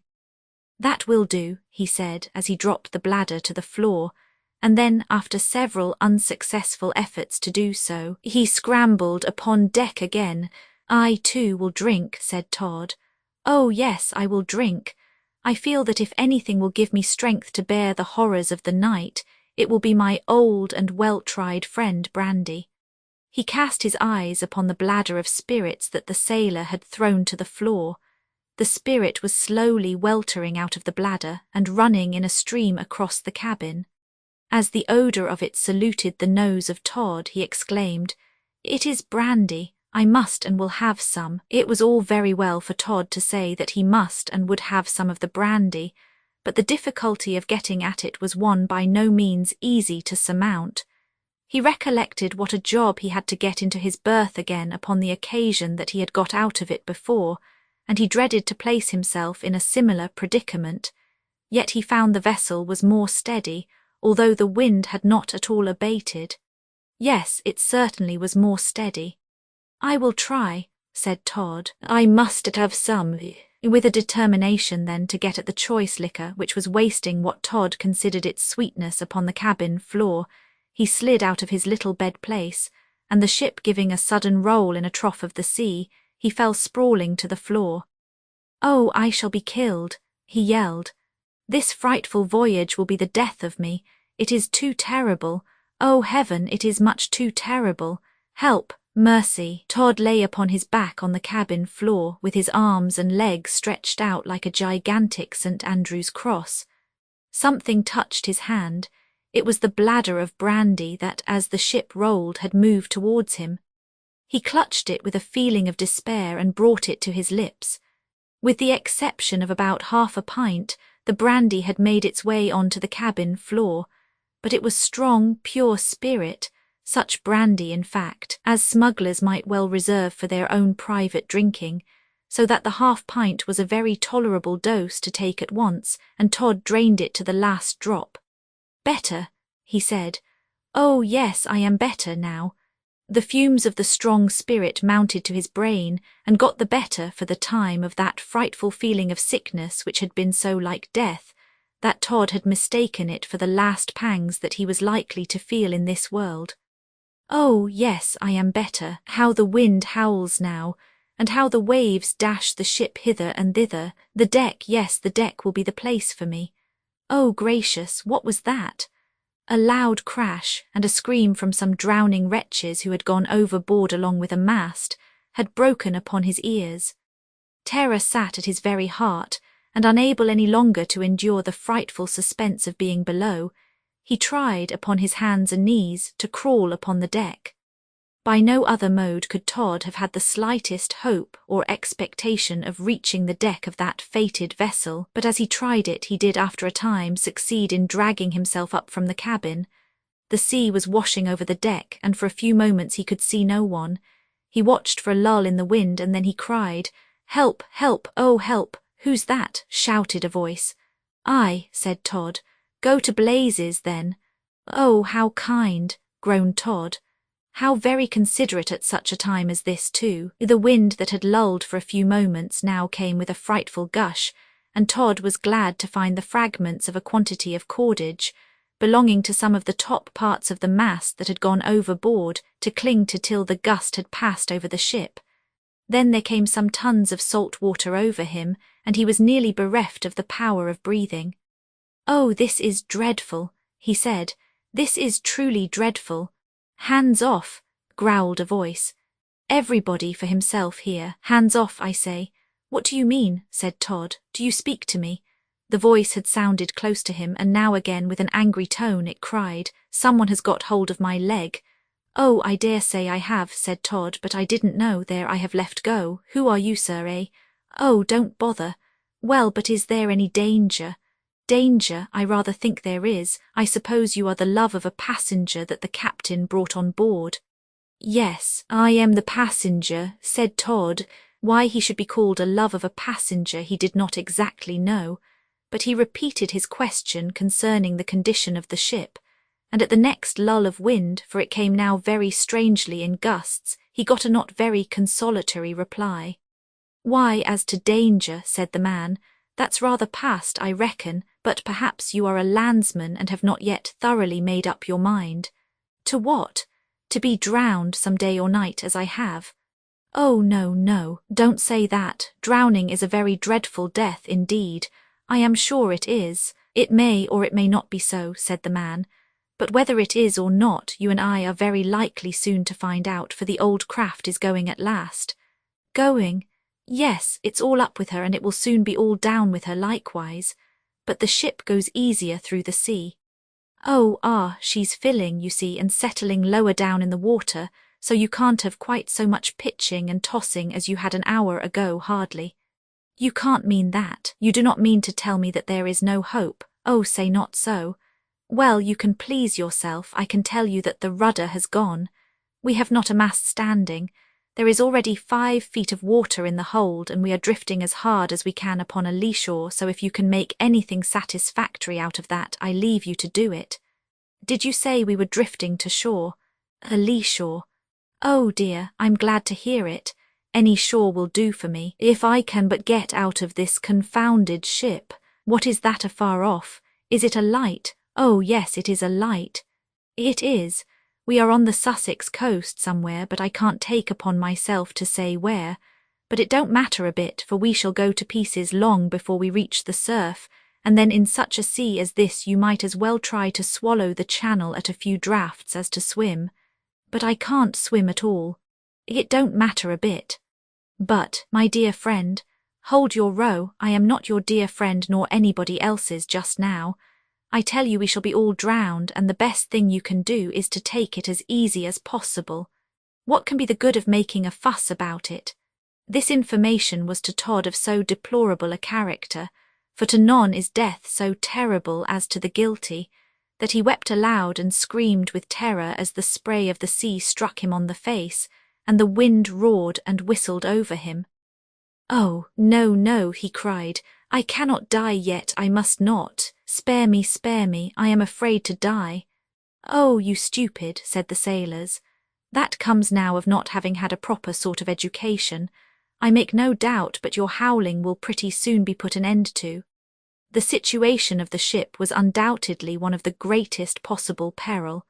Having by the violence of the tempest lost all her masts, and having had her rudder torn away, she was quite at the mercy of the winds and the waves, and the set of the sea, as well as the direction of the wind, carried her sometimes stern foremost and at other times head foremost, and at times broadside, on to the coast of Sussex, upon which the lights were at intervals dimly visible through the thick haze of the storm.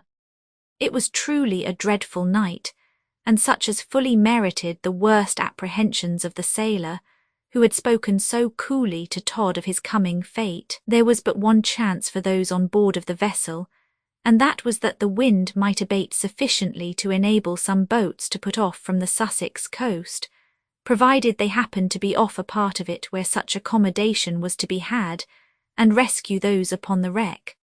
The lights that at intervals were visible rather favoured the supposition that it was a populous part of the coast that the ill-starred struggling ship was driving fast upon. Todd, however, did not know of that slender hope, and he gave himself up to despair. To a landsman nothing could exceed the real horrors of the scene on board the ship, and indeed to one well accustomed to the sea, there was quite enough to produce much terror. All but 3 persons connected with the working of the ship had been washed overboard during the gale. Both of the men with whom Todd had had the meeting in the cart were at the bottom of the sea, and all their struggles and smugglings were over. Todd did not know that, though. It was quite evident to practical observers that the gale was abating, for it no longer was so steady and so continuous a wind that blew with fury over the fated ship. And although the sea still ran high, it did not break over the vessel with such thundering impetuosity.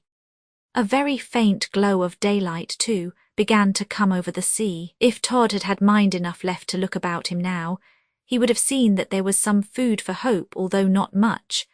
But the fact was that he had so thoroughly made up his mind that all was lost that he did not look for consolation.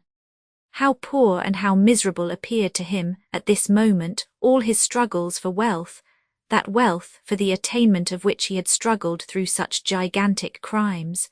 How much happier, he could not help thinking, it would have been for him to have gone on all his life in plodding industry, than to endeavour as he had done to find a short road to fortune, and only to end in finding a short one to death. One of the seamen cried out in a loud voice, "Save themselves who can. We shall be on shore now in less than 5 minutes. We are all going now as safe as nuts." Chapter 173. For a brief space now, in order to connect more closely the events of this narrative, we will leave Sweeney Todd to the perils and chances of the disabled ship, and the storm in the Channel, while we conduct the reader to the society of other persons, in whom it is to be presumed we are largely interested. In the most cheerful room of one of the prettiest houses at Brighton, facing the beach upon the esplanade, which is unrivalled, was a rather select party. That party consisted of old and well-tried friends of the reader, and when we announce of whom it was composed, it will be seen that their society is decidedly good. First of all there was Ben the beefeater.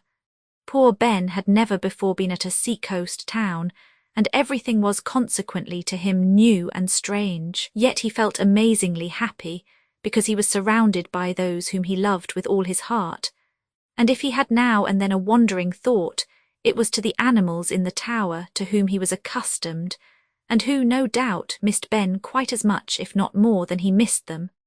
Then there was Tobias.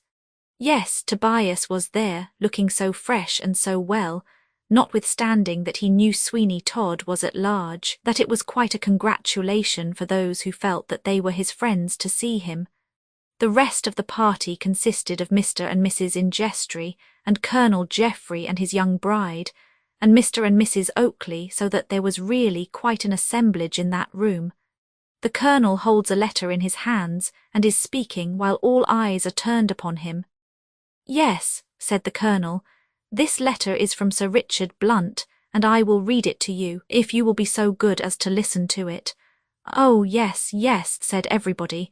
"Very well, here it is then." Upon this the Colonel read as follows: Craven Street, London. My dear Colonel, no news of Todd. We are sparing neither pains nor expense in tracking him, and it is an absolute impossibility that he should escape us long. Accident, I am convinced, much more than any design or luck upon his part, has had the effect as yet of keeping him out of our hands.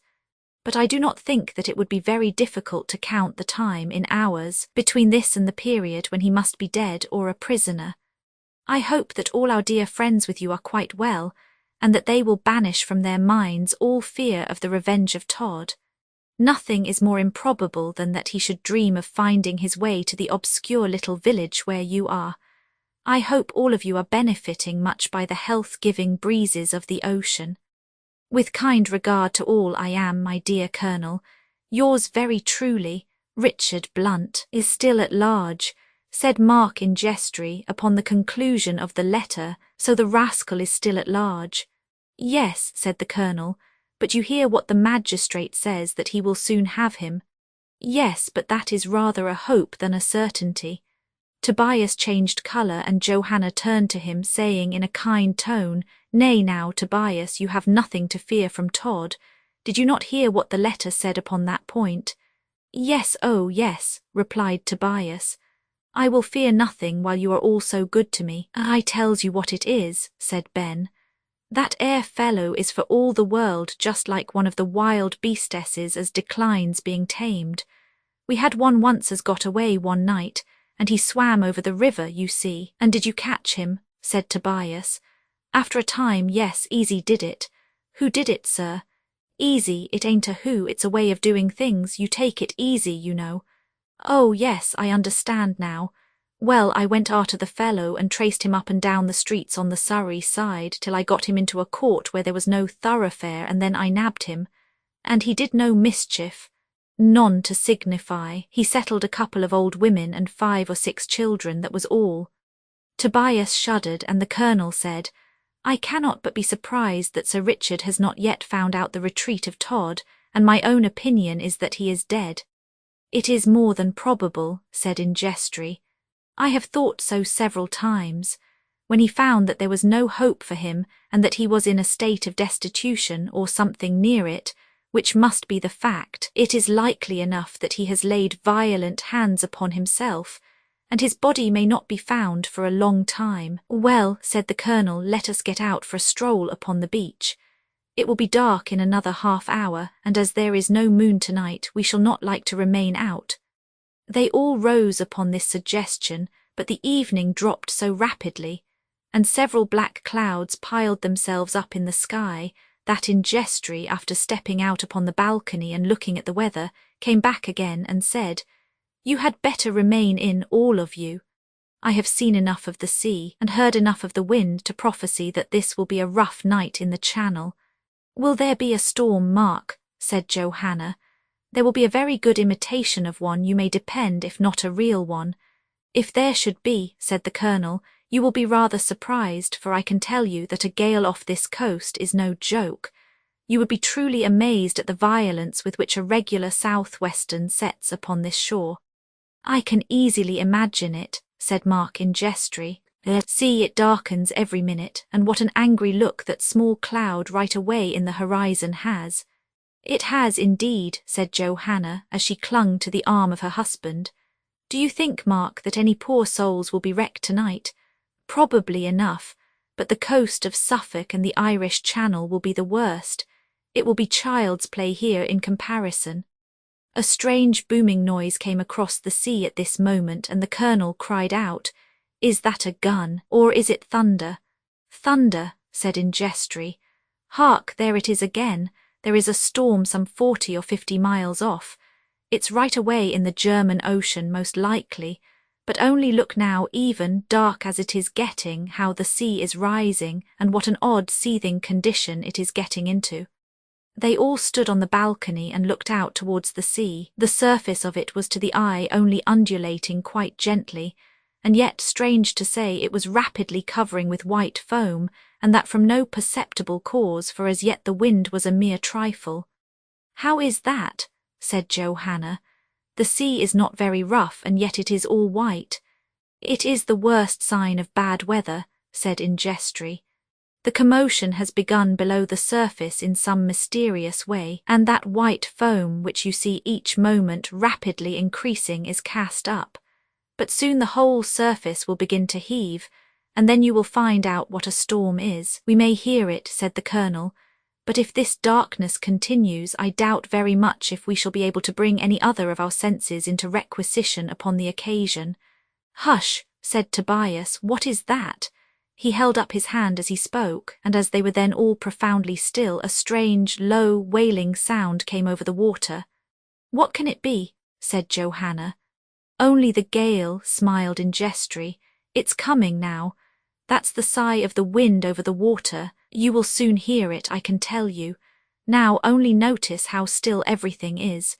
There, look how that bird flies in a terrified manner close to the ground. It knows that the gale is coming.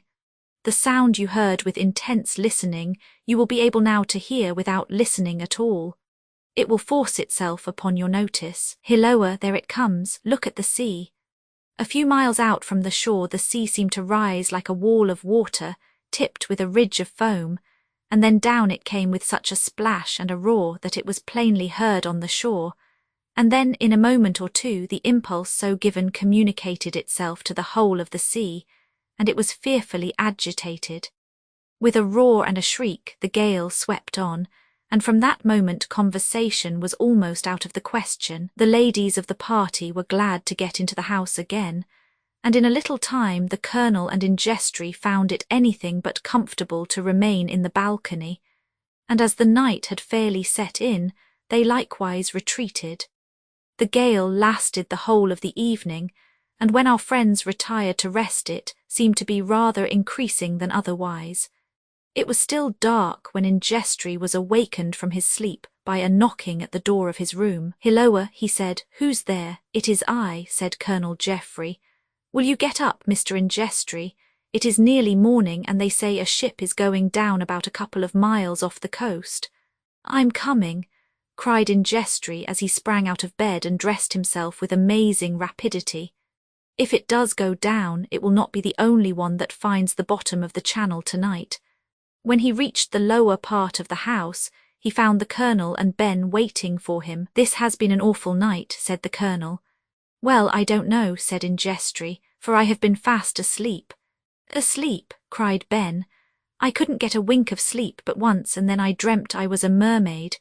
Why, what with the howling of the wind, which is a great deal worse than our lioness when she wants her knuckle of beef, and the washing of the water, I couldn't rest at all." "The voice of the wind," said Ingestry, "always has the effect of sending me fast asleep. But you said something of a ship in distress, did you not?" "Yes, they say that in the offing there is a large ship, and that she is evidently waterlogged and must go down unless she drives ashore." "The deuce she must. Let us run down to the beach at once and see what we can do." With this, they all three left the house and made the best of their way to the beach along the execrable shingle of the Brighton coast. It was far from being an easy task to proceed, for the wind was terrific, and now and then when they did reach the beach, there came a sea washing in that drenched them with spray. A crowd of people had collected upon the coast. Some were holding up lanterns on the end of poles, and many were prepared with ropes to cast to the aid of any of the crew of the vessel that might swim to the shore. "There she is," said Ingestry. "I see her. It's a small craft, and she is a wreck already." "She must go down, then," said the Colonel. "I don't know. She is drifting inshore, but evidently quite unmanageable. She is a sheer hulk. If they had the least control over her, they could run her in 10 minutes on to the beach, but she is going about like a log. Then she may go down in deep water yet. In truth, she may. Here are plenty of boats. Boats, my dear friend, there never was a boat yet that could live in such a sea as this. It is out of the question. You find no one makes the attempt, and I am quite sure that among the hardy fishermen of this place there are many would do so if it were at all practicable, but it is most certain that death in the surf would be the result." "I fear it would indeed. There she goes," cried a voice. "Eh," said Ben, turning round and round, "I don't see anybody in the female line." "The ship," cried Ingestry. "They mean the ship, but she is not gone yet. There she is still. Do you see her, Colonel, like a tub upon the water? There right away by yon light-coloured cloud." I do. The ship had not gone down. She had only settled for a moment or two in the trough of the sea, and it was now quite evident that the wreck was rapidly drifting towards the shore, so that there was an expectation that it might strike in shallow water, and so give the crew a chance of escape from death. Chapter 174. The scene now upon the beach at Brighton was one of the most exciting that can well be imagined. No one who has not stood upon a beach under such circumstances and seen a brave ship battling with the waters can have any real idea of it. Language is too weak to paint the feelings of such a conjunction of circumstances. It is so hopeless a thing to stand upon the shore, and listen to the wind roaring in its fury, and to see the waves dashing in mad gyrations hither and thither, while a few frail and creaking timbers only keep some poor mortals from sinking into the sea, which, like a seething cauldron, seems ready to devour them, that it is enough to unman the stoutest heart. No wonder that persons with kindly sympathies and gentle feelings towards human nature, such as Colonel Geoffrey and Mark in Jestry undoubtedly had, should suffer acutely to see others so suffer. If there had been any likelihood of a boat reaching the ill-fated ship, in Jestry would have been the first to propose such a measure, and the first with hand and heart to carry it out, but there was no such likelihood. Our friend had seen too much of service afloat, and was by far too good a sailor to suppose for an instant that any boat could live for a cable's length from the shore in such a sea as that. "Is it quite impossible to aid them?" said the Colonel. "Quite," said in Jestry, "unless they strike close in shore. Then something may perhaps be done." "Aye, sir," said a weather-beaten boatman who stood close to in Jestry, "you are right there. If they only drift a little further in and are still afloat, when the keel touches ground they may get ashore, some of them." "No boat," said the Colonel, "could reach her." "Boat, sir. My little bit of a craft will do now and then things that one ought not to expect from anything in the shape of a boat, but that surf would toss it up like a piece of cork, and it would only be making bad worse to draw a few brave fellows from land here because others are going down at sea." "You are right," said in Jestry. "Do you happen to know the craft out yonder?" "No, sir. She is so swept clear that it would be hard to know her if she were one's own, but I don't think she belongs to this port at all. The gale is going down a bit."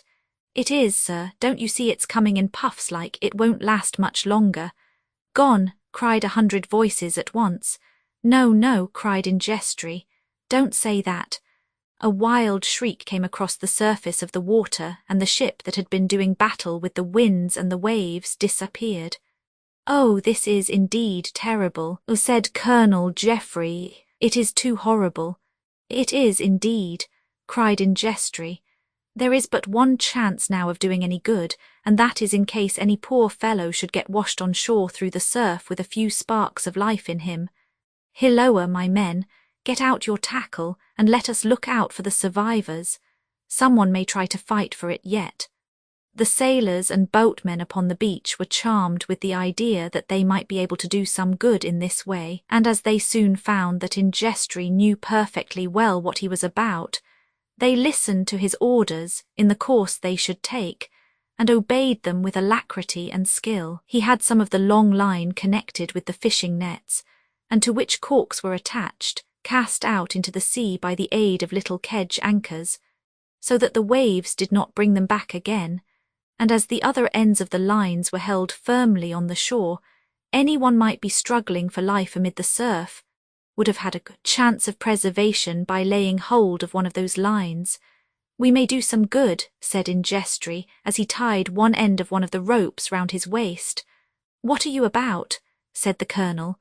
"Oh, nothing. Do not fancy I am going to throw myself into the waves. But if I should chance to see any poor soul struggling for life, it would take something to prevent me from going after him. But think of yourself." "Oh, I cannot come to any sort of harm, you know. They will easily be able to haul me on shore, you perceive, by the other end of the rope, and I have been rather used to fighting my way through the waves. Heaven speed you if the occasion for your doing so again should arise, my gallant friend. Far be it from me to dissuade you against such an attempt, and I am sure that even she who loves you best of all would be the first to encourage you." "Of course she would." "All lost, sir," said a sailor. "No, don't say that," cried in Jestry. "Where is that night glass that someone had here a little while ago?" "Here, sir." In Jestry placed the telescope to his eye, and looked fixedly in the direction of the wreck. He then handed it to the sailor and said, "Who has a good hold of the end of this rope that is about me?" "All's right, sir. There will be no lack of hands with that. But you don't mean to go through the surf, sir?" "I see a human being struggling with the foam, and from his actions he is no swimmer."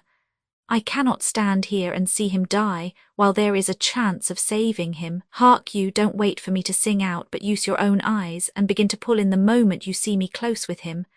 The dawn is coming rapidly and you will see better each moment. Now I'm off.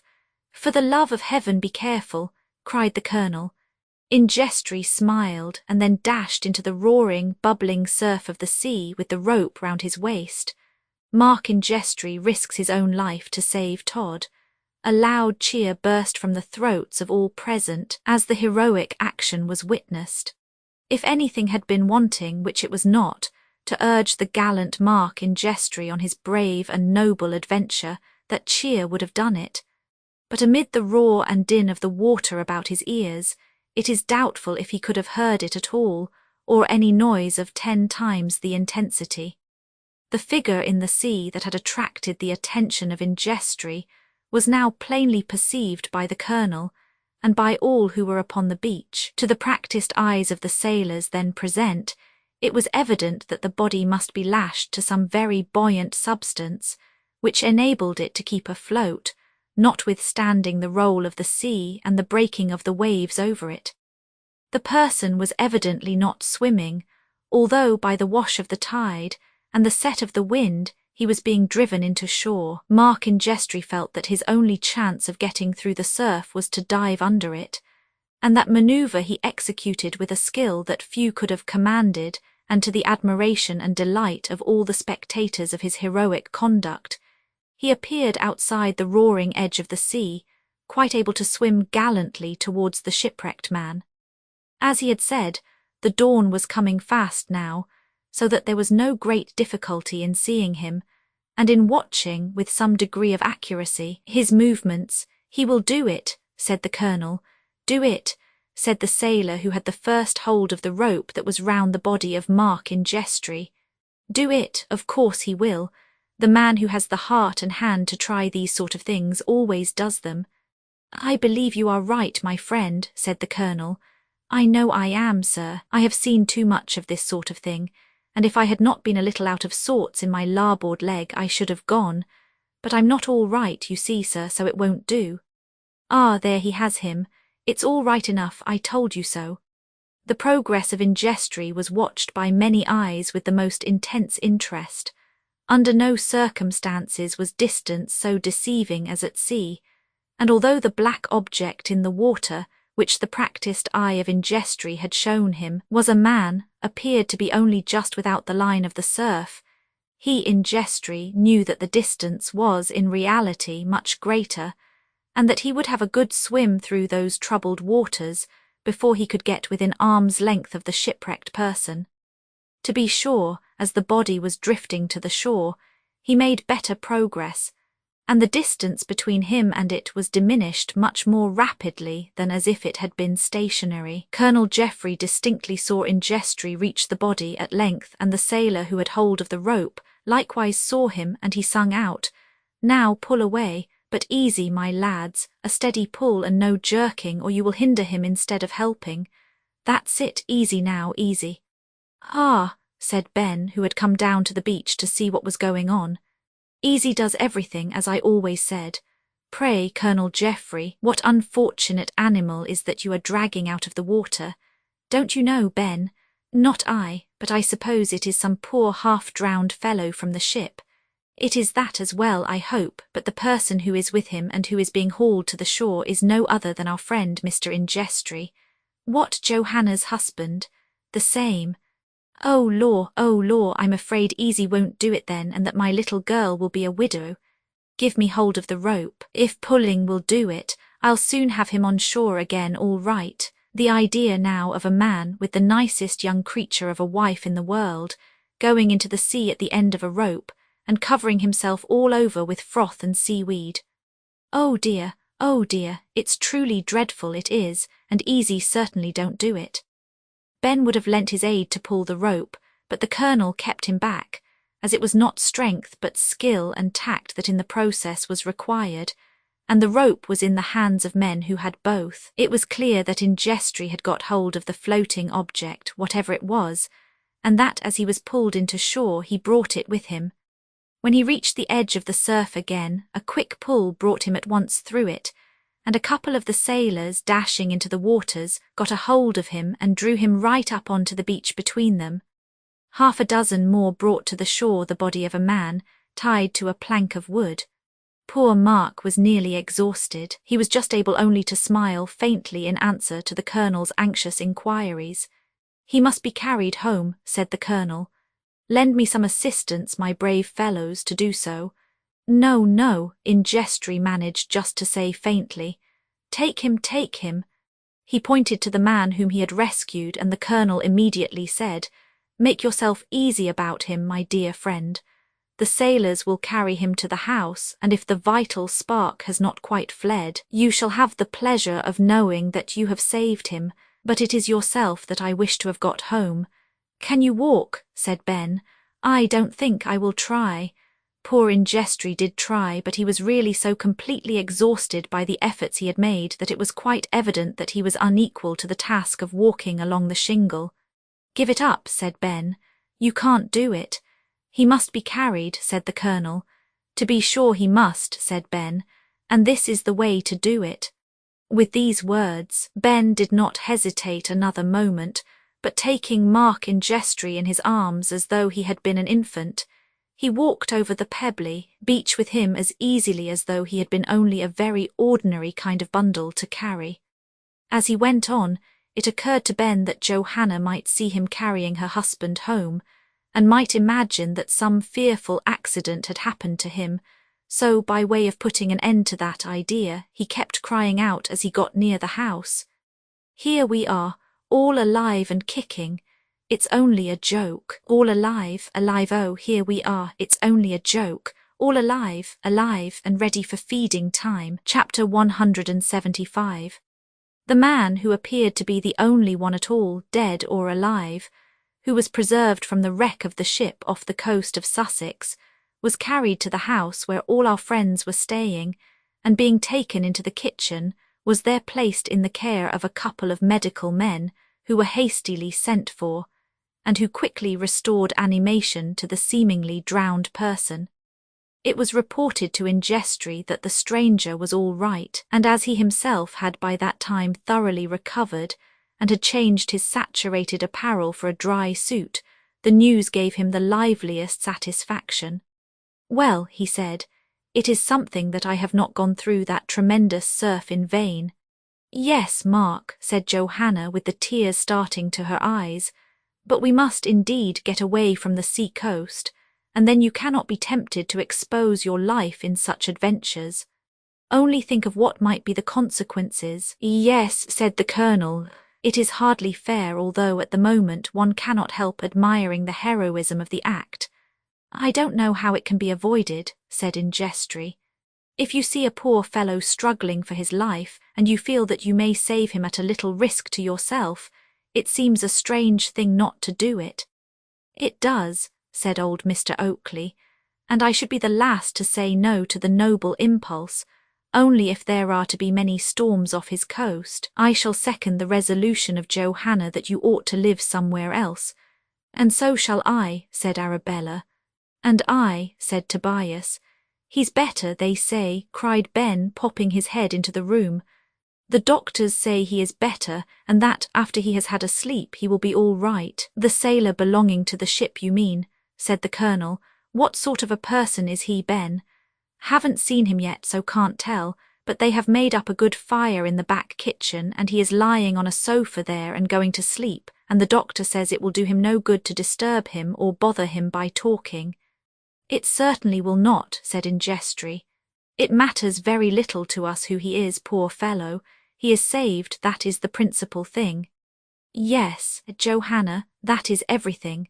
And at all events, Mark, there is one human being who through life, let his position and prospects be what they may, must look upon you as his friend and preserver." "Ah," said poor Tobias, "we should all be very happy if Sweeney Todd were but in the hands of justice.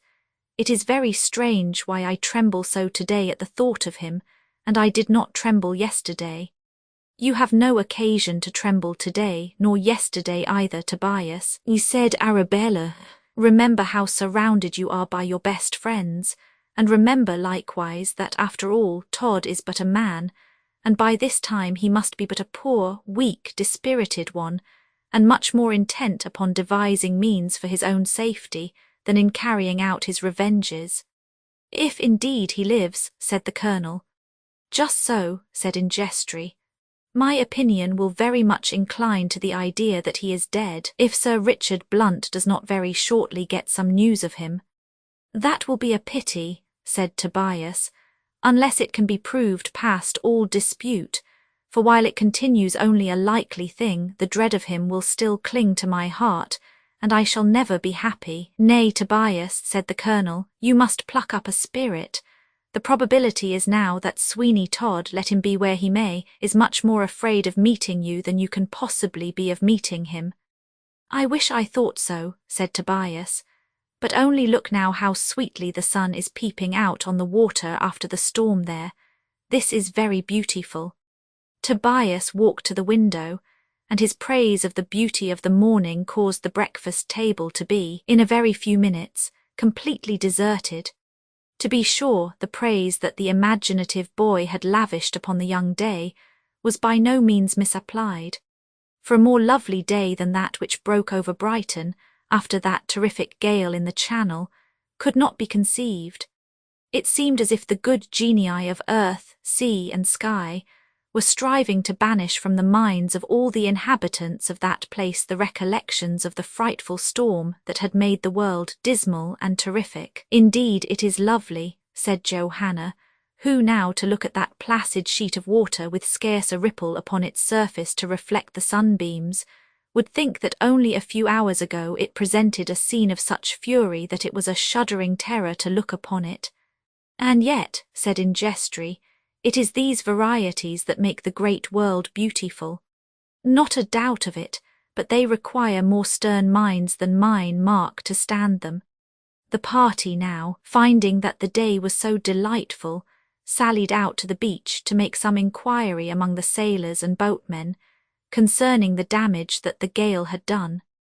The moment Mark Ingestry appeared with his friends, he was recognized as the person who had performed the gallant exploit of going through the surf to the rescue of the shipwrecked man, and he became immediately the observed of all observers. This sort of homage was at once flattering and embarrassing to Johanna. She felt proud that it was her husband who was entitled to so much popular consideration and respect, and yet with her natural timidity of disposition, she shrank from sharing it with him. Some eager inquiries were made of Ingestry now, regarding the man he had saved, and it was a great gratification to him to be enabled to state that he was doing well, although he had not himself seen him since he grappled with him in the water and brought him to the beach. A few fragments only of the wreck had been washed to the shore, but nothing that could in any way enable them to identify the vessel, so that was a species of information that must come from the man who had been saved, whenever he should be able to go through the fatigue of an interview with his friend and his deliverer. After an hour's stroll upon the beach, the party, at a slow pace, returned to the house they had hired during their stay at Brighton. The moment they got to the door, the Colonel's servant appeared with his horse, which he had ordered to be ready for him at 12 o'clock. Just walk him up and down, said the Colonel to the man. I shall be ready in a few minutes. Hilloa, my friend Hector, are you here? The dog was with the horse, and the man said, touching his hat, We were half a mind, sir, to let Hector loose last night during the storm, for he is a famous fellow in the water, but knowing how much you valued him, we were afraid to do so. I am glad you didn't, said the Colonel. You were quite right to keep him shut up. I would not have him come to any mischief for any money. The Colonel entered the house, and when he and all his friends had got into the drawing-room, they sent for a servant to inquire how the poor wrecked man was getting on, and after a little time one of the domestics of the house came to say that he was up and sitting, dressed in the front kitchen, and would be happy to see, and to thank those who had saved him from death in the raging sea. Shall we have him up here? Said the Colonel. Yes, if you please, said Ingestry, and I dare say a glass of wine won't hurt him while he tells us the name of his ship, poor fellow, and who and what he is. Certainly not, said Mr. Oakley. I will get out the decanter. Allow me, my dear, said Mrs. Oakley. You know you always break every glass that you interfere with. Oh, stuff, but I say, Mr. Oakley, that you do. Easy does it, said Ben in his deepest bass voice. Easy does it, I say, easy. How cold I am, said Tobias. Cold, Tobias, said Ingestry. My good fellow, we will have a fire if you are cold. Oh, no, no, not on my account, Mr. Ingestry, I shall be better soon, but I feel as if something were going to happen. My heart beats so fearfully, and at the same time I shake as if I know not what. Give him a glass of wine, said Ingestry to Johanna. Tobias took the glass of wine, and it evidently did him some good, but yet he looked ill and uneasy. Orders were given that the shipwrecked man should be shown up to the drawing-room, for they were all curious to know to what ship he had belonged, and how many had fallen victims to the frightful gale that had made the vessel such a complete wreck. He is coming, poor fellow, said the colonel. I hear his footsteps on the stairs. He comes slowly. No doubt he is weak yet. Poor fellow, sighed Johanna. Have the wine ready to give him at once, mother. It will put some heart into him. What must be his feelings towards you, Mark? Come now, said Ingestry. Don't plague him, any of you, about his being saved by me and all that sort of thing. Just say nothing about it. Sailors are no great orators at the best of times, and if he begins to make a speech about his gratitude, you may depend he will never get to the end of it. Yes, but he ought to know, said Mrs. Oakley, who he owes his life to under Providence. Hem, said Ben. He never liked to hear Mrs. Oakley begin to use religious phrases, as they had a tendency to remind him of the late Mr. Lupin. The door of the drawing-room opened, and all eyes were eagerly bent in that direction. A servant came in and said, The poor man is here, if you please. Is he to come in now? He seems rather timid. Oh, yes, said Ingestry. Let him come in. By all manner of means, poor fellow. He and I made acquaintance in the sea, and we ought to be good friends now. A tall, gigantic figure marched 3 paces into the room. Todd, shouted Tobias. It is Todd. It was Sweeney Todd. With one glance round the room, he recognized an enemy in every face. With a perfect yell of fear and rage, he turned and dashed down the staircase. The servant who had conducted him up to the drawing-room, and whom he met in his way, he knocked down with one blow, and in another moment he was in the street. The colonel's horse was close to the door. Todd felled the man who held it by a blow on the top of the head that took him so suddenly he could not guard against it, and then springing upon the horse, the murderer raised another wild, unearthly kind of shout, and set off at a gallop. Todd seizes the colonel's horse, mounts, and makes another escape. So sudden, so totally unexpected, and so appalling had been the presence of Todd in the drawing-room, that if a spectre had appeared among the people there assembled, and they had had no possible means of escaping from the belief that it was a spectre, they could not have been more confounded than they were upon this occasion. Poor Tobias, after uttering the exclamation that we have recorded, fell flat upon the floor. Ben swung backwards in his chair and went with a tremendous crash right away into a corner. Ingestry and the colonel rose together and impeded each other in their efforts to follow Todd. Johanna, shrieking, clung to Ingestry, and Arabella made a vain attempt to delay the colonel. By heaven, he is off, cried the colonel as he heard the clatter of the horse's feet. No, shouted Ingestry, it cannot be. Easy does it, said Ben from the corner into which he had fallen. Easy, easy. Johanna, unhand me, I implore you, cried Mark Ingestry. Do you wish the murderer to be lost sight of? Come on, Colonel, you and I must engage in this pursuit. God of heaven, the idea of me saving Todd from the waves. The colonel and Ingestry seized their hats and rushed down the stairs, tumbling over the servant in the hall. The next object they came across was the groom who had had charge of the horse. They found him sitting on the pavement, looking as confused as possible. Which way has he gone? Cried the colonel. The man, round that corner, and Hector has gone after him like mad, sir. Oh dear. Hector, then he will be taken, for I will back Hector to hang upon him like grim death. Come with me to the nearest stable in Jestry and let us get horses. Come, come. Chapter 176. The whole of these proceedings had really come with such a rush upon the senses of Mark in Jestry that he might well have been excused had he not been able to act with the energy that he did. But the strong desire to capture Sweeney Todd, and so to put an end to all the doubts and fears that were felt concerning him, upon the parts of those to whom he was fondly attached, roused the young man to action. Colonel Geoffrey was cooler than in Jestry in the affair, but he was not a whit the less determined upon that account. In the course of 7 or 8 minutes at the outside, they were both mounted, and as there were plenty of people who could tell them in which direction Todd had gone, they were soon upon his track.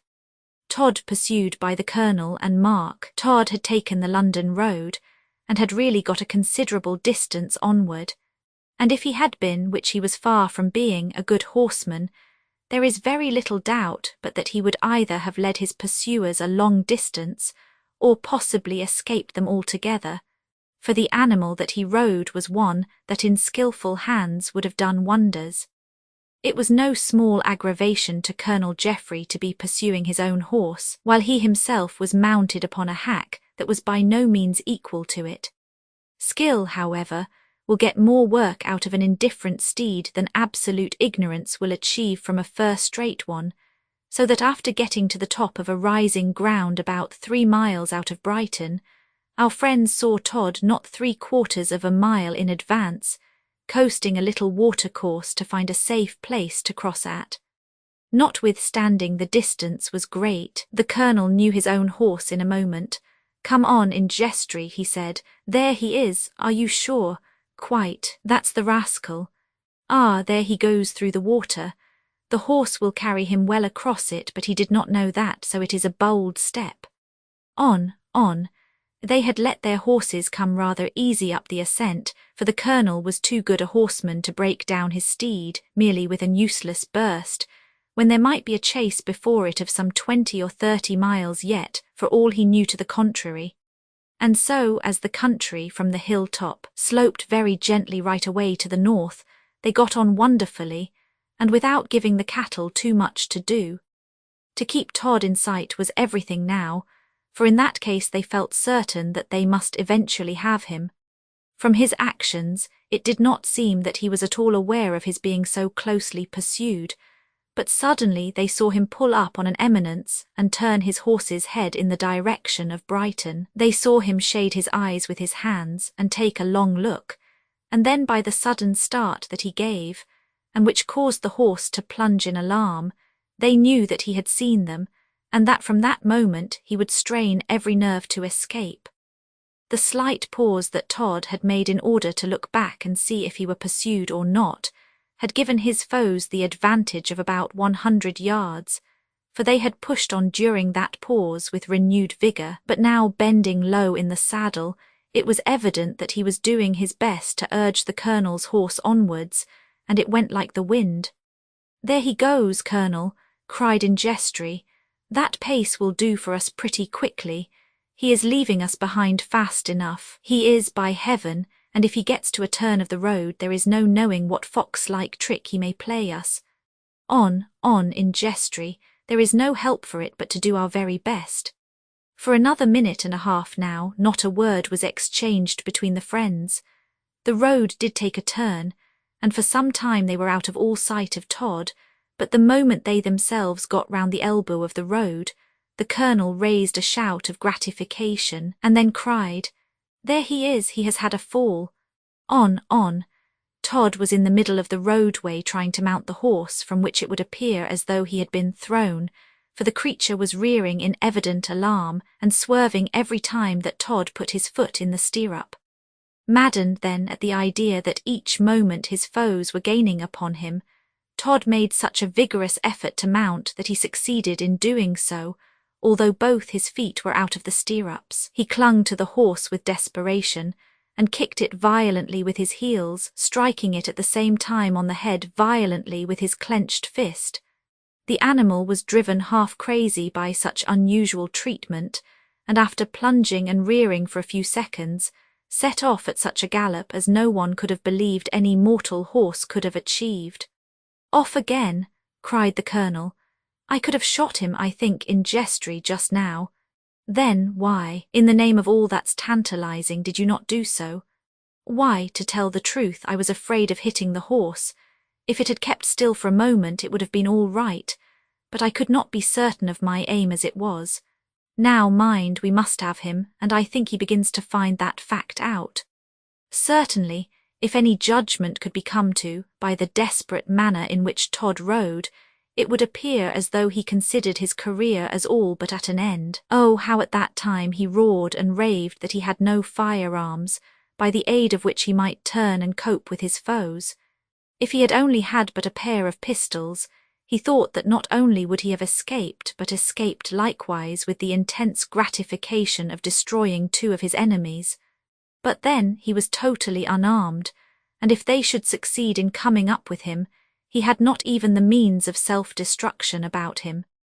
Indifferent horseman, however, as Todd was, even he could not help seeing that he was far better mounted than those who were pursuing him, and so, from that circumstance, he gathered just a faint hope that he might distance them by knocking up their steeds. From what he had already experienced of the mettle of the horse he had got hold of so providentially for him, he felt certain that if his pursuers were obliged to come to a pause only for a quarter of an hour, he should be able to place such a distance between him and them that he might consider himself to be in comparative, if not absolute safety. To accomplish such a result, then, he felt that his plan was to keep right on within their sight and let them sooner be tired out by the unwanted exertions that they would compel their inefficient cattle to make, with the vain hope of overtaking him. But Todd had to do with a man in Colonel Geoffrey who was quite equal to such an emergency. A stern chase is a long chase, but an escape even at considerable speed is a weary affair, with a foe directly behind. And the colonel calculated that allowing Todd all the difference in speed between the horses, it would be yet a long distance before he could throw them back so far that they would not be in a position to take advantage of any accident that might occur to him. "Cool and easy in jestry," he said. "It's a question of time now. The longer we can keep our horses on their legs, the better for us. Don't urge your horse too much." Todd had now reached a very wild and romantic part of the road.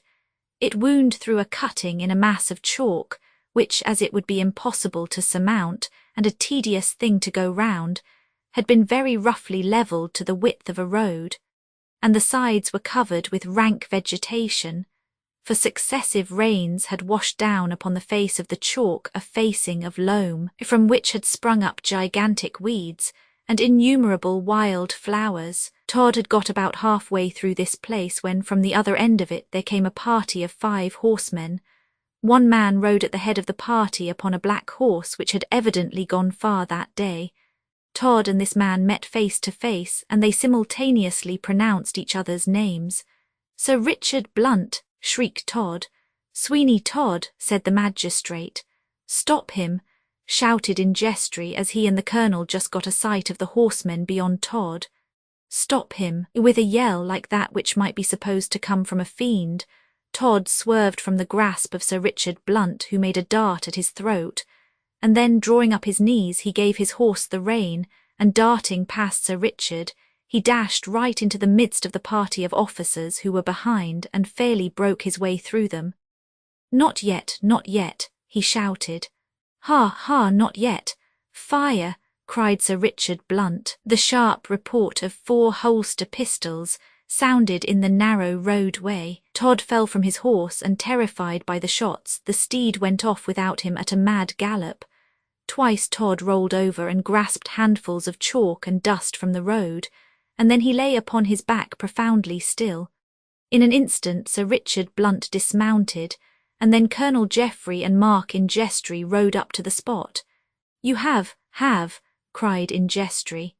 "Yes, at last, Mr. Ingestry," said Sir Richard. "I had some information that he was hovering about the coast and came here to see you all. I am sorry to defraud the gallows of its due, but there lies Todd.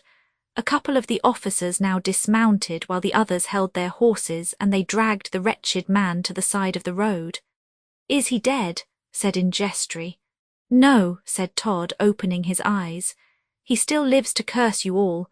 Aye, it was evident that he wished to say more, but he was bleeding internally, and he began to struggle with the volumes of blood that rose to his throat. With a horrible shriek, he rolled over onto his face, and then, after one sharp convulsion of his limbs, he lay perfectly still. One of the officers turned him round again. One glance at the face was sufficient. The guilty spirit of Sweeney Todd had fled at last to its account. "Dead," said Sir Richard Blunt. "Let the body lie here, and we will all ride on to Brighton, and from there send some conveyance for it. Mr. Ingestry and you, Colonel Geoffrey, are witnesses of his end, and I can only say that I feel now as if a heavy weight were lifted off my breast. The good and the kind and true need no longer live in fear of the wild vengeance of this man. Let us hope that heaven will have more mercy upon his guilty soul than ever he had consideration for the sufferings of others." The death of Sweeney Todd, chapter 177. We have little to say in conclusion, now that the chief actor in the fearful domestic drama it has been our fate to record is no more. Todd was buried in the old churchyard at Brighton, but no record of the spot where the murderer's bones decayed was preserved. Sir Richard Blunt lived long to enjoy the respect and the admiration of all who knew him, and died full of years and honours. The sunshine of the existence of Johanna and Mark was perfectly unclouded, and the Colonel and Arabella, likewise, presented a true picture of connubial felicity.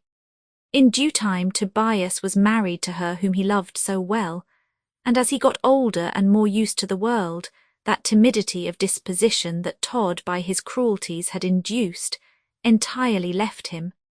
Ben did not marry after all, and he never ceased to congratulate himself upon his escape. Mr. and Mrs. Oakley were happy in the happiness of Johanna. The madhouse at Peckham was completely pulled down, and in the well at the back of it was found the skeleton of the wretched victim of Fogg's villainy. It was by his own hand that Fogg really died. Often as Johanna would sit on a winter's evening with her children climbing upon her knee, she would, with a faltering voice, tell them what their dear father had suffered to procure for her, and for them the string of pearls. Published by E. Lloyd, Salisbury Square, Fleet Street. Transcriber's note: archaic and colloquial spelling and punctuation was retained. Chapter numbers were retained even when misnumbered. Missing or obscured punctuation was corrected. Typographical errors were silently corrected. 3 unpaired double quotation marks could not be corrected with confidence. Updated editions will replace the previous one, the old editions will be renamed. Creating the works from print editions not protected by U.S. copyright law means that no one owns a United States copyright in these works, so the Foundation and you can copy and distribute it in the United States without permission and without paying copyright royalties. Special rules, set forth in the General Terms of Use part of this license, apply to copying and distributing project and may not be used if you charge for an e-book, except by following the terms of the trademark license, including paying royalties for use copies of this e-book. Complying with the trademark license is very easy. You may use this e-book for nearly any purpose, such as creation of derivative works, reports, performances, and research. Project Gutenberg e-books may be modified and printed and given away. You may do practically anything in the United States with e-books not protected by U.S. copyright law. Redistribution is subject to the trademark license, especially commercial redistribution. Start. Full license. Please read this before you distribute or use this work. Distribution of electronic works by using or distributing this work, or any other work associated in any way with the phrase Project Gutenberg. You agree to comply with all the terms of the full www.gutenberg.org/license.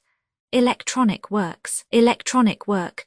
You indicate that you have read understand, agree to, and accept all the terms of this license and intellectual property, trademark/copyright agreement. If you do not agree to abide by all the terms of this agreement, you must cease using and return or possession. If you paid a fee for obtaining a copy of or access to by the terms of this agreement, you may obtain a refund from the person or entity to whom you paid the fee as set forth in paragraph 1. 8. Used on or associated in any way with an electronic work by people who agree to be bound by the terms of this agreement. There are a few even without complying with the full terms of this agreement. See paragraph 1. See below. There are a lot of things you can do with Project Gutenberg electronic works if you follow the terms of this electronic works. See paragraph 1. Below. Foundation or PGLAF owns a compilation copyright in the collection works in the collection are in the public domain in the United States. If an individual work is unprotected by copyright law in the United States, and you are located in the United States, we do not claim a right to prevent you from copying, distributing, performing, displaying or creating derivative works based on the work, as long as works in compliance with the terms of this agreement for keeping the comply with the terms of this agreement by keeping this work in the you share it without charge with others. 1. D. The copyright laws of the place where you are located also govern what you can do with this work. Copyright laws in most countries are in a constant state of change. If you are outside the United States, check the laws of your country in addition to the terms of this agreement before downloading, copying, displaying, performing, distributing or creating derivative works based on this work, or any representations concerning the copyright status of any work in any country other than the United States. 1. E1. The following sentence with active links to or other performed, viewed, copied or distributed. This e-book is for the use of anyone anywhere in the United States and most other parts of the world at no cost and with almost no restrictions whatsoever. You may copy it, give it away or reuse it under the terms at www.gutenberg.org. If you are not located in the United States, you will have to check the laws of the country where you are located before using this e-book. Derived from texts not protected by U.S. copyright law, does not contain a notice indicating that it is posted with permission of the copyright holder. The work can be copied and distributed to anyone in the United States without paying any fees or charges. If you are redistributing or providing access to a work with the phrase Project Gutenberg associated with or appearing on the work, you must comply either with the requirements of paragraphs 1, E1 through 1, E7 or trademark as set forth in paragraphs 1, E8 or 1, E9. With the permission of the copyright holder, your use and distribution must comply with both paragraphs 1, E1 through 1, E7 and any additional terms imposed by the copyright holder. Additional terms posted with the permission of the copyright holder found at the beginning of this work. License terms from this work, or any files containing a part of this. 1E5. Do not copy, display, perform, distribute or redistribute this electronic work, or any part of this electronic work, without prominently displaying the sentence set forth in paragraph 1. E1 with active links or immediate access to the full terms of the Project Gutenberg license. 1E6. You may convert to and distribute this work in any binary, compressed, marked up, non-proprietary or proprietary form, including any word processing or hypertext form. However, if you provide access other than plain vanilla ASCII or other format used in the official www.gutenberg.org, you must at no additional cost, fee or expense to the user provide a copy, a means of exporting a copy, or a means of obtaining a copy upon request, of the work in its original plain vanilla ASCII or other form. Any alternate format must include the 1. E7. Do not charge a fee for access to viewing displaying unless you comply with paragraph 1.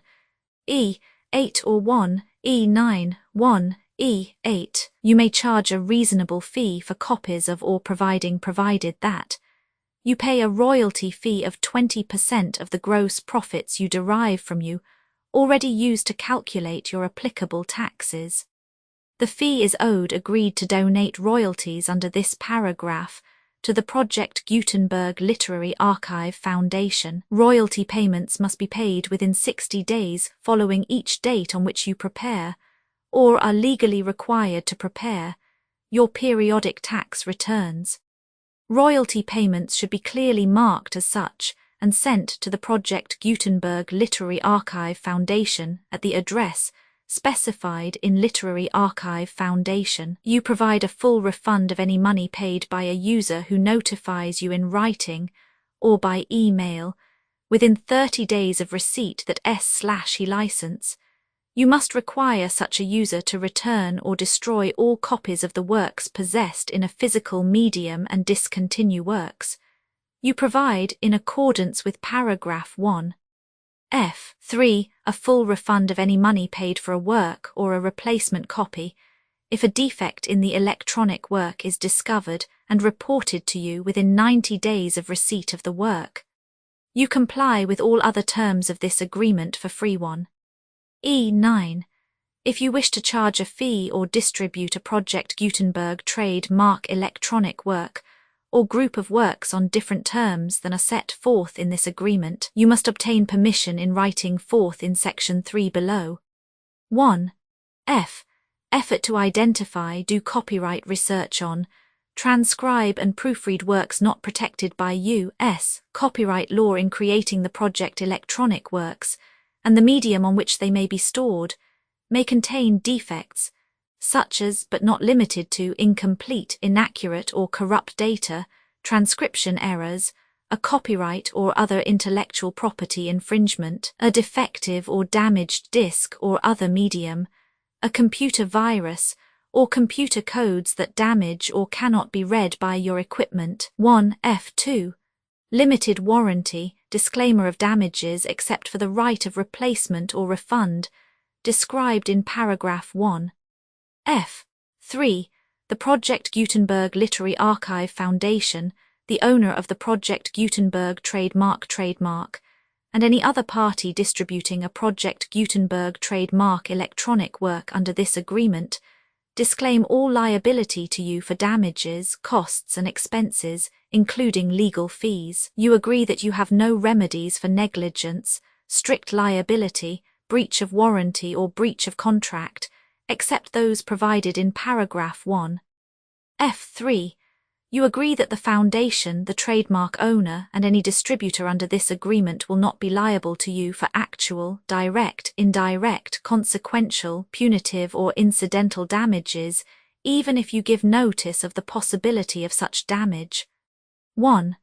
F3. Limited right of replacement or refund.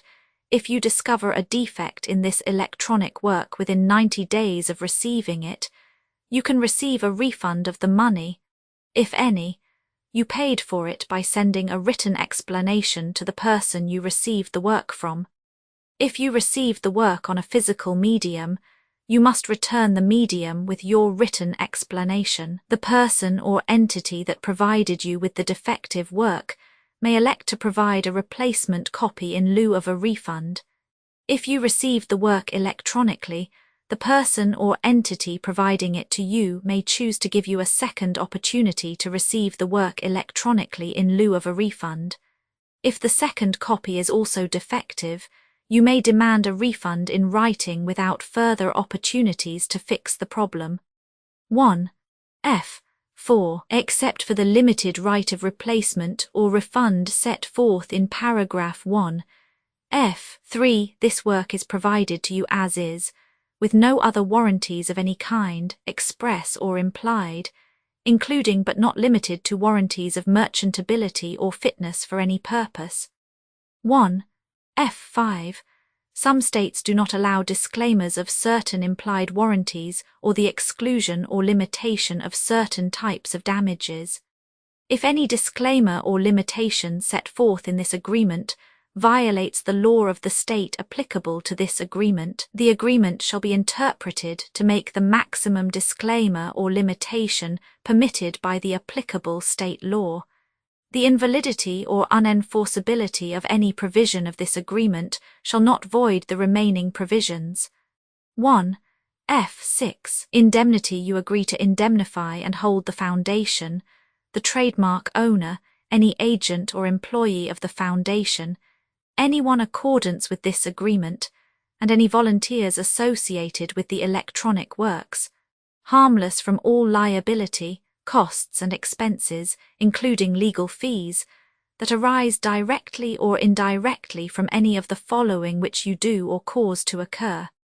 A. Distribution of this defect you cause. Electronic works in formats readable by the widest variety of computers, including obsolete, old, middle-aged, and new computers. It exists because of the efforts of hundreds of volunteers and donations from people in all walks of life. Volunteers and financial support to provide volunteers with the remain freely available for generations to come.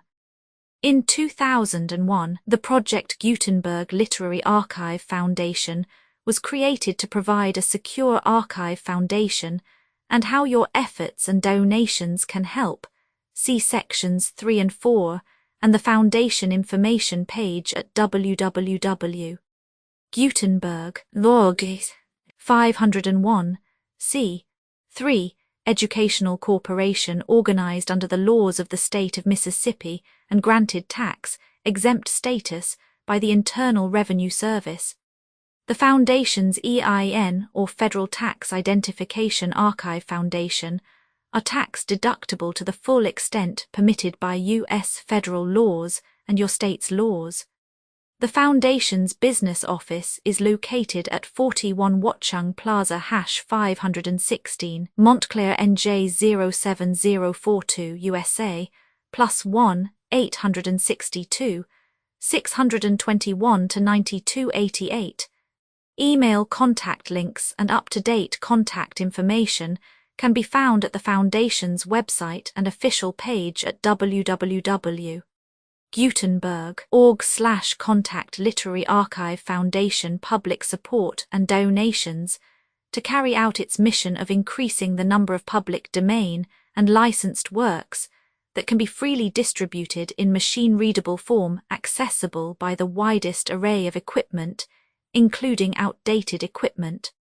Many small donations, $1 to $5,000, are particularly important to maintaining tax-exempt status with the IRS. The Foundation is committed to complying with the laws regulating charities and charitable donations in all 50 states of the United States. Compliance requirements are not uniform, and it takes a considerable effort, much paperwork and many fees to meet and keep up with these requirements. We do not solicit donations in locations where we have not received written confirmation of compliance. To send donations or determine the status of compliance for any particular state, visit www.gutenberg.org/donate.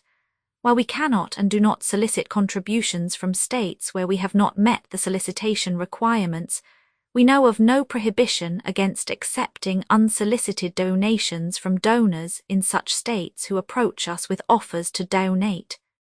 International donations are gratefully accepted, but we cannot make any statements concerning tax treatment of donations received from outside the United States.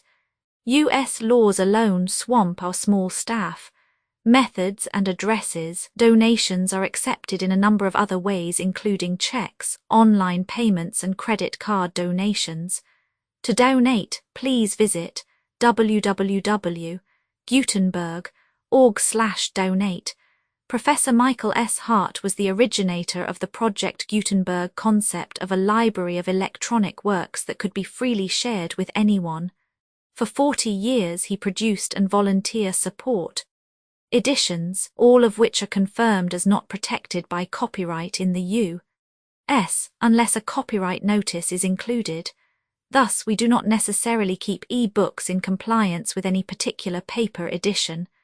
Most people start at our website, which has the main PG search facility, www.gutenberg.org, Archive Foundation, how to help produce our new e-books, and how to subscribe to our email newsletter to hear about new e-books.